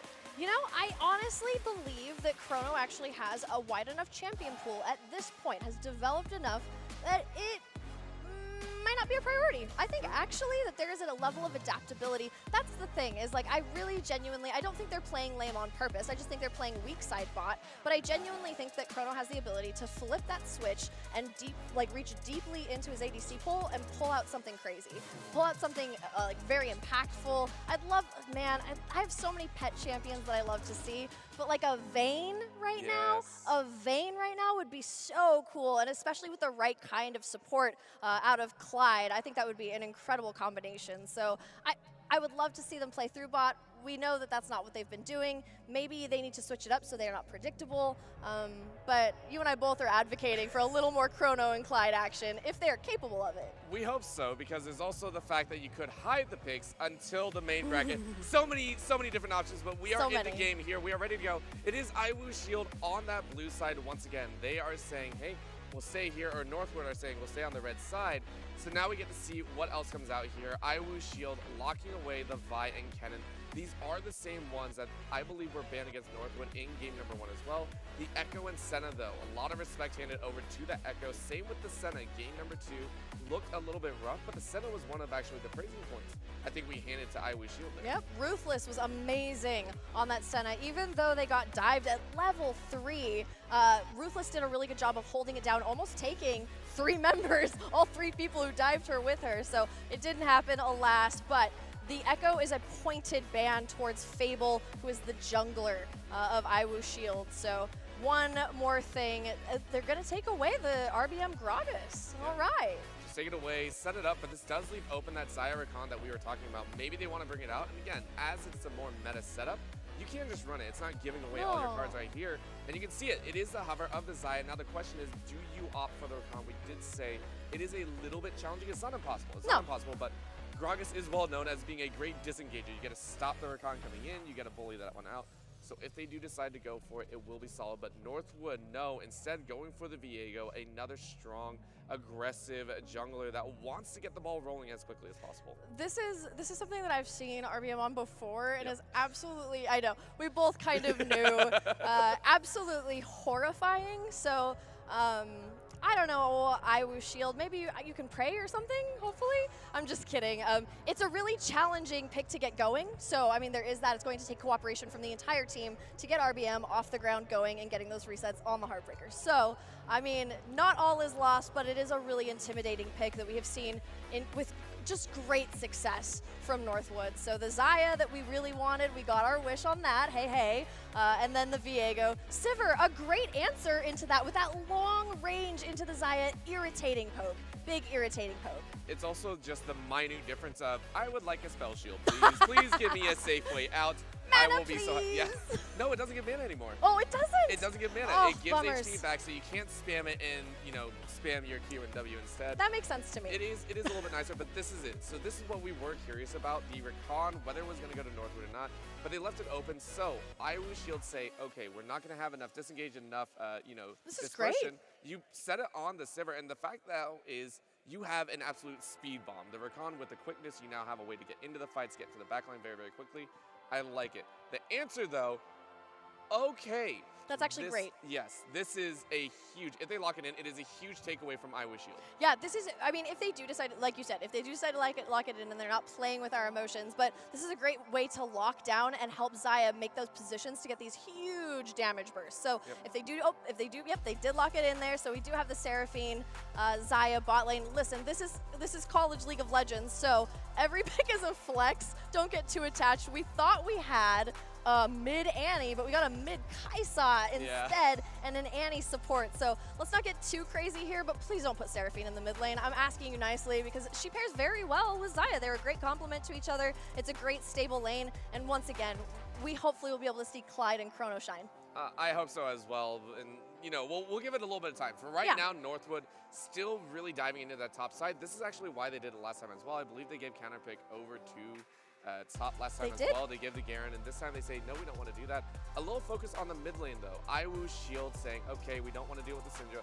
And then a courtesy ban of Olaf to the top side, which leaves up the Cassante, one that we've seen, I want to say about 3-4 patches ago, be the rampant top laner. Now a little bit more versatile. You say, okay, can we blind pick it? Yes, we can. IWU Shield now have to deal with this meatball of a top laner. This is going to be dangerous. Can we pick it? Yes, we can. Ooh, okay. We did it. I like the Gwen pick as well. The sustain in the top lane is always very, very welcomed. And I actually haven't seen a big Gwen flop in quite some time. People who play her love her, and they do a really good job of managing their own resources. It's that, man, top laners obsessed with min-maxing, obsessed with it. And I think Gwen really scratches that itch because you have so many options to get sustain, get your resources back. I will say, as we see the Graves, another very nice pickup here. Lovely. Gwen has the cutest, I believe, ultimate skin in Wild Rift. There is a little one where she turns into like a little... Oh, little doll! Yes, she turns so into a little cute. doll. Cutest thing in the world. So cute. I only know this because I played Wild Rift on the flight up here to Illinois. It was so good. So Illini so Esports relaxing. Invitational has been awesome and allowed me to play games that I don't normally get to play. Relaxing? Orbital doing things for fun? I don't know why I did that. But the Graves being locked in has locked in a solid power boost. No, they heard me. They absolutely heard me. Are they actually going to pull this? Yes, it's a Katarina. My worst nightmares are now on the Rift. Everything, I'm very conflicted about this. I am very, very conflicted. Yeah, Northwood, God love ya, honestly. I can't think of... Okay, so listen. The game that they played against Illini Blue was very respectful. It was a master class of, you know, just suffocating your enemy out, taking away their resources. This, to me, looks like a Clown Fiesta Yakety Sax combo. And if RBM and ISO are anything, they are showmen. And I think this might actually be a really fun game. I know, the Katarina pick, real dicey, not fair. However, we might actually get a really, like, Orbital, it's time to pop your collar up and have a good time. Take that button off. Yeah, I'm gonna stay here because I'm gonna be sweating through some of these dives that I'm gonna go through. Like I'm so scared. I'm so excited. Because it's not only that, Reppy was not really allowed to pop off, right? We talk about it, and again, the mid lane was very quiet. It was the incremental wins, and then in the mid game you roll out. Katarina is a champion that you don't actually do that on. You just go ham at level 3, at level 2 even. Yakety Sax Clown Fiesta. Yeah, but these are experienced clowns. These are clowns that, you know, they're not the ones that go honk honk and, you know, run around and trip over things. They are the ones that are like skillfully driving in a tiny vehicle. They're ramping up around, you know, whatever on bikes. I don't know. These are the clowns that you watch that are like, I don't want to do that versus why are you doing that? Oh, Two or totally different things. So I love the Katarina lock-in. If that's actually fair, I want confirmation before we go. But it's going to be awesome. I think it's going to be great. Northwood, you're clowns, but you're our clowns, and we embrace you for what you are. Incredible. Yeah, I'm really excited to see how this one goes. And listen, let's run it back and go to Iwu's actual combo here. They drafted their actual draft combo here. They drafted for reliability. I'm pretty impressed that they decided instead of going for, you know, a Hardee's of execution, trying to impress anybody, they said, hey, let's just lock it down. Let's just try to make it so that we can keep Northwood from outscaling us, from snowballing and outscaling. Yeah, I will say there is a moment where I am a little bit worried because Tell me about it. Of the late game threat that they can bring. Yeah. It is a lot of fun. The speed ups to me are always speaking volumes.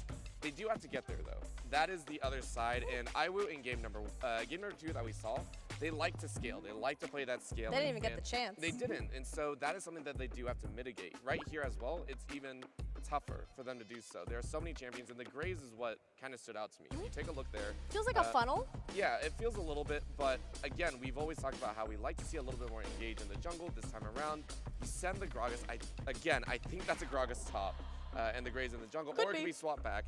But depending on where either of those go, it's eyes on the Gragas. Not eyes on the Gragas. Gosh dang it, I'm trying. He's doing his best here, folks. It's the other G champion. It's Graves. I want to see Graves have a good time. Yeah. When you pick it up in B5 position, it's giving a lot to Iwu saying, whoever's taking this champion has to do well. There is no CC, it's straight up skill. I want to see the Graves get off to a very, very good start. Yeah, and I want to see that Graves be extremely selfish in the early game. Just absolutely farm his heart out, and then hopefully, I mean, I think it would be a really great funnel to be able to farm his heart out and then be able to layer that damage down with the protection of everybody else around him. I mean, I think that's a fun combo. Oh, yeah. So, I mean, Iwu, again, like you said, was depending on scaling in the last game. It didn't work out very well, but I think with a little bit of mitigation, if they take the bait less as well. They got baited into what you were calling just some little stat checks that I think piled up and ended up knocking them out of that game. So a few less stat checks until you were pretty confident this time. Extremely confident is what they're hoping for. With Katarina, extremely confident. Yes, there are so many things. And then, again, the bot lane I want to see have a lot of fun. What's the answer to Katarina? Katarina is... What's our answer, huh? Okay. Are you talking about the answer? Are we talking about the answer right now, like what they have, or are we talking about before? Because before is just like you ban Katarina, or you go hard CC. Yeah. I have done the juggle Katarina composition where you literally go all knockups and stuns. You just say, I hate Katarina. Katarina doesn't get to play the game. Yeah. It was Syndra, Malphite, I think J4. The Katarina corner, that's what we're going to call it. It was. We just said no jumping around. In this situation, though, it's actually going to be the Gragas. I want to keep eyes on the Gragas and Rakan. Those are the two that knocking out of position. Yes, knocking out of position and also stalling out on the daggers, right? The daggers are always really interesting.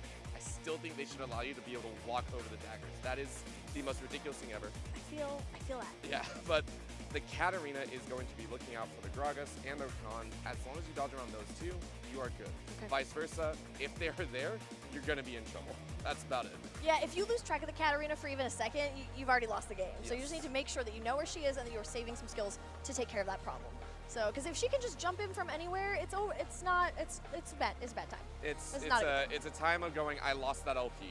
I may have lost like 24 at one point to Katarina. I just went on a tear. Yeah. But I love it. Same time around though, the scaling coming out, the Sivir we talked about a little bit, and that is the scaling part that they have in this competition, right? Along with the Graves, but Sivir scaling up, the crits hurt a lot. You know, it's another spell slinger, it's another kind of bouncy. You want the bouncing blades to hone out. You also great want engage too, later in the game. The on the hunt being an absolute annoyance. So if IWU are allowed to play their game, if they're allowed to scale up, if they're allowed to play that slow ramp up, get to 35, 40 minutes, we could see a nasty fight against Northwood, and I want to see him try and break it up. I just want to see one, honestly, like depending, I mean, and I also feel like, once again, this Invitational is about education, it's about supporting and learning and growing and becoming better people as a result of these extracurricular activities. So, you know, even if IWU only gets that one amazing fight in, that becomes invaluable later because you just competed against one of the best programs in the entire United States, Northwood. So, I mean, we're trying to set the table so that you don't feel disappointed if there's something that happens here. But on the other hand, there is a great level, or there's a great potential for some serious fun success, some fun fights, some fun, interesting, like surprise us. I mean, they have all the components on IWU. They really do. And if they can just make them fit together and be able to keep even the slightest amount of control on Northwood, they can be competitive. Yep. Now it goes to the other side, though, right? Now we get to talk about Northwood and their champions, because it is exciting, right? The Cassante and the top side. I haven't seen a Cassante in quite some time. Me either. But I think LPL, Tell me LPL about TikTok has been ridiculous, by the way. If you ever go see their edits, it's been so much fun. But the amount of getaways that you can do with the ulti, you know, getting over the walls and all, seeing a Cassante come out here and willing to blind pick it as well, saying this is our champion to work with, I'm excited to actually see how that goes down, because it was a Gwen counter pick. As we are onto the Rift already, we were not giving any warning, but the teams are ready to go. I love all the amazing emotes, but we are onto the Rift for IWU versus Northwood for a chance to make it into the bracket stage. Let's freaking go. We got the Yumi emotes, the Gwen emotes, we got frogs, we got Zoes, we got all sorts of stuff, all sorts of fatal items here. So, everybody, how are we feeling, by the way? Are we feeling good? Huh? Sorry, okay. Well, I mean, Smash is currently focused. So, by the way, we do still have a lot of other tournaments running on right now. Smash over there has been playing, I believe it's been over 100 teams has shown up, or 100 players, and so many others have been joining in. It's been grueling for, they've been playing the entire time we've been here. Yep. So Rocket League, you know, had a group stage. We're having group stage now. They've been playing the entire day from about 10:30 onwards to now. It's been ridiculous to watch. They're such troopers. Yep, Smash players have a quiet confidence about them. Izo is actually at the blue here for Fable and is getting, I believe, information for how this one is going to go. We also see the leash coming out of Sharkive. So now Izo knows exactly what the score is and what the pathing hopefully will be for Fable, unless Fable decides to switch it up. So RBM is up there at the Krugs, has already cleared out their red, and now Fable on the Gromp. Pretty standard start here, nothing too crazy. We haven't seen any invades, actually. I don't long for invades, I think it's cheesy, so. Oh, all right, we're gonna disagree on that one. But I do agree, it's very quiet once again. What we're looking at is lane control, right? It's almost always been lane control. Excuse me. It's always waiting for that level 2, level 3, waiting to see, you know, who really gets in the face of who. And again, the junglers have actually all started on the exact same sides. And also, this has been a trend over the last 2 games as well, is always a red side jungler will invade after clearing their top side to try and get some momentum swinging for their own edge. And the blue team almost always gives up jungle control. So we'll see if it happens here once again. It looks like he's pathing down, just like you said, Orbital, just to pop in there and say hello, what is happening, making sure that they have all the components here just to make Fable's life a really big slog. Hopefully we can see a little bit of retaliation. Reppy also making his way down there to add a little bit of backup, maybe some potential zoning for RBM there. Oh, well, Fable's actually not only caught on the red buff, but caught in their life. That is the burn and kill. Great first blood for RBM. None of the things that I said needed to happen because he was already dead. Excellent work coming out of Northwood. Man, I get sad because I think IWU has a lot of spunk and they're very scrappy. And like I said, they're trying to rebuild. They're trying to make sure that they are cohesive. This is the first LAN of the year as well, and I want to see them succeed. So Northwood, maybe can slip you a $5 or something to give them a couple kills. We'll see how it goes, and I mean, that $5 might come in the favor of either top or even mid, I would say. You think? As Agragas is going in the mid lane, this can be a little bit dicey, but if Fright is able to get lane control, you are good. The downside to Katarina, yes, will always have damage. You can bully them out if you play the trades right, if you're able to get the bump, or even knock them back. I think Gragas is probably one of the few that if the Katarina gets too close to the tower, you can cast them in at level 6. That is something that you can do. It's very, very minor, though. So for right now, mitigate the influence that they have, mitigate the ability for Katarina to roam, Right now, though, Fable taking a look, but the junglers are going to meet in the mid lane. This is dangerous. All right, it's the clash of titans, Fable versus really big Meme. We see Reppy come in and join the fray as well. Fright on that Gragas, really just pushing and making it really difficult for RBM to get those resets, but he gets it anyway, and he takes out Fright. That is 0-3 in the favor of Northwood, looking slick as hell. Reppy, RBM. Well done, folks. Very clean. They love it. And now on top side as well, Sharkive getting forced away. This is the other side of it, right? Remember, Izo picked the Cassante blind. There were 2 bans that went out on either side. So Sharkive dropping down to the Gwen. Low HP. You're waiting for that level 6, but you are down about 10 CS. You're going to try and pick up most of this wave. But so far, everything going the way of Northwood from top to mid to bot. Let's talk about, Northwood's experience. They are one of the most exceptional programs currently on the docket for CLOL. And let's just talk about how they understand very well the weaknesses in the other draft. They're poking holes in it, just little holes, because they know that Gwen doesn't have much to offer in the way of sustain until 6. They know that they're going to be able to pull out Fable before he starts, because he's so farm heavy. I mean, Graves really needs the farm, and RBM really wants to throw a wrench in that. Yeah, that is a poke and prod until we find a hole that we can just rip through really quickly. And again, they also had game number 2 to take a look at as well. This is the other thing about LANs that I really, really enjoy, is you get to see the molding of teams across and strategies across the entire day. They will change actually on a dime. Hey, we saw this one player, they look a little bit weaker now here today, so we're going to pick on them.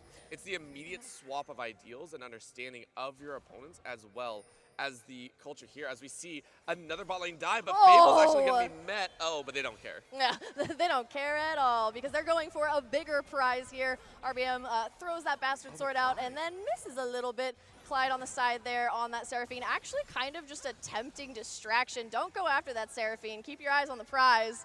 And they do walk away with their lives. IWU hoping to find something, anything in retaliation. But look, even like Fright is now, they have eyes on Fright as well. They know exactly what is going on. This is such a bummer too, because the information is coming in clutch for Northwood. But Fright comes in and manages to get that one down there. RBM is doing what he can, but Chrono goes ahead. Chrono is actually shining Orbital. It looks like we're getting some really good play out of him. Fright, the only standing member, probably not wise to dive that one. Nope, and our worst fear came to light. Reppy has gotten 3 kills. We're going to go ahead and say goodbye. But no, correct. Chrono has looked good. And I want to say that also was done without Clyde. So Clyde on the initial engage, they tried to tower dive. Clyde took 2 tower shots. The arrival of Fable made it too difficult.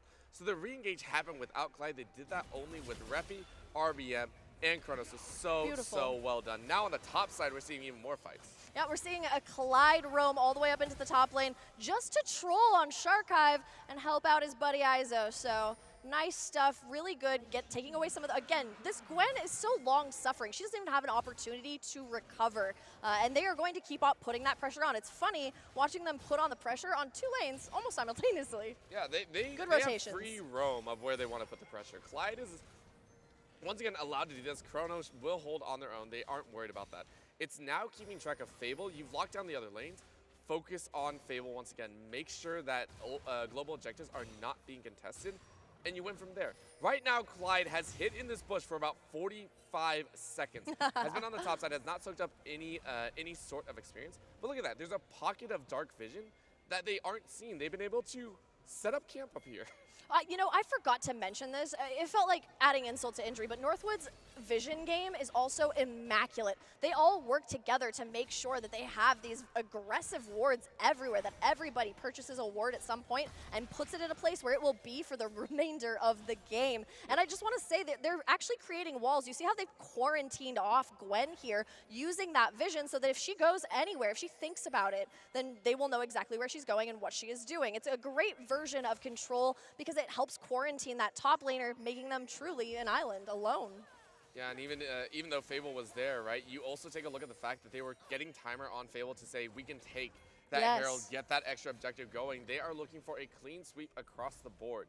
They're already on track for a perfect, and the thing is, I don't normally like to call that out. I don't like to sit there and go, oh, they're going to have a perfect game or anything. No. But it's 6-0, and they have been in control of every single lane that they've gone to. They never felt out of control. That's the best way I can put it here. And we can even see it on Reppy, who has opted to get the Mejai's before 10 minutes. That is how confident Reppy is currently at with this Katarina. That's a level of that's like being Oh bad my at gosh, singing, solo going kill. on American Idol Yeah. level of confidence here. This is incredible. I'm actually really excited. We love a good Dark Seal, and then committing to the Mejai's as well. Just says, hey, I think I'm just gonna kill it. I think I'm gonna win this one. It's funny how shocked you were. You were almost offended by it. You're like, man, really? Listen, as a mid laner, I hate seeing my laner come back with a Mejai. It's like, it's so demoralizing. It's like, really, you're gonna do this to me? You're just gonna get some free stats for all those Yeah. kills that you have as well in your pocket. It looks Oh so my good God. though. This It Katarina does. is functioning exactly the way that we wanted to. The other thing too, it almost feels like Chrono and Clyde were like, how dare you question our efficacy? We are going to roam. We are gonna get some kills. We are gonna dive, and I appreciate that. Again, Oh, yeah. fueled by spite. Spite makes everything work. It Right now, truly. we are getting into a little bit past 10 minutes, and we can see the gold is also going quite heavily in favor of Northwood. That is also coming from the plates. So far, they have not dropped a single plate on their end. Every single lane has been pressured forward. So this extra gold is starting to roll in. It's about 5K in the lead right now, and I don't think that's changing anytime soon. Instead, it's going to continue to grow. You get it? Oh, okay, so Chrono is set on a little off timer, but I don't think that's going to matter too much. About 15 CS up right there. All right, so a little bit on the offside there, but this is not going to cause any issues at all. I think this is actually, listen, unfortunately, they have scooped up every single objective. They have, they're all significantly further ahead in farm. It's starting to look, well, other than the Recon, but it's starting to look a little bit demoralizing for IWU. But the fact that they made it here at all, like I said, it's pretty great. It's about the education. Oh, Shark Hive. Such a bummer. But also we see Izo go down, and that gives Fright a little bit of a breathing room to be able to make a couple of plays, hopefully. Well, the thing is you roamed up top to help, but you left the mid exposed, and this is what Northwood does. They choke you out. You make one play. You think you're safe, but it's not. Down goes a Herald, and now they're going to try and possibly fight back. All right, let's see what happens here. You see a power core. Oh no. All right, just kidding. I thought something much worse was going to happen there. I did too. Yeah. I did too. With the tower falling that quickly, I was like, they're going to engage, I feel like. I feel like they're just going to jump and try and get some kills on the tower. But IWU actually backed away from that. So rightly saying, we don't want to engage there. There's no reason to engage at this time. Because there's nothing to get. There isn't. And with Dragon coming up in 40 seconds, you're like, okay, we don't want to expend any specific summoners. Let's keep it all set. Let's look at the next global objective. And deeply compound your losses as well if you lose the Dragon. I wouldn't call this a turret dive so much as a retreat on the side of IWU. We see RBM get that reset and then just head out. I'm out, guys. I got the kill that I wanted, and I'm out. And they're just walking away slowly. Oh, we did actually see a death come out here for Cassante Izo in the top lane. Yep. Sorry about that, guys. I'm a little bit behind all of us here. Reppy, 4-0-4. This is starting to get pretty scary. Poor Ruthless. Oh, but does dash away from it. Oh, no! Flash is on the other side. Oh, no. Poor. The idea was good, though. You It want was. to get away from the dagger. It's just, again, it's swimming up a creek without a paddle. It was the best of the options you could grab, but Northwood were ready to go. With that death as well, it now leaves Dragon completely open to be taken. Northwood should have no issue gathering this second Drake. They should be able to collect it, and now look to continue pressuring either mid or bot side. Top lane, yes, you want to look at, you want to knock down. It's not necessary. You are strong in all the other lanes. Have fun with it. Oh, no, Reppy. This is what you do. You just go for no. kills. Reppy, yes! Izo, why you do this? Yes! Izo said, Reppy, you get nothing. You're not allowed to get any assistance. I love it. You lose, you get nothing. That was very funny. Like I said, showmans until the end of the day here. Trolling your own teammate, that's a pretty bold move, but when you are this far ahead, I think Northwood is looking, I think they're looking to have fun in this one. They already understand IWU's play style, they understand what they're looking for, and I think they've already got their number. It's been, and that's what Northwood does best. So again, the way that I see it is in the first about 4 to 5 minutes, you get a good understanding of what laning is going to be like. You understand, is the opponent going to be pushing up? Are they going to be pushing back? Or are they going to play that standard, you know exactly how the lane is supposed to go? Yeah. You get that feeling from the opponent. And Northwood are so good at kind of picking at you, making you second guess your own movements. and their macro is on point as well. You can see here, it's immediate rotate up top. You have a couple more seconds. I don't think you're going to get the extra plate, but at this point, you have gathered a grand total of 13 plates. It's such a pointed strategy. They really don't waste any time at all, ensuring that every single step goes somewhere that it's being as proficient as possible. So Fright, unfortunately, it's hard to play by play because it is a slaughter. This is a genuine slaughter. We're 1-14. We're at 14 minutes here, and Northwood essentially has the game in the bag. However, actually, there is no however. I'm just going to let this one play out here. We see the platings here. Look at the actual difference in platings. 350 platings for IWU. Shield on the side there, and then 2.3K in play. This is a pretty devastating situation right now for IWU. But hey, why don't we talk a little bit about IWU from a personal perspective? I mean, these particular players are really, really good friends. I've said that before. They really, really enjoy each other's company, and I think that sets the stage for mass improvement. They enjoy spending time together. They have a really open feedback, so listen, it's not always about winning. No, not always, and I agree. When you're rebuilding, when you're trying to build up a program, a lot of these schools are just hoping to get the experience and get it moving forward, right? So yes, the players may be leaving within 3 or 4 years, right? Some community colleges, like we actually have one here, I think. We do. Wabanzi is actually here as well. They're playing in Group D, and they're a community college. You were talking with them earlier, I believe. They're great. They're actually incredible. Like, having only 2 years means that you want to swap out. So they have a couple of subs that they'll be swapping in and out during their games just to give them playtime and development. I mean, that's talent development for you, and I think IWU is one of the most, one of those community-oriented schools, and they love to see that talent development. So this roster was never meant to come here and just absolutely destroy one of the better teams in the league here. They were just meant to come, learn some lessons, and fight with the big sharks. In this case, Katarina. Yes, Katarina is a shark here. Now 8-0-5, has full stacked Medjais before 16 minutes. That is brutal. They have played it, again, on the nose. They are not stopping with this Shelly. Honestly, or Kelly, I believe, as we have said, this could, oh no, it's not. Okay, so it wasn't broken very quickly. I was hoping we'd get Dancing Kelly. Oh, that would have been fun. But it is not going to be so. They're just going to push down Inhibitor down, which is going to be brutal to try and clear with only level 9 and level 10 champions. This is Northwood saying, we will not stop. They're not just rotating to bot side. Okay, they're going to the Hextech gates. Yeah, and this is actually not like an artificially drawing it out. They're really just trying to be safe and make sure that they win this one and don't give IWU. I mean, this looks great on your KDA as well. Like, as a team, this makes you look like absolute superstars. So I wouldn't say this is KDA padding because it's not totally safe to be able to bum rush that Nexus quite yet. They want to clean it all up. We're but not it's going to be stop messy. You.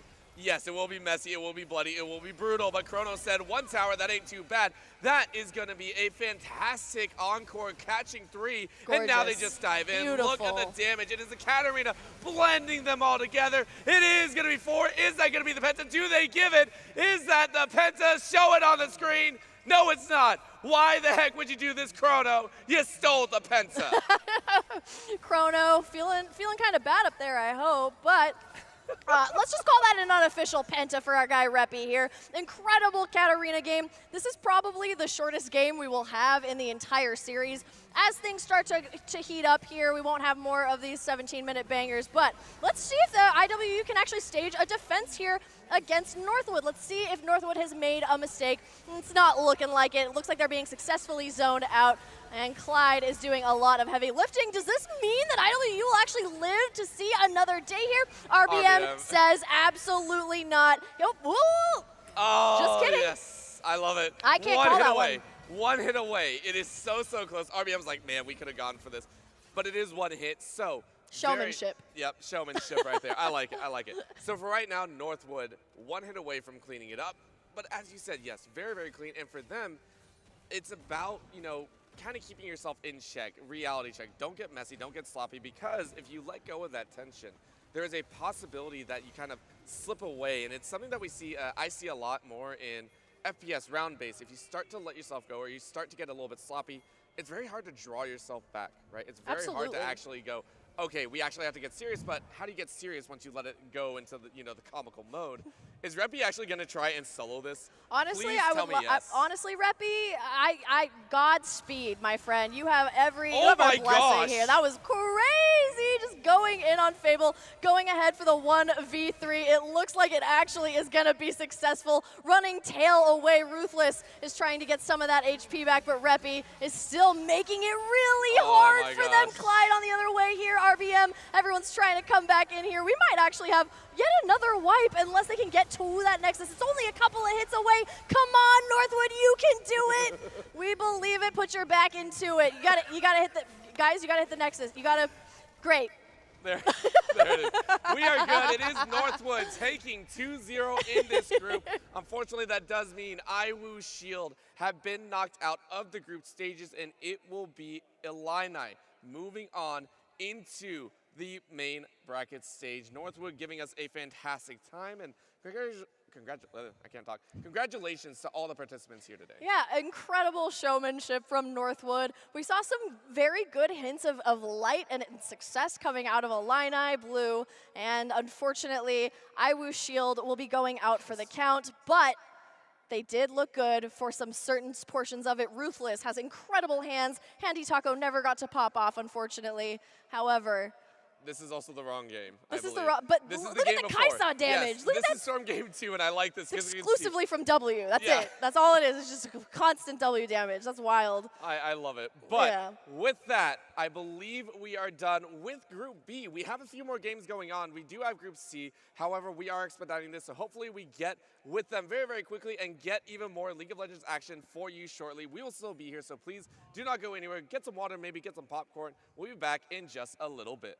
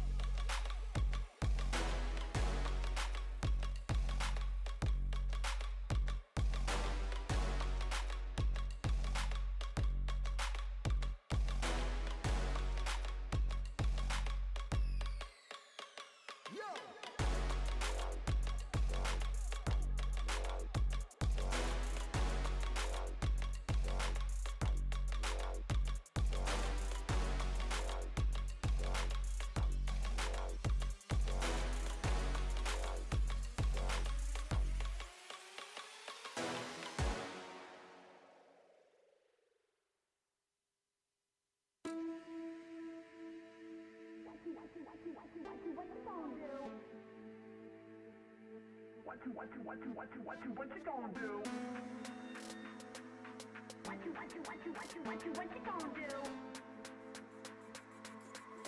What you gonna do? What you gonna do?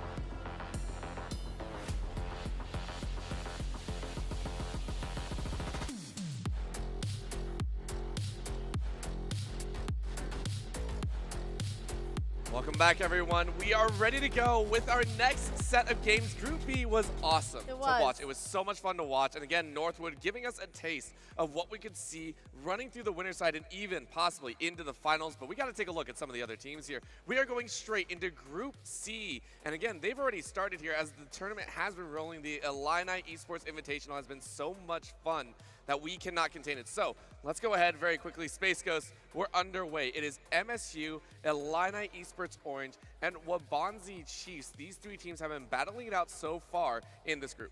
Yeah, and it looks like Wabanzi has dropped one game. I believe that we played offline. But listen, Wabanzi is a 2-year college. So that's a pretty incredible thing that they've made it here. They've decided that they want to try out this LAN circuit and put their 2-year college program, community college program, out there just to see, just to get some more heads looking. I mean, get some people, you know, some scholarships potentially in the future. So an esports program for a community college is incredibly beneficial to a student body. I think in general, esports, right? Absolutely. It's something that's been going, and of course, for those that have been in the esports scene for so long, it's like, oh, you know, it's been around forever. You know, all these schools have.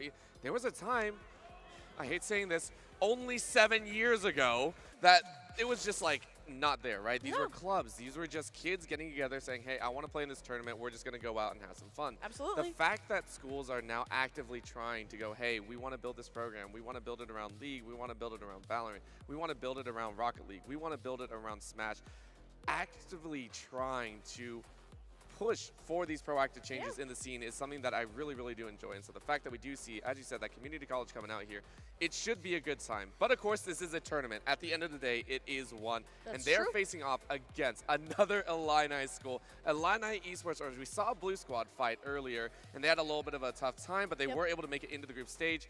This time around, Illini Esports Orange, they are looking fierce as well. Yeah, Illini, so, you know, Illini Esports Orange and Illini Esports Blue, these are the two teams. They're actually kind of, they don't really have so much of a B team, to be completely honest with you. The last team that we watched, Illini Esports Blue, they're more of like a group of friends who want to have fun and, you know, do an extracurricular and learn a few things and get a little bit better. Whereas Illini Esports Orange, they're a little bit more competitive. They've been scouted, and they did some auditions to get this team together. So this is a rebuild year. They just started playing at the beginning of the semester, and their strength so far is they like to play out of the box, which it means a lot of things, but I promise you some kooky picks this time around. I love it. And for Wabanzi, a squad that, again, is a community college, is coming in here with a bit fresher faces.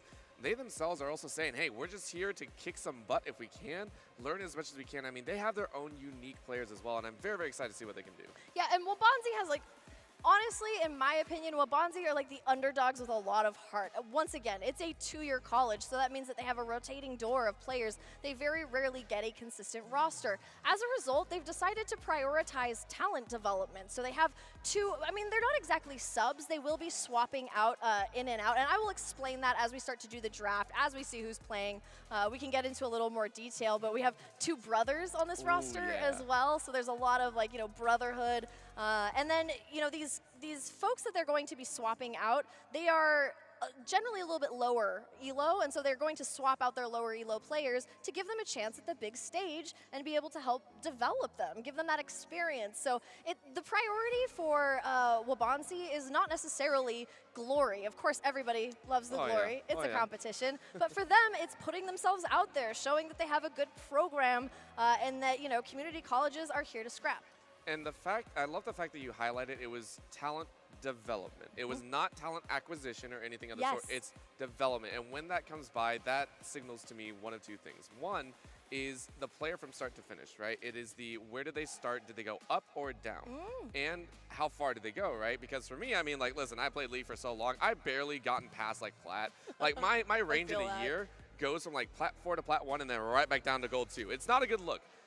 But in a esports program that is specifically focused on talent development, if you're bringing someone fresh to League, say like a player that is silver saying, hey, I want to learn how to play, and you can develop them into such an exceptional talent in 1 year, that is ridiculous to me. If that is something that you can progressively get better at, it also means that you're now fielding not just players, but coaches, analysts. You're looking at the positional coaches. You're looking at maybe even other production talent as well. You know, you open up so many extra doors. It creates an economy. It does. And not just that, you're looking at the helpers around the scene, right? These players that, you know, may have just been here for 2 years might want to come back as the staff, and it's a phenomenal setup there. Yeah, and that's exactly what they're hoping to build upon. I mean, this is a really hard-earned program. The way that you have to be able to implement an esports program at a community college level, I mean, there's little funding, there's very little support. You have to prove yourself prior to getting any support from the school. So, I mean, they've been through a lot to get here,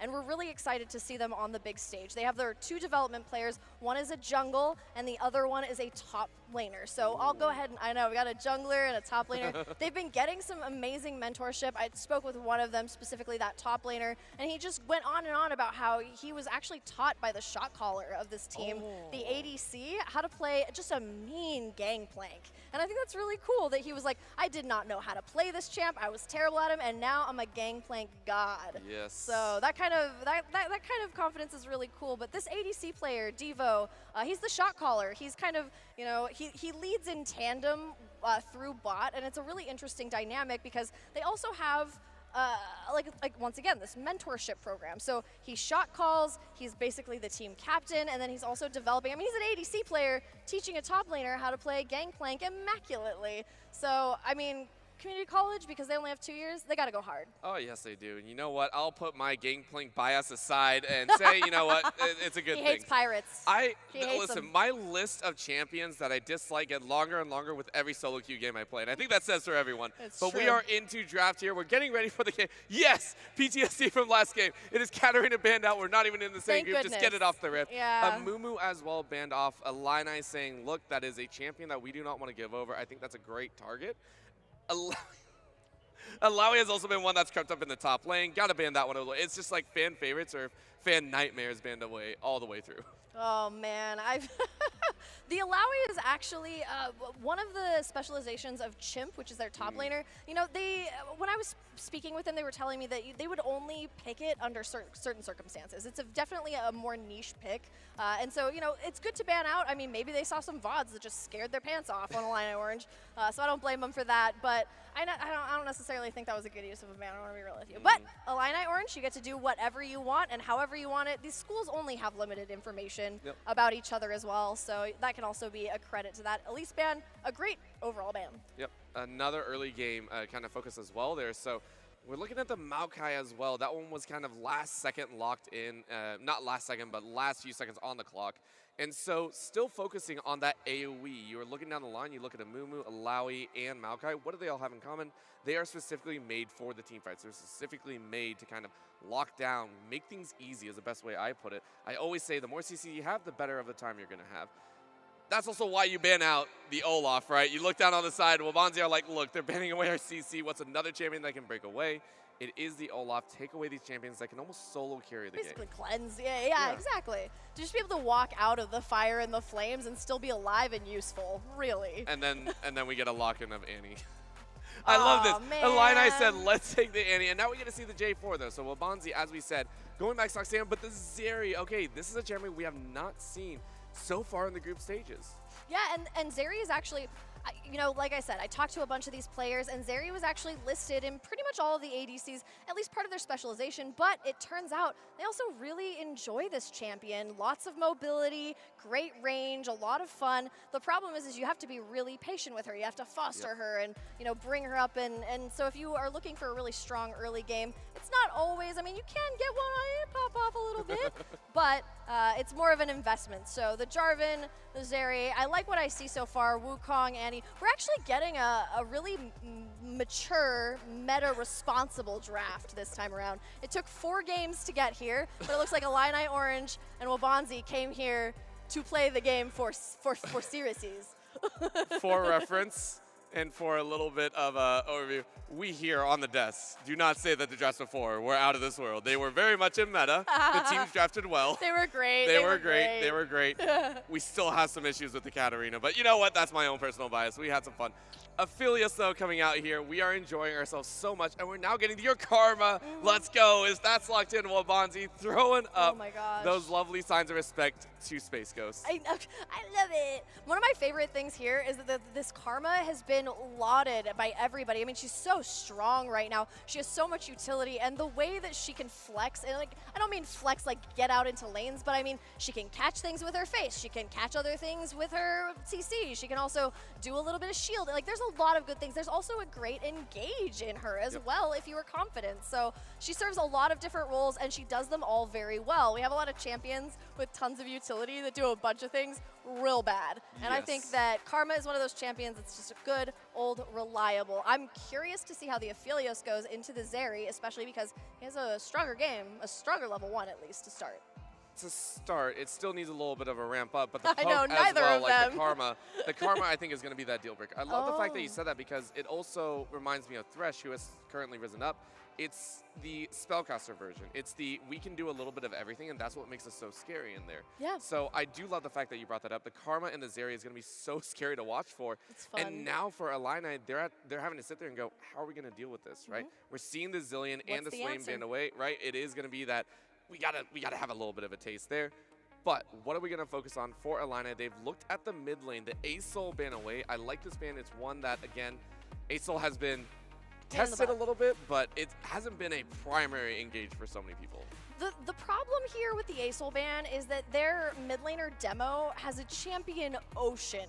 He is basically the bedrock upon which the Wabanansi Chiefs feel very confident. So the thing is that his champion Ocean, you're banning towards something that, like, maybe he played impressively before, but I also don't expect that these two teams were chatting with each other and just talking up a storm. So it's still a good ban, though, because ASOL is incredibly strong as well, and people are having a ton of fun playing him. And in fact, you discovered a really interesting interaction. Or it wasn't even an interaction, it was the 1% Dragon Lee Sin. What was that one? Let's see. Are you talking about?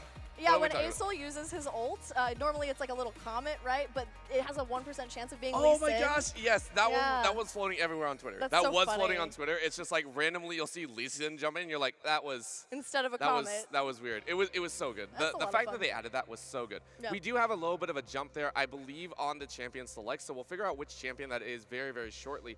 But the one that catches me is Wabanzi are going for the J4 in the jungle, but it's a Sejuani top lane, which again, starting to make its rounds a little bit more. We've seen it tempted by a lot of top laners in the collegiate scene. The fact that we get to see it here, though, is going to be very testy because, again, it was a blind pick. So now it is that Orin on the top side just meatballs all the way around. Yeah, so we got two spicy meatballs in the top lane. I think that'll be fun, actually. And also, all right, the draft is starting to make me nervous because when we see anything that even remotely flexes into another lane, it usually ends up there. But I guess we're locking in Aurelia, which is a pretty neat pick. I'm expecting to see that in the mid lane, but I also don't necessarily think that that's great into Annie. Yep, yeah. Well, we did get word. So that fourth pick, the one that you see as just Helmet Bro, is actually Syndra. So this is actually I want to say a good counter pick, at least in my experience. The Aurelia, the Aurelia has a decent matchup, usually about level 2 or 3. The Syndra is on safeguard duty. You have to have the Scatter of the Weak ready. You cannot go aggressive, and it's just that bruiser tactic. You are more or less just playing safe, playing to stay alive until that mid to late. Yeah, and maintaining your lane, shoving when you need to. You're basically at the whim of your jungler, right? Yep. And hoping to be able to shove and be able to make any sort of roams or anything like that. So I kind of assume that Syndra will be babysitting for a lot of this. We hope so. Yeah. We hope so. If not, there may or may not be a problem, and it does at that point fall on the Aurelia. You are sitting there going, okay, is the Aurelia good, or for Wabanzi, can I pilot this Aurelia to peak extent? Am I going to have a good time? It is very dangerous. It is very, very dangerous because if it does fall behind, that Aurelia can be picked on. Now, yes, you will scale mid to late. You're going to be a bomb. But what happens in between the early and mid game? So we do have to watch out for that. Okay, so I want to clarify that when I spoke with Bonzi, the big, I was like, what pick makes you go, ooh, we're gonna win? And Aurelia mid was the one of them. Really? Yeah. Yes. So, and you know what that means. That means that this champion that has a high skill ceiling and has a chance for very serious mechanical and impressive outplays may actually be able to overcome this hurdle. So I do want to warn you about, as my co-caster in advance, that I did speak with them about this Aurelia, and highly technical champions like this who have a lot of mobility have the capability to overcome even the worst matchups. And I've been told before that Demo, who is their mid laner, literally always thrives in these losing Aurelia matchups, which is a kind of a hero story. So I might be setting him up for failure. I sure hope not, but from the horse's mouth itself. Listen here, we at the desk also do love to cast a curse everyone that comes onto our games. It is very important that we at least get one of them, and so someone can come yell at us later. So we are saying that the Aurelia will have some problems. But I love that fact. The fact that they have laid their hands on a very strong technical champion, you now see where the entire composition revolves around them, right? You take a look at the top lane, you saw the Sejuani being picked up. It's not standard by any stretch of the imagination, but you lock it in for the mid to late game CC. Factor into that, you blind pick J4. Hold him down. Everything Stun lock. Yeah, it's just work for the Aurelia. That's what I feel like. Fun. That's, you know, I didn't even, sometimes it takes a minute for your brain to catch up on, like, you know, how these champs are going to interact, but you're 100% right. This is literally a stun lock to keep them in position in the same place so you can layer down all of that damage. This is going to be, that's actually a very fun, interesting combo, and I'm kind of excited about it. Yeah. They are built around this Aurelia. It is, and then tap onto that, the Karma as well. Oh. Everything just kind of falls into place. You have the backline, you have the excess, but they do have to get to that point where they can actually pull it up. They have to get the combo off, too. Yes, absolutely. There is good disengage on the other side as well, because the Ornn, yes, the engage with the Ornn Horn is good. It's also great for disengage. You get to slow everyone down. You get to make sure they don't get a run amok. Keep the people Wukong, safe. Yeah, the Wukong will keep them safe as well. The Syndra Scat of the Week.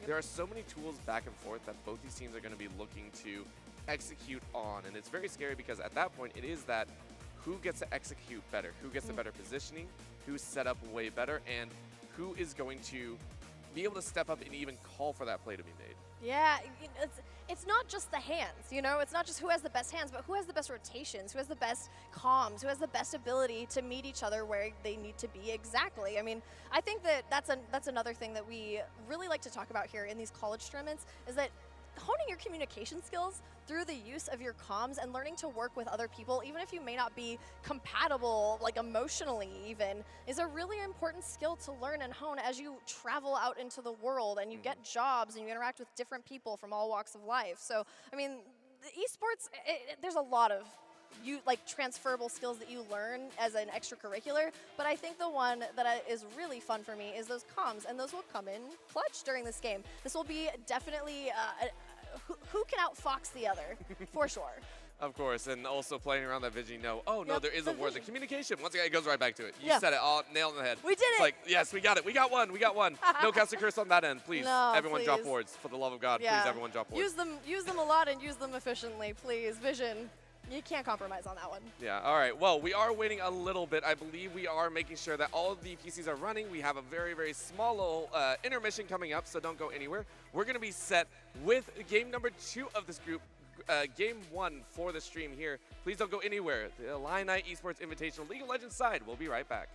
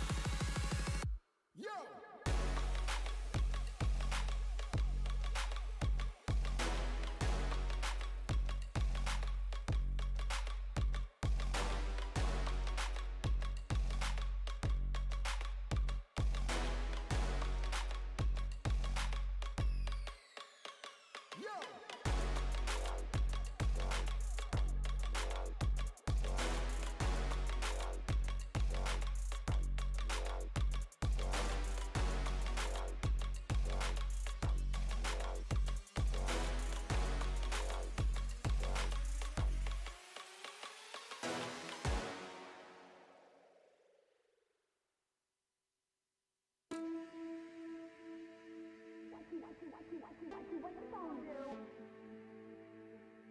What you gonna do?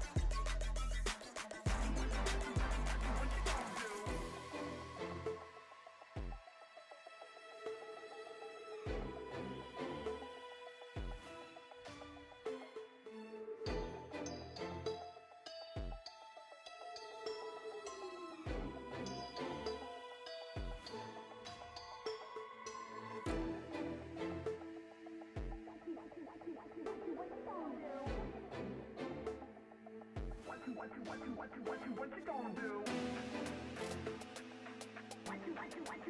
What you gonna do?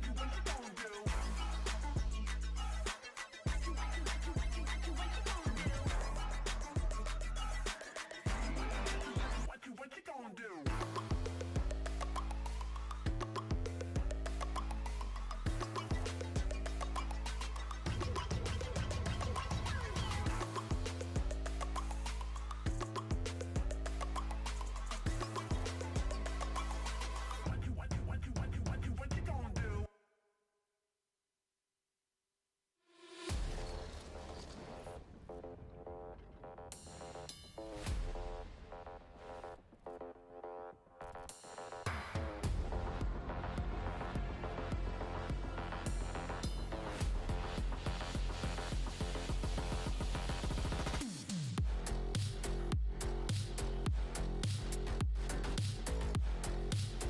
And we are live, ready to go with the game. I'm excited to get in as teams are on the Rift. Once again, it is...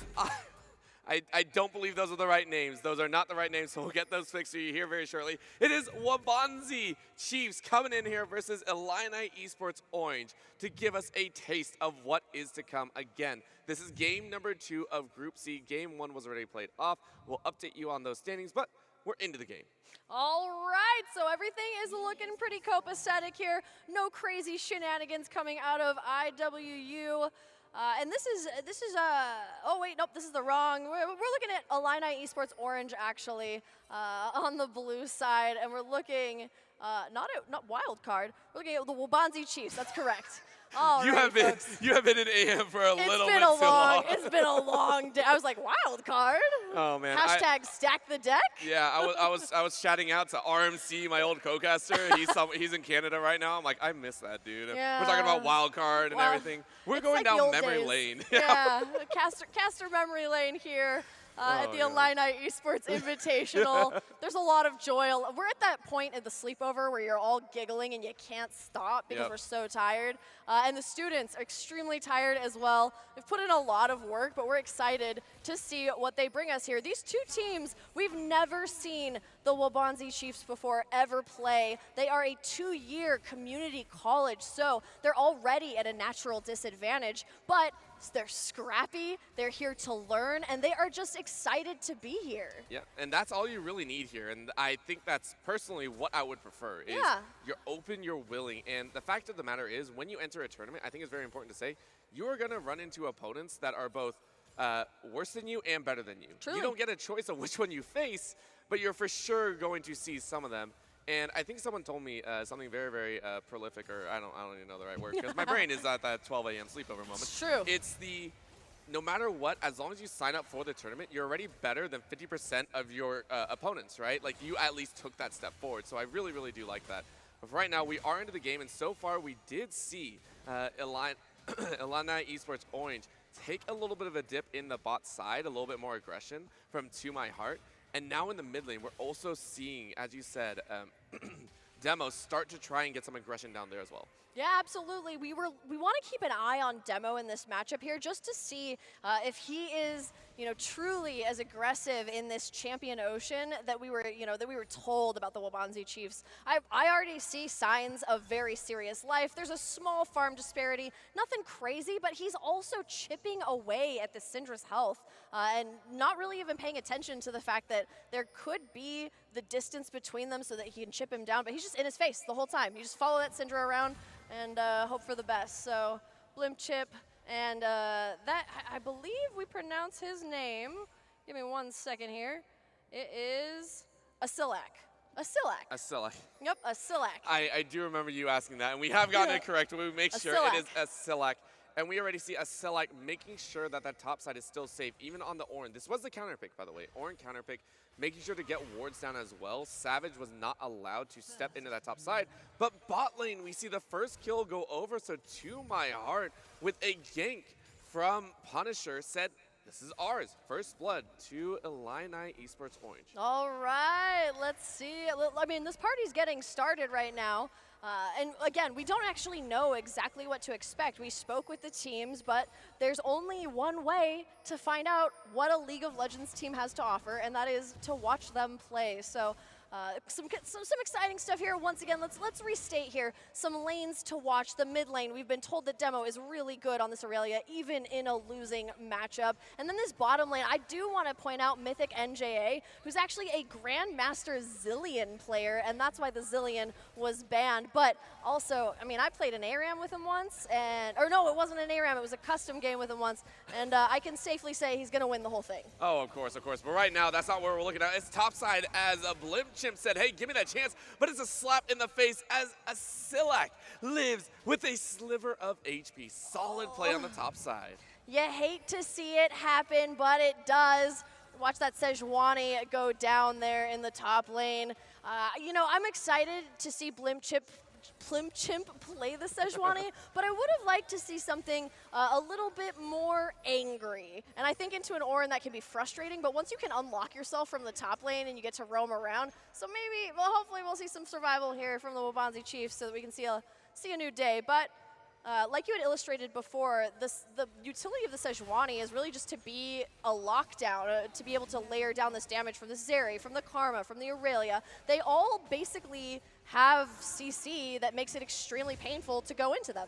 It is, and it becomes very apparent when the team fights come around. For right now, though, Wabanzi Chiefs are kind of stuck in this push and pull scenario where they do have to make plays like that. Sweat getting pushed out without flash, and with the roam down, this is a very solid play. Yep, Kari Sweat does get caught out. Oh, my oh no, Lord. a misclick. What a bummer. That was beautiful work coming out of the Wabanzi Chiefs, though. Good follow-up, good, all of that, everybody. I mean, the whole crew showed up to make sure that that one got locked down. Good stuff. That was a misclick. Did you see it? I saw it a little bit. That was a bummer. Right. Yeah, no. We go ahead. We give you one freebie. We say you can get one. After that, we start calling you out even further. But it was a great roam up because, again, as you said, all five. And there's a tendency when you roam all five up, you are sacrificing usually lane presence, XP, and gold. Yeah. The fact that they're willing to push that far up and grant a kill over to Blimp, whether you wanted to or not, it is a huge investment in team coordination. And so for the Wabanzi Chiefs, they're saying, look, we are focused on keeping our team together. Yes, making it a team activity, honestly. You see one of the guys actually, falls down, and they want to make sure that he is able to catch up, that he is not spending his entire top lane for the rest of the game on the back foot. So great stuff, actually reaching down and pulling up your teammates. That's the spirit of League of Legends. At the end of the day, it's the spirit we can never really seem to fully get on board with. And we just saw another kill go down, as I believe it's a 1v2. Yeah, Asilak on the top side is actually 1v2ing. If we can get a pan over there, I want to see what's going on, as the Sejuani is now down on very low HP. That's crazy, right? Yeah. A 1v2 by Asilak, of all things, now leads to La Punisher looking on the bot lane, and hoping for another opportunity. All right, let's see if Wabanzi will give it to them and actually allow them to get a couple more kills cleaned up here. Illini actually looks really good in this, and not just because of the kills that they have, but because they are essentially baiting Wabanzi into taking these engagements. And when they have a perfectly good turret to, retreat to, there's been a lot of essentially just getting, not even caught out, but tricking them into getting caught out. It's an interesting tactic here. It's a solid one, and again, you take a look in mind for the side of UIUC or Illini, their composition does not exactly field a very big early game fight. This specifically why Demo pops off and gets a kill in the mid lane solo, by the way. But the composition does not lend itself. You're actually banking on the ornaments to come out. You're banking on that Syndra to get really strong. You're baiting on the Aphelios to become a late game powerhouse. You're not supposed to win the early game. So the fact that they were able to pick up 3 unanswered earlier on is very, very important. Now they're looking for even more with Savage Demo coming to the bot side. All right, let's see if this is a surprise to them. It does look like the knockup is a surprise. The Cataclysm comes out for To My Heart, and it looks like the boys over at Wabanzi are going to come out on, oh, nope, sorry, this is Illini coming out on top. This is the home team here for the Illini Esports Invitational. My apologies to Illini for mistaking that one, but incredible stuff and incredible control. Clean as hell. Yes, it was super clean, and the fact that it was a triple just gift wrap to My Heart might say, let me split it into 3 to give it to everyone there. It was solid. You can now see the goal differential skyrocketing. I got right so there. excited about Wabanzi. I was like, yeah, no. Yep. It's the home. And actually, to be completely honest, in the Illini, We'll take I can't a moment. do it, Orbital. Reset, I can't. reset. No, I can't. I quit. No. Illini, to be completely honest, Illini in the greater ecosystem of CLOL, they are underdogs themselves. So to be able to enter their own invitational and to be able to look this good so far, I mean, that's a point of pride. That's a point of home team pride for them. And I'm excited to see what they do with this lead here, because it's really easy to throw a lead away when you've got a team like Wabanzi that you don't necessarily understand what their avenues for recovery will look like. Of course, and with that situation underhand, it is all about that first read, right? Especially in a group stage like this, you have to read people off the bat. The fact that it was a re-engage, it was a reaction from Le Punisher following behind the J4. It was cool. You say we're good, so very well done on their end, and now they have the initiative. You can now see Mythic NJA roaming around on the city at level 6. You bring a lot of power behind it. To My Heart already has a Noon Quiver and so much extra. You know that they can hold on their own, which is why we're seeing this top lane engage. Yep, all right, we see the Ornhorn come out, and Le Punisher is once again back on it, knocking airborne. That Jarvan goes down as well, and Blimchip finally falls to Le Punisher. Things are starting to heat up for Illini Orange here at the Illini Esports Invitational. That is a mouthful when you are exhausted. This is incredible. I do want to... Bot lane as well, wanting to get in on the action. Toot that horn. To My Heart takes a 1v2 win. Wow, Illini Orange coming in extremely hot. Wabanzi needs to make some very serious and very swift adjustments to the way that they are currently playing if they want to stay competitive in this one. Le Punisher is on fire, by the way. This is this player is literally doing all of the table setting for the rest of the team to thrive. I've actually had the pleasure of casting Le Punisher Really? before, so I've seen them before, and it's been in some of the not so I don't want to say like AM or CLOL, but in some of the other collegiate leagues that have been around, it's been very, very fun. He's very, very aggressive. He's always on edge and always ready to fight it out. So the fact that we are seeing a difference here and seeing Demo try and get in their face leads itself to a difference, but that's a dive under the tower. It's now going to be a win. Demo! Demo's able to pick it up, and you'll take that 1-for-1. Absolutely. Le Punisher gets just yet another thing to add to the list of accomplishments. Let's see if we actually do get a good engage here as well. Looks like the Hextech Dragon is just going to get taken out. And, you know, Wabanzi showing some really good signs of life here by prioritizing these objectives in the absence of being able to meet Illini during the lane phase. Yep, and it's getting dicey once again, right? Yes, we see Wabanzi always looking for those opportunities, but Illini Orange have been on top of it. Once again, they took the early game. They said, okay, we see Wabanzi getting aggressive, but some ganks went awry. There were some moments where Wabanzi dropped the ball, and the thing is, League of Legends can be one of two things, right? Or one of three things, I should say. You can play out till late, wait till late game, and then try and steamroll each other there. Or you can go aggressive in the early game, take the proactivity, and go forward on your own. Third, is punish mistakes. Always punish those opportunities like this one Looks here like as it. Demo gets another kill, another solo kill, I might add. Learning to punish the opponent better and better is what distinguishes some teams from others. Yeah, we might have a bit of a hero player here in this Aurelia. We have seen his ability to just punish every single time, but oh man, the order comes out. Another punishment for Blimchip, who is having just a rough go of it on this top lane. Set up a tent, Illini is there camping. Blimchip, honestly, it's a compliment, man. Try not to take it personally. I just think you're a threat and a problem, so that's just the way it goes sometimes. I do want to point out, by the way, that Le Punisher has a really fun reputation among the team here. I got to speak with Mythic NJA about their relationship with Le Punisher, and they said he does whatever he wants. He's hyper independent. I kind of likened it to like the Dennis Rodman of the team, oh my gosh, just because really just goes out, puts his all into the game, and then disappears into the moonlight, only to come back like sometime a week later to play for the team. Hilarious. I love it. I love the fact that you're able to pull that off and be able to be that hyper independent. Yeah, and as a jungler, that's actually extremely necessary, right? You really do want that hyper independence because yes, we can talk about shot callers, you know, for the side of Wabanzi. You're talking about Devo in that bot side being the shot caller. I will always personally say that I would prefer to have the shot caller in the jungle or in the support role. Some people, you know, can correct me on that, but they have so much influence over the game. The fact that your jungler feels confident enough to make these plays on their own, yes, that's what changes the game here. As we did see a couple more kills go down, it was a slightly large difference. As now taking a look here, it is going to be a bit more pain as bot lane tower is going to fall. We did see Demo get another solo kill, now up to 4 in that mid lane. It is now time to drag that solo kill goal that you've had for so long into other lanes. Yeah, absolutely. Chad Tibbers falls, and it looks like things are getting just a little bit darker for Wabanzi.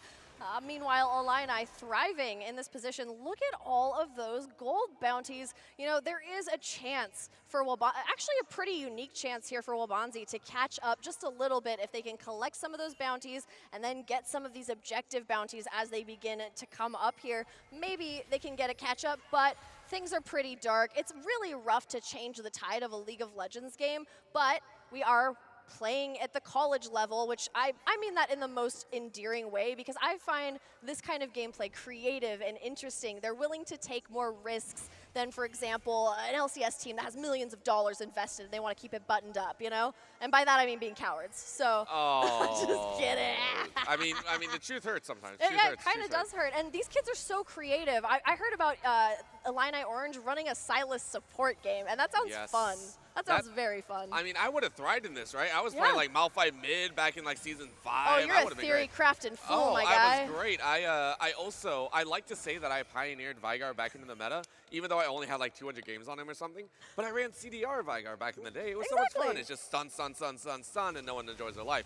But what we are watching is Wabanzi fighting for theirs as they are looking to get control over that jungle once again. We are starting to get to that point where, again, as you can see, Illini is saying, we are strong. Let's fight. Let's get our butts in these lanes and take what we feel is ours. Yeah, we didn't spend all of this time humbly farming champions to be able to just not push every possible advantage. And we're watching Illini very much kind of like Northwood choking out Wabanzi here by taking away their resources. Once these turrets begin to fall, you gain access to the enemy's jungle and you're able to just clear it out before they can even really look at it. And that becomes extremely devastating, especially to a Jarvan that just is starving, essentially. Of course, and Jarvan is also, you play the Jarvan for the early game. The fact that Savage Devo has been locked out this hard does set Wabanzi back quite a bit, and that's why you can see him chasing right now. They're chasing after the single kill, and they just gotta get something. Sweat is down, and yes, you are 100% correct because bot lane was currently being taken by the side of Orange. They have been on point. They sacrificed their, unfortunately, Sweat, who is currently 0-5, now 0-6. You sacrifice that mid lane, you go, we got Dragon and bot lane tower out of it. Yeah, Pakari Sweat is actually having a rough go of it, but meanwhile, Demo is actually this incredible light in the darkness. It's often, you know, teams generally fail together, but I'm actually pretty impressed. They're almost making good on the promises about Demo being an incredible Aurelia player, but there's plenty of game to go around. this is a great way to regain some of that tempo that you have lost.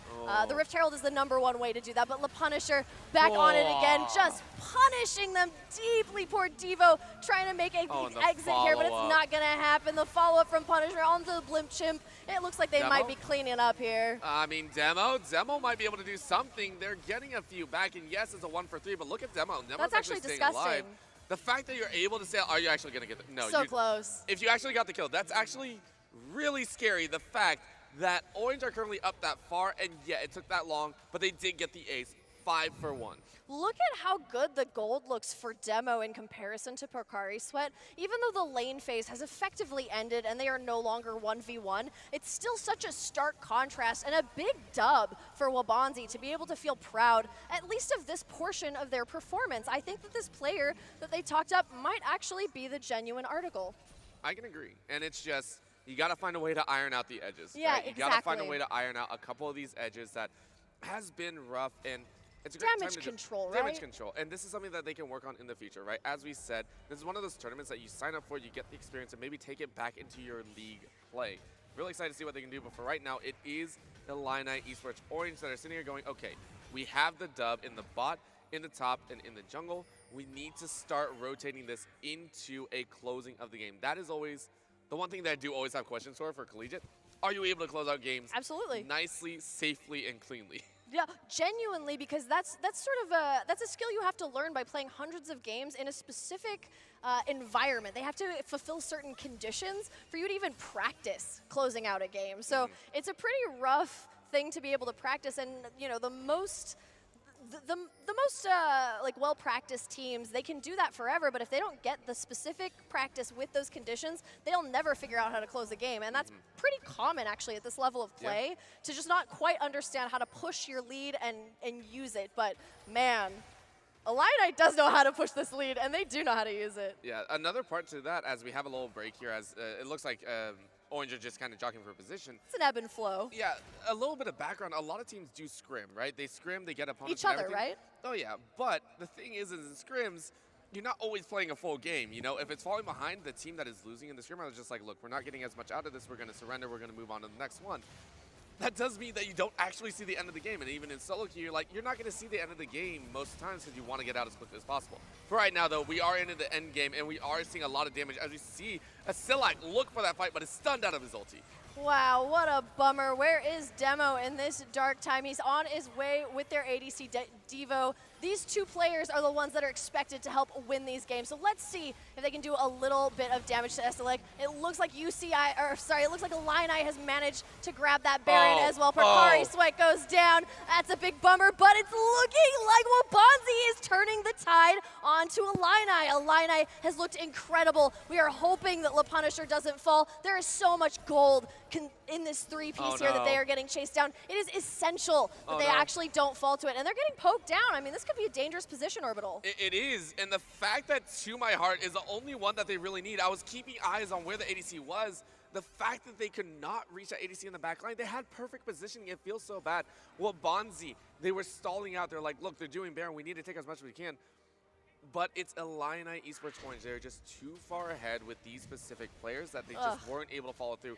That is the very definition of gold sleeving. We just had too much gold that you can't do anything about it. Isn't that the truth? It was actually a beautiful depiction of that thing. We don't have enough items to be able to numerically overcome what you are serving us. So, I mean, a good retreat, though. The lack of greed coming out of Wabanzi belies a level of maturity that I think, once again, 2-year program. So the fact that they have such good, mature players in this is a really, really bright spot, especially for 2-year college programs coming up here. I think that they are doing a great job of representing their program. And Illini Orange, I mean, they are hosting this thing. It is essential that they move on to the next round, or you just kind of become you can become a meme if you lose your own invitational, to be completely honest. Oh, okay. That's, I mean, yes and no. Listen, I've hosted my own event. I didn't play in it because I knew I'd get smashed. I was like, I'm not doing this. I'm not touching this with the 10-foot pole. Yes, I will steal the desk away, though. That's what I said. There is a crazy, oh wait, no, it's not crazy at all, actually. Not just yet. We are waiting for the teams to really get in front and take a look at where Sweat is. You're looking at that scout of the week to set things up, and then the Punisher will follow after, or an anti-stun. Those are the two that you want to watch for, the insta-stuns and the insta gives is what you want. And then after that, we want to watch for Wabanzi. Can they keep Zeri alive? That's your hope. Draw the fight out as long as possible, and then also let Demo get in their face. And Wabanzi seems extremely dangerous. Even at a 10-gold deficit earlier in a team fight that we had, they still managed to clean up 2 members of Illini and then walk away scot-free. So there is definitely some skill involved. This might be the last push, though. This Baron buff is doing a ton of heavy lifting. You see that Cataclysm come out there, but there's just not enough damage coming out of Wabanzi. But they still are putting up. I mean, they've already taken out To My Heart. That was their huge #1 that they wanted to get down, and now he's been collected. It has been collected, and now for more, that's the ace for Illini Esports Orange. They had 3 members left alive. That is plenty to take the rest of this series, or in this game, and they've done so well. 22-11, Wabanzi Chiefs, they fought hard. They fought valiantly, but at the end of the day, it was not enough. They are now 0-2, and unfortunately, it does mean it's a very rough road ahead of them. Oh, maybe we get another chance. They're coming back. They're saying no, we ain't ended this yet. Wabanzi's last stand. Wabanzi is putting it all out on the table there and deciding they don't want this smoke. They don't want their Nexus to light on fire. They still believe in themselves. Well, let them show us, This is also a caster curse on my end. I was like, yeah, that's going to be it. No. Of course. Dead timers. They had to prove me wrong. Oh, a Silic.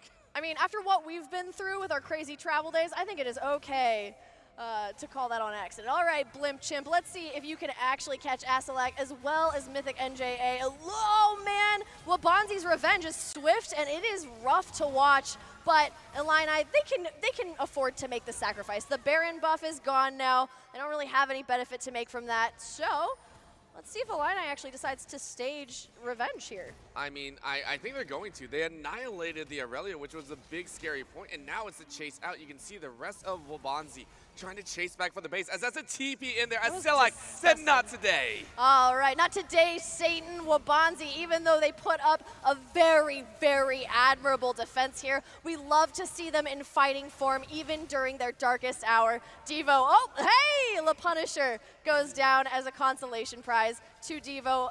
Your KDA looks great, Wabanzi, but unfortunately, Illini is going to move forward in the own Illini Esports Invitational. Of course, and now we also get to see a chance for the teams to fight for first seed. Now, to take in mind, yes, both of them passed, but you want a better seed. You want that epic first seed because there are so many other strong opponents. So taking a look at what's going on, we will have one more game here in this group. It will be MSU versus Illini Esports Orange, and I mean, those are going to be some good games, I think. It's going to be a lot of fun, especially because, the whole game is going to be a stat check for what we can expect from the future from both of these teams. We get to see how they interact with each other and how they play against each other at a higher level. We've had some stomps today, and that's generally what happens in a group stage. I think we'll see something a little more competitive for this one, so that's something to look forward to. I hope so as well. So we'll go to a very quick break, and we'll have the last game of Group C ready to go, as well as our last game of the day. It's been an awesome time here at the Illini Esports Invitational here at the State Farm Arena. We've had a blast, so please don't go anywhere.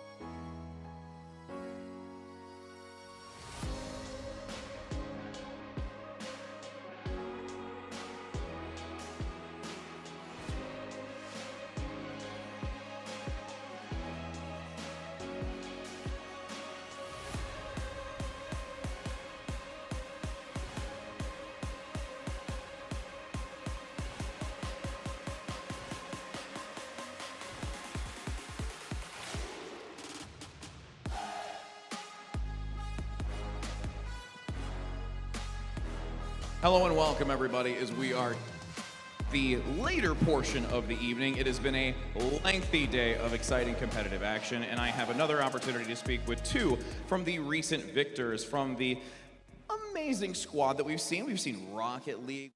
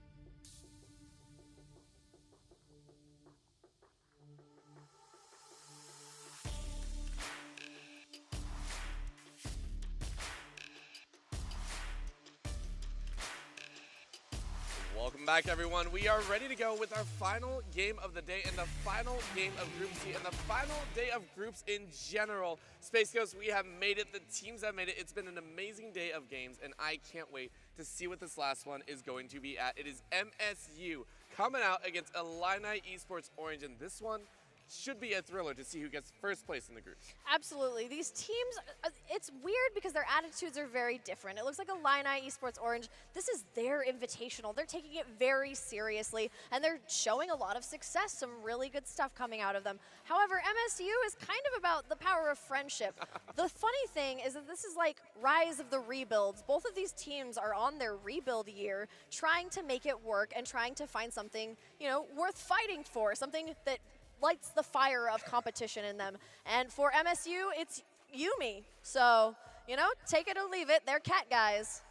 I'm with them all the way. I love cats. We're ready to go. We are getting underway with game number 3 of this groups, and it is going to be MSU on the red side. It will be Illini coming out on the blue, and we can already see some very, very fan favorites or not so favorites. The Elise banned away by MSU, and then, of course, the Olaf by Illini Orange, saying we are not going to allow either of those. And then the Fiora. Of course. This Fiora, you definitely know. No, this one is very, very targeted, I believe. Yeah, in fact, it is deeply targeted. I believe that the words they used verbatim, Fiora connoisseur. Yeah. So you heard it here first, folks. He really likes to play.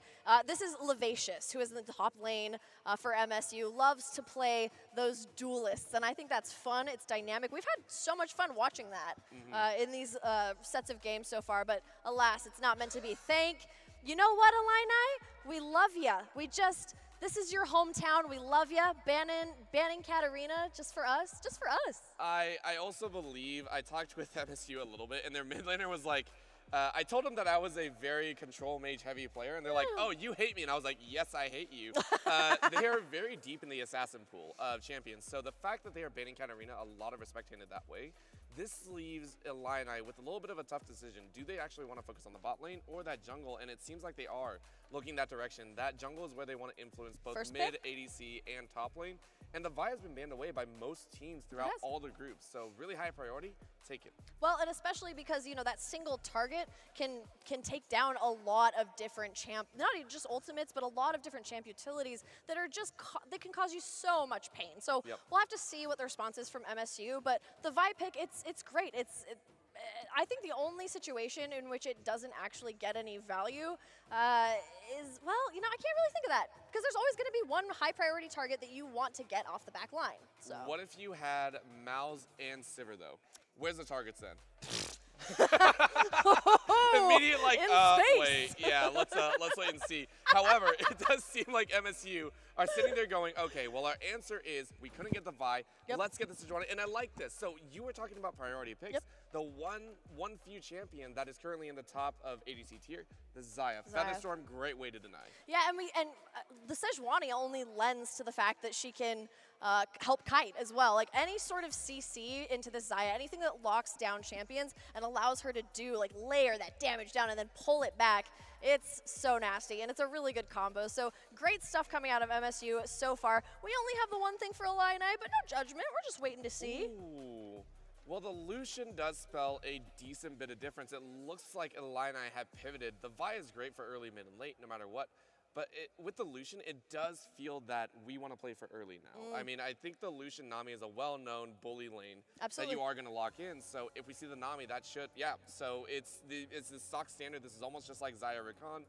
We are going for early. We want to bully out. So MSU now have to figure out that key component as well. I have lots of conversations about how much people really deeply dislike playing against and also playing this Lucian Nami. Like, pros are just getting sick of it. They're not having a good time. We've decided that it's one word, though. Lucian Nami, like, it's one word now. That's how it's going to be. I still think that Illini is going to make this one look good. They have a great bot lane that we've been seeing play dynamically. Lulu is one of my favorite champs of all time, so I don't know if that's a hover, but if they lock that one out, I'm pretty excited about that one. I think we're already good. Yeah, that's locked in. So all right. Xayah, Lulu on the bot side, and now they get a focus. So this is actually really interesting as well. This is now a mirror draft phase. It was jungle and bot lane that was picked up. So we're going to see where the teams actually want to focus. Are they going to focus in the mid lane, especially with MSU targeting that Silas? Right. Because MSU have red side pickup, they are going to look at most likely getting that mid lane counter pick.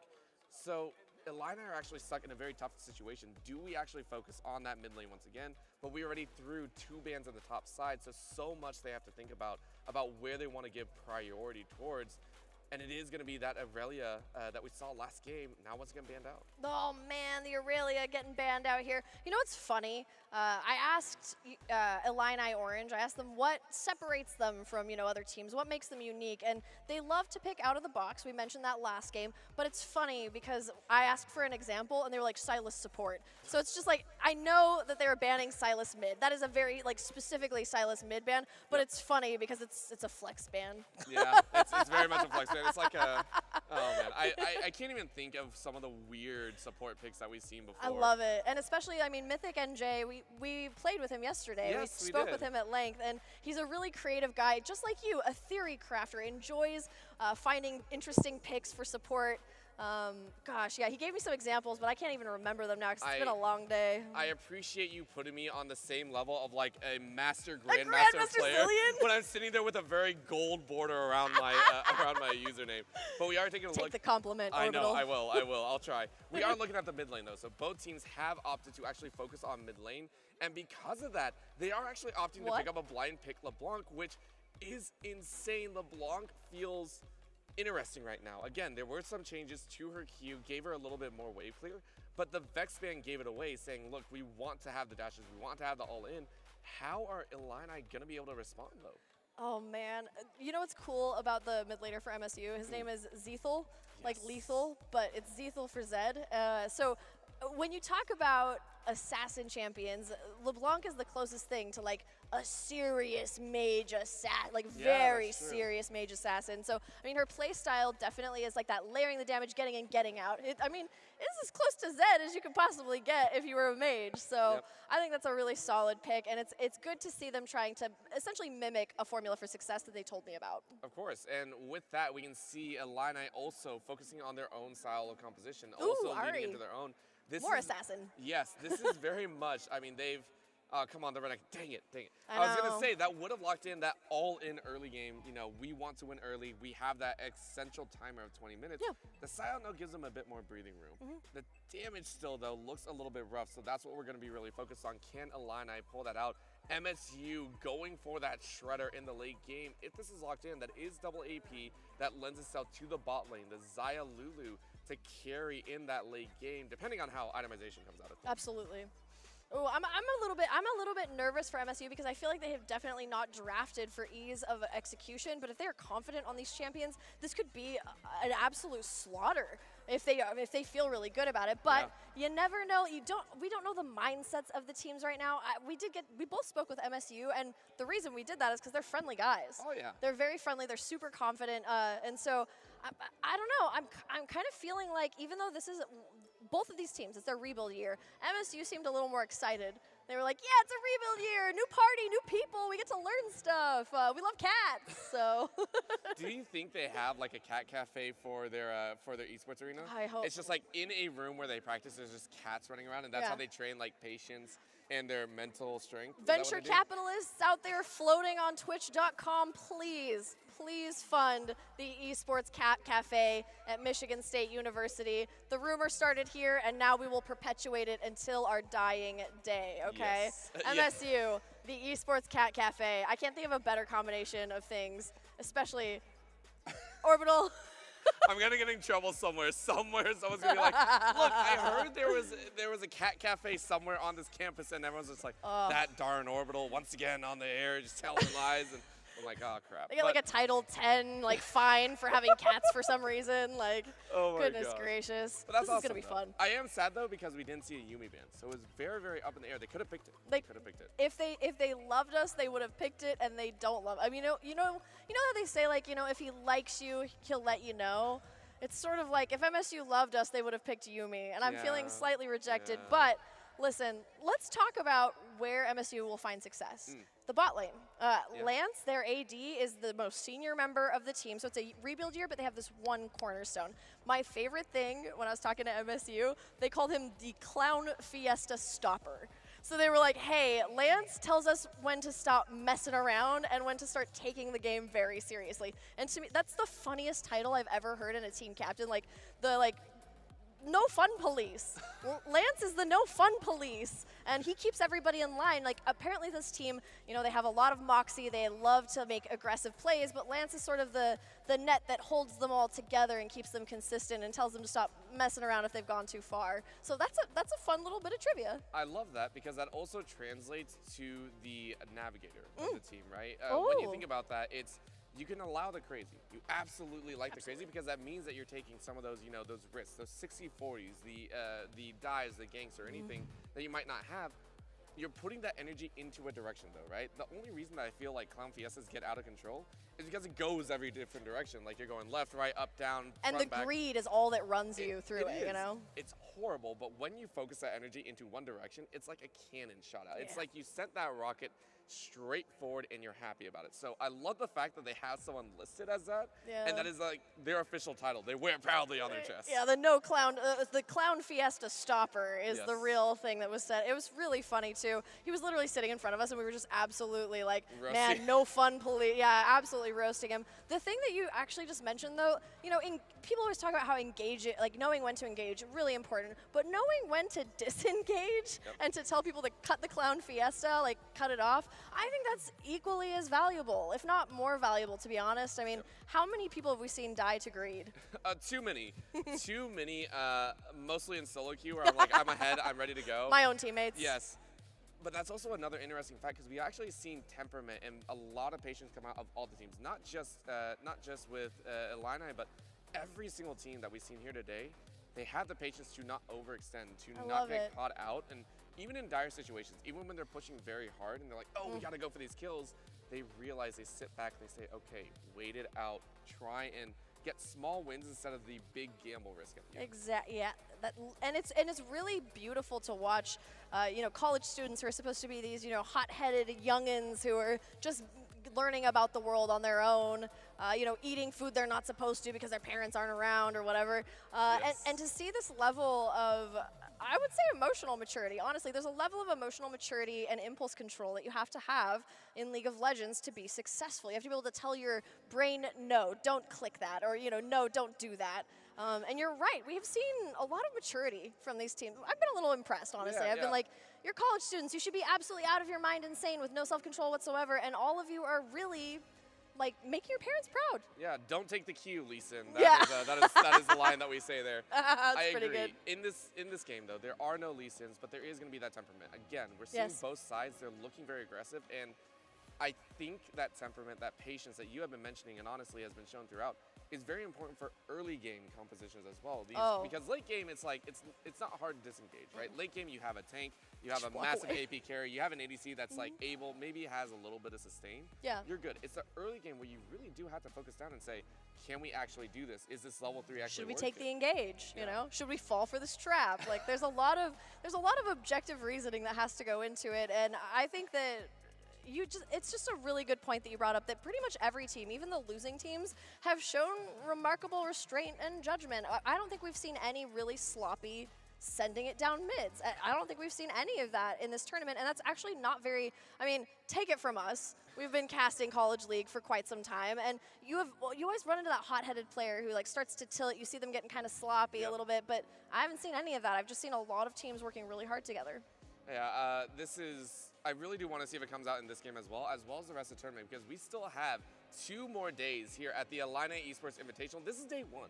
This is day 1, and we've had over 10 hours of games. We've had across the board Rocket League, Super Smash Bros. Ultimate, as well as League. We've seen players play to their utmost limit, and I love it. So there's even more later on down the road as well. We have, I think tomorrow we're actually starting with League of Legends, which will be the bracket stage, and then after that we will have Rocket League and Smash, and then on Sunday is the grand final. So we're very, very excited to see that one go down. So please stay with us here. We're excited for the last game here. Last question though, because we are about to load in here. Who are you laying your chips down on with the compositions that we had? Because we're going to draw it back into the game. Is it MSU or Illini that you're kind of leaning towards here? Late Punisher was so good in the last game that I would feel foolish for not giving it to Illini. And I'm not just saying that because they're hosting us and they've got a knife to my throat here. I'm just kidding. No, absolutely. I genuinely believe that Illini has won that distinction. I think that we saw something really incredible out of them. A very very tight game, very clean game from them in the last one. And even though it was a community college, that community college is actually very accomplished. They got knocked out, I believe, third in their region against Ottawa, which is, or sorry, not Ottawa, St. Clair, which is a very competent school. So Illini looked really good in the last game. I would like to give them my precursor, but MSU, they love cats. Yeah, they love cats. I'm going to go with the cat lovers as well then. All so right. sorry, Illini, but I think this game is actually going to be very close. We have so. seen some very one-sided beatdowns here today, and that lends itself to the territory of group stage, of trying to get into that upper level, and that is normal. But I feel like this one is going to give us that close-range matchup that we are going to play at our absolute peak and give us a good show. So I'm excited. We're on the Rift here. It is, once again, Illini Esports Orange on the blue side with Michigan State University on that red. We expect this game to let us, end on a very fulfilling note and see some real competition coming out. I mean, the competition's been real, but again, group stage, a little bit one-sided. Zethel and Pocari Sweat going at it. By the way, I love that drink, Pocari Sweat. It's like a Japanese Gatorade. It's great. That's awesome, but I also want to bring out, and we are going to get a little bit serious here, I think, because the itemization here is interesting to me. We talked about some of the early stages. The Ari was counterpick. Ari actually decided to go for the Corrupting Potion, which is what we normally see on players and champions that want to get aggressive, want to get in your face. But Zethel actually ran the Doran's Ring, so saying, I'm going to play maybe a little bit more CS heavy. Yeah, and Ari has a bunch of sustain, so maybe the LeBlanc with Zethel is just trying to keep up with that. I mean, she does have that Orb Deception, what is it, every 6 hits where she gets a bunch of health back as well. So you've got your, and they also took Biscuits too. So this is like, yeah, this is a level of endurance here that I actually don't think Zethel can even really stand up to. I mean, this Ari wants to be in lane forever. I love it, and it's going to be a lot of fun, and hopefully we get to see him really go hard, because right now Sweat has actually had a little bit of a run-in. You can actually see down to the last Corrupting charge, as well as the Biscuit, as we said. Still a full potion on Zethel, which means Zethel has actually been trading out a little bit better. Yep. We already got the recall as well, so Sweat saying we are going to play this one fast and loose. I actually really, really like that. Yeah, I like that one too, and I think it's a very, very good way to challenge a LeBlanc by trying to run around her as much as humanly possible. So we'll see if they're actually successful though, but that's technically a cheater recall coming out of Sweat, so I like that. I like to see it. Also, by the way, these level up icons they make me so happy. That's like something that I don't see on a lot of the screens here. Yeah, so. Shout out to our producers and the production that we have here They're today. incredible. It's been a phenomenal time, and again, putting on a show for this long, covering also so many other games, and being able to even have the show run on. It's very difficult to actually get all this set and going. So huge shout out to everyone that's been part of this production. Again, if you come down and take a look at the stadium, at the event, again, it is still 2 more days of action. I believe tomorrow is actually the open for Super Smash Bros. As well, singles, so that's a lot of fun. But yes, this entire layout has been phenomenal. And once again, our production, incredibly patient, incredibly kind. And dealing with us specifically, yeah, dealing with us. Gosh, Orbital and I never stop talking. Even when the camera turns off, we are just going at it. So our production, thank you so much for listening to our incessant rambling for so long. We really, genuinely appreciate you. Yeah, and we also appreciate that top side winning out for MSU. It is a 2-0, as we did kind of miss it there, but it was great. Again, we did say this top side, this is Juani and the Gwen. This is one that we really wanted to keep eyes on. It's a solid blow. Very nicely done. Yep, lovely. We love to see it, and I want MSU to succeed. I really genuinely do. But Illini, once again, they are hosting this thing, so it's really hard to cheer against them. And the game that they had, the last one that we saw them play, was just blowing us out of the water. So it's and a crab, man. All right, Blabbers Crabbers, here we are, ready to go at it. Just reborn here. I'm curious about your thoughts, actually, on the Lucian Nami bot. Is that something that you find, do you find it boring, do you find it tedious, or do you like it? I find it annoying. Okay. I do find it annoying. I hate, again, I'm a late game player. If you haven't noticed with how long I've talked, I hate early game. First 20 minutes, it's okay, I was a late bloomer too. With that, the pause came at the right time. That was mean. I was roasting Orbital, and then it just, I feel like that was a good time. I feel But like I'm being punished. The Nami Lucian is one that we've seen used quite often. A right? lot. It is something that has been used as a staple of collegiate. You Yeah. love seeing it all the time, but at the same time, that does mean that there are teams that have not effectively piloted it. It is meant to be that early game, level 1 through 4 or 5, you are bullying them as much as possible. In this scenario, we're seeing it played right. So I can't sit there and say you are wrong, but I don't like seeing it. It's a bias in me. So I do agree. It's one that annoys me quite a bit, but they are playing it exceptionally well, at least here at the start. Yeah, absolutely. It's the utility is exactly as it is meant to be. I mean, zoning Xayah and Lulu away from their farm as well, trying to deny them some XP, just going at it as hard as they possibly can to try to get some of that supremacy. One thing I really love about Lulu is not just the wild growth is great and all of that, but the shield that she provides also includes attack speed and attack damage. She is a really great enchanter in terms of subtlety. If you know when to use her and maximize that potential, especially during team fights, your Xayah can one-shot people. It's incredible. So it's just a matter of being able to use that Lulu effectively. If you find your Lulu on the back end and you're doing a lot of damage control, you're probably not going to win the game. That is too true here. As we now see a mid lane, Sweat is actually one wall auto. Literally and lethal. Lethal, so lethal as you said. It is a prophecy come true from Space The prophecy has come true. Lethal Zethal, who is actually my MVP pick of the game so far. I'm really excited to see that one. A great love for assassins might make you a psychopath, but it also makes you an incredible League of Legends player. Yes, there are times where you're just so scared, but now in the bot side. Speaking of scared. Yeah, we're seeing a little bit of a gank, and to my heart, last time was having a phenomenal time just roaming around. This time around, stuck under tower and forced out. Yes, you had a good CS lead. That should crash, and unfortunately, it's going to be a pain to soak up. Yeah, absolutely. It's an unfortunate, actually not a great situation.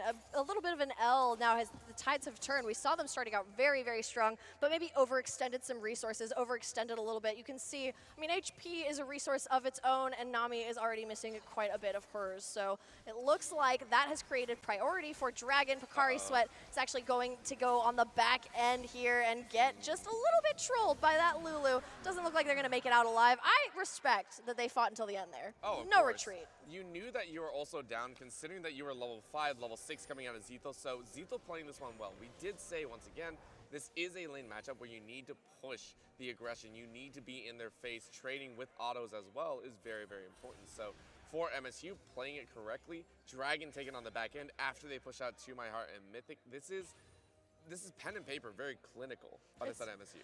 Which is crazy because MSU, they are the goofiest, nicest, and that's why I kind of picked Illini for my pick, because you can tell they're very into the competition aspect, whereas MSU, they just want to talk about cats and chill and, have Lance yell at them when they're clown fiestaing too much. So I'm actually really impressed. They're already 0-4. It's so clinical for a bunch of guys that are really just a bunch of friends, and honestly, aren't those the best teams? Yes, they are, as the Punisher just ate a bunch of, tried to gank Zethal, and Zethal just straight up turned, so it was very quick. This is the best part.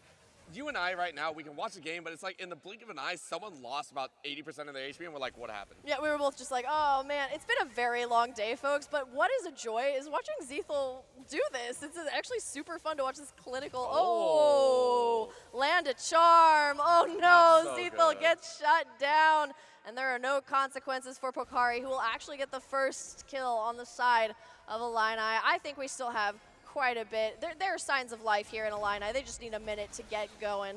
I love it, and that's exactly it, right? You said it perfectly. There are still ways for them to come back in the game. Yeah. Is it difficult? Yes, but if you make those plays, that was a risky play. Sweat said, hey, The I might not make 60-40. it. Yeah, I might not make it even a 50-50, but we did make it happen. You get the shutdown, and you make it work. Now on the bot side, though, Lance getting knocked out just a little bit. We can see the power of the Lucian Nami, To My Heart, and Mythic both trying to play to their advantage. And just a quick little reminder here, Mythic NJ is actually a Grandmaster Zillion player. We but will also, keep tagging on that. We will. We can't stop because we got aggressively trolled by it. Like he's a really genuinely, if that Zillion ever makes it through, it's over. But he's also a fun theory crafter, enjoys trying different combos. So the Nami, he should just have it mastered, right? That is a basic level of support play. Oh. Wow. Okay. All right. We saw the electrocute come out there on Zethal, but it does not do a significant amount of damage. But everybody is coming for Zethal. Let's see how this one goes. It's unfortunate. well, you do trade 1 for 1. And that is something that you're hoping for, because at that point, Zethal actually burned both the Distortion and the Mimic. So you're like, okay, you're kind of dead in the water, but you're able to turn it around. So making the best out of a bad situation, very nicely done. Giving Pokari some room to breathe as well, to be able to make up. I mean, if you look at the farm disparity, it's pretty significant as well. So it gives Pokari a little bit of time to try to catch up and then strategize where they want to go. I love, in one of these games you had mentioned these teams picking each other up, and MSU definitely seems like a team that was like, hey man, you having a hard game? Let's go get that guy. Let's go take care of him. So I love it because also in solo queue, I always say don't play to a weak lane, a lane that's died already. So it's like, it's very counterintuitive. But in solo queue, it's a whole different story. I agree. You do have to kind of pick up those key points. I think they've also identified that, hey, Ahri needs to be available. Ahri needs to be available to roam out. That's a key linchpin to follow up on the Vi.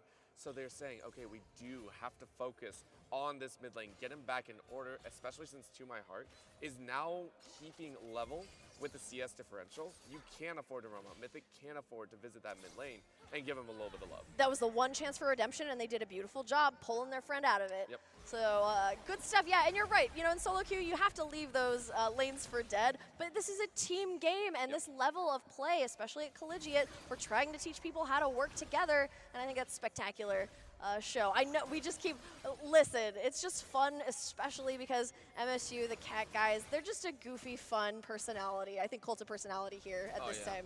Oh yeah, we're going to be talking about cats all day long. This is great. Right now though, Illini are looking to keep pushing things forward and try and get more advantages. We can see on the bot side, it is another way of Le Punisher. Le Punisher has not had a major opportunity to get a huge gank off. You can see where the lanes are currently pushing, and they're fighting once again, but a dash forward coming out of To My Heart, trying to bait in a little extra damage. All right, I actually really like that trade. That was very, very beneficial to Illini, and it looks good. It puts MSU in a very uncomfortable position. It doesn't look like we're totally gearing up for a lot of jungle interaction here, but I mean, the Lucian Nami is doing, like you said, exactly what it was meant to do. And not just that, Le Punisher actually staying on the bot side. This is very well done by Control. Foxcare and Zaya. Both of them have been focused a little bit on making sure their lane is okay. They know they're on the weaker side, and this has allowed the mid lane to explode into blood. Wow, Pokari Sweat just gets absolutely wiped off the mat. It's really unfortunate too, because I'm not saying that it's camping, but I am saying that Pokari has been taking a lot of measures, doing a lot of different plays, and then just unfortunately getting kicked in the face as a result. So yeah, it's a rough one for Pokari on the Ahri, but we'll still be able to get those charms off and serve that utility. So not all is not lost. We're not expecting Ahri to layer down the damage heavily, especially because we can rely on Lucian and the culling for that, as well as Sion. So not a big deal. Pokari Sweat still can serve his function. It's just really unfortunate. It is, and you were mentioning again, Pokari is not meant to be that all-important carry. What you are hoping is for a tank, and right now Aselak has not had a good time. The rundown of this Sion is commencing as a snip goes the scissors. It is Levacious to take that Sion's life. Levacious, known as the Fiora connoisseur, doing a 1v1 duel. It sounds like that is the spot where he feels alive and is the most successful, and we just saw it in action, ladies and gentlemen. Levacious looking really, really good for MSU. I'm actually having fun watching them play. They're having a blast. Oh, we see Le Punisher actually go in on, it looks like Silanius, who is their jungler, on that Sejuani. It looks like they're finally going to clean up. Lord. It is Illini's revenge. Oh, the flash over the wall as well. Double kill for Sweat, and this has been, that was their opportunity. They saw the opportunity, Stylish. They jumped on it. The Sejuani was out of position. They full-on dogpile that situation, and they are granting themselves multiple kills as well as the dragon, which I think was the main source of what's going on. You know the dragon is not super high priority. Of course not. What you need is the kills, and now you get a chance at the soul. Absolutely, and now you are actually, yeah, exactly, in competition for this objective. And, you know, this is the game that we wanted. This is a close game so far. What's up? Infernal. It's Infernal. Oh, the best one to go for. Yes. Inferno. Well, that means that both teams will be horribly explosive if we make it to, like, you know, a 7-dragon situation. Yeah. So this will be fun. This is going to be a really solid game so far. If you take a look at the platings here as well, it looks like Illini struggling a little bit. Keep in mind, ladies and gentlemen, you win the game by taking the turrets. Yep. So the platings are actually quite valuable and a good projection for how a team is running their priorities. Yeah, I would also like to say that is not 8 plates taken on one side. There are only about 5 plates each, so we'll get that fixed. But it is. A lot of plates were taken on the top side, so that's 5 on top. I believe about 2 in mid, and then 1 on the bot side. So that's where we're getting that 8 number from. I see that. Yeah, that makes sense. It was pretty solid all the way through, though. So again, MSU leading themselves forward ever farther. Now with the towers down, now we get to sit there and go, okay, how is this going to break out? I did say Soul that they're playing for. It is because they're playing for those next 3. You really do want Infernals. That is the one dragon that just about everyone can agree on. You can't say no. You want to stack. You want to stack.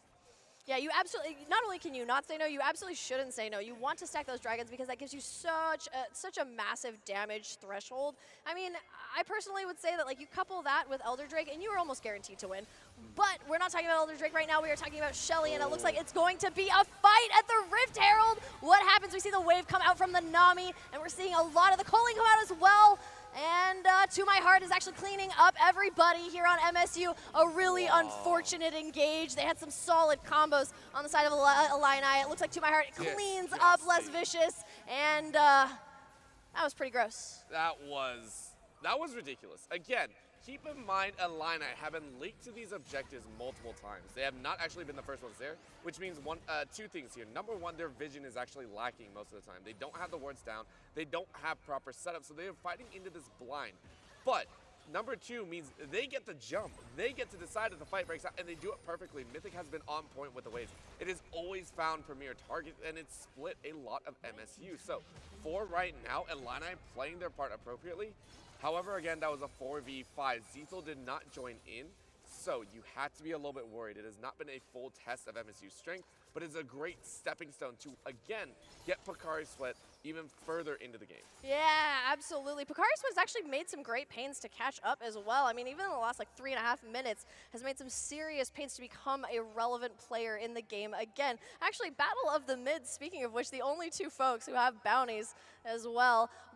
I think it's really, really important to point out that these teams, we said that they were evenly matched, and they're surprising us beyond our wildest dreams. I mean, look at how close the resources are here. And Illini playing on the back foot, I think, is skill-wise a really difficult thing to do. Being able to recover from the back end here, especially, these are college students, they're a little bit younger. Tilt is a very serious problem, and they're killing it. They're making such an exceptional time, but I also feel it's lending itself to the fact of the compositions, right? You take a look down the line, right? They are working on that timer, so not just having temperament, not just working together, but also understanding their composition's fundamental strengths, their win con, which is push that envelope, get leads, try and shut down these kills as quickly as possible, and be the first to fight. That is going to be a bubble landing, and they're going to try and break it out, but they're going to get collapsed on.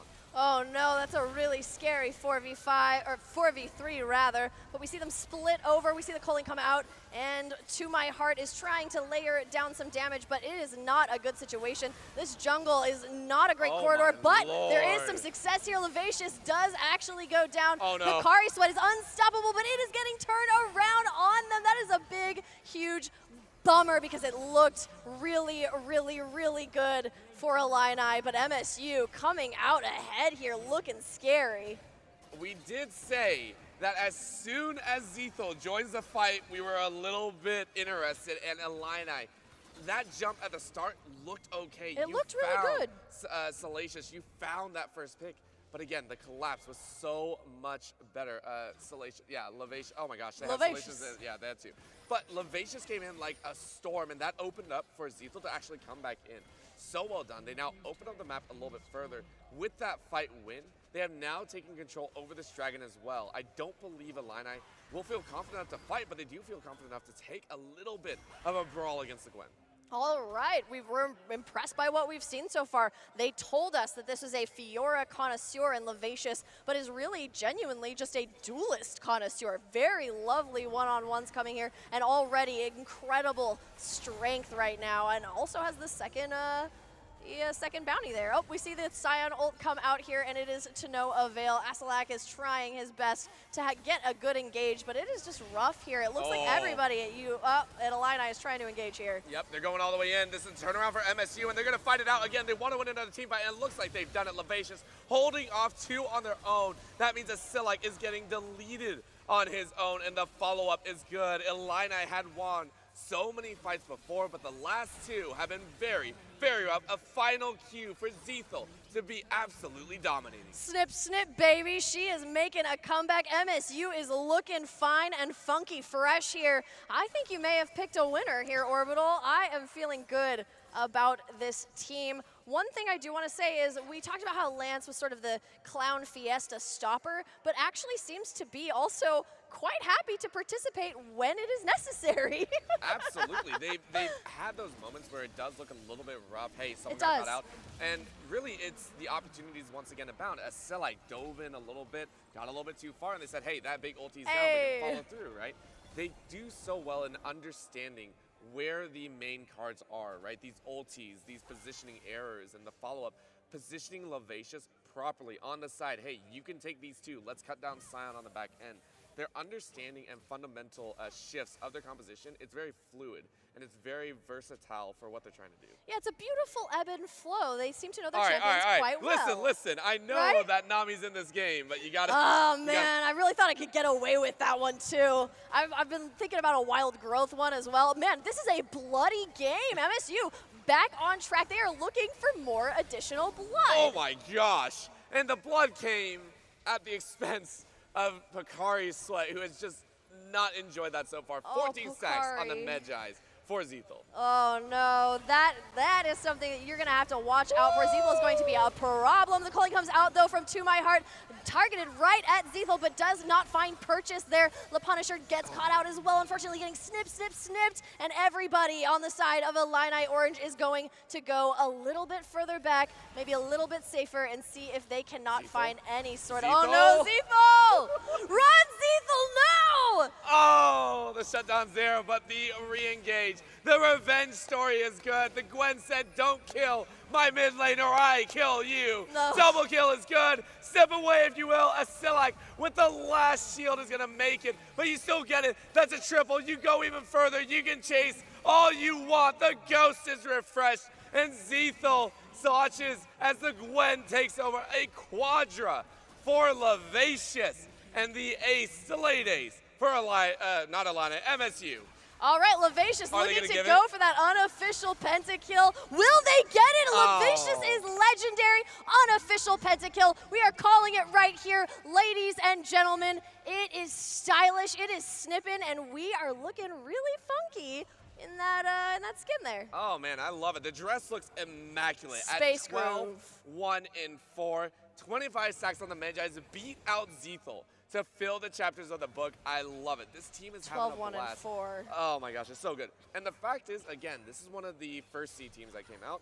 We're watching a team basically say, hey, we are putting out a challenge to anyone else here in this tournament. We want to see if you can exceed our expectations as well. Absolutely. MSU saying to everybody else, hey, we're watching you. We would like to see some big challenges here. And again, this is for a seed. This particular match is for a favorable seed, which MSU, it looks like they really wanted. Whoa, that was absolutely disgusting behavior from Levacious here, who literally could probably close this one out by himself. Yep, just 1v5 once again. It is another quadra.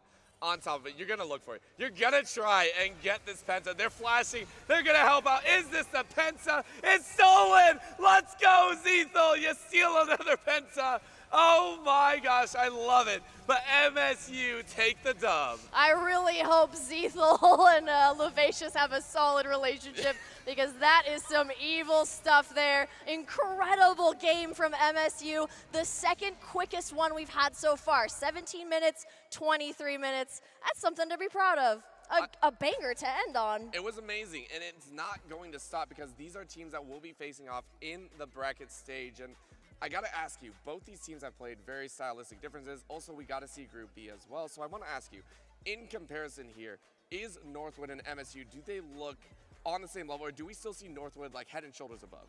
You know, it's hard to say, but I still think Northwood may have the edge. But, I'm starting to feel a little bit foolish. I think MSU might be better than I had initially thought. And it's only because they are so good-natured. They really like to have fun. But sometimes teams that are friends turn out to be these insane super teams. So we might have a situation on our hands. I still think Northwood's going to come out ahead, but MSU showed something insane today. Oh, they did, and I'm very, very excited. So that will be the last game that we have here at the start, but we have more tomorrow. We're actually kicking off with League of Legends at the start. I believe that's about 10 a.m. or so, 10:30 a.m. CST, so make sure to tune in for that one.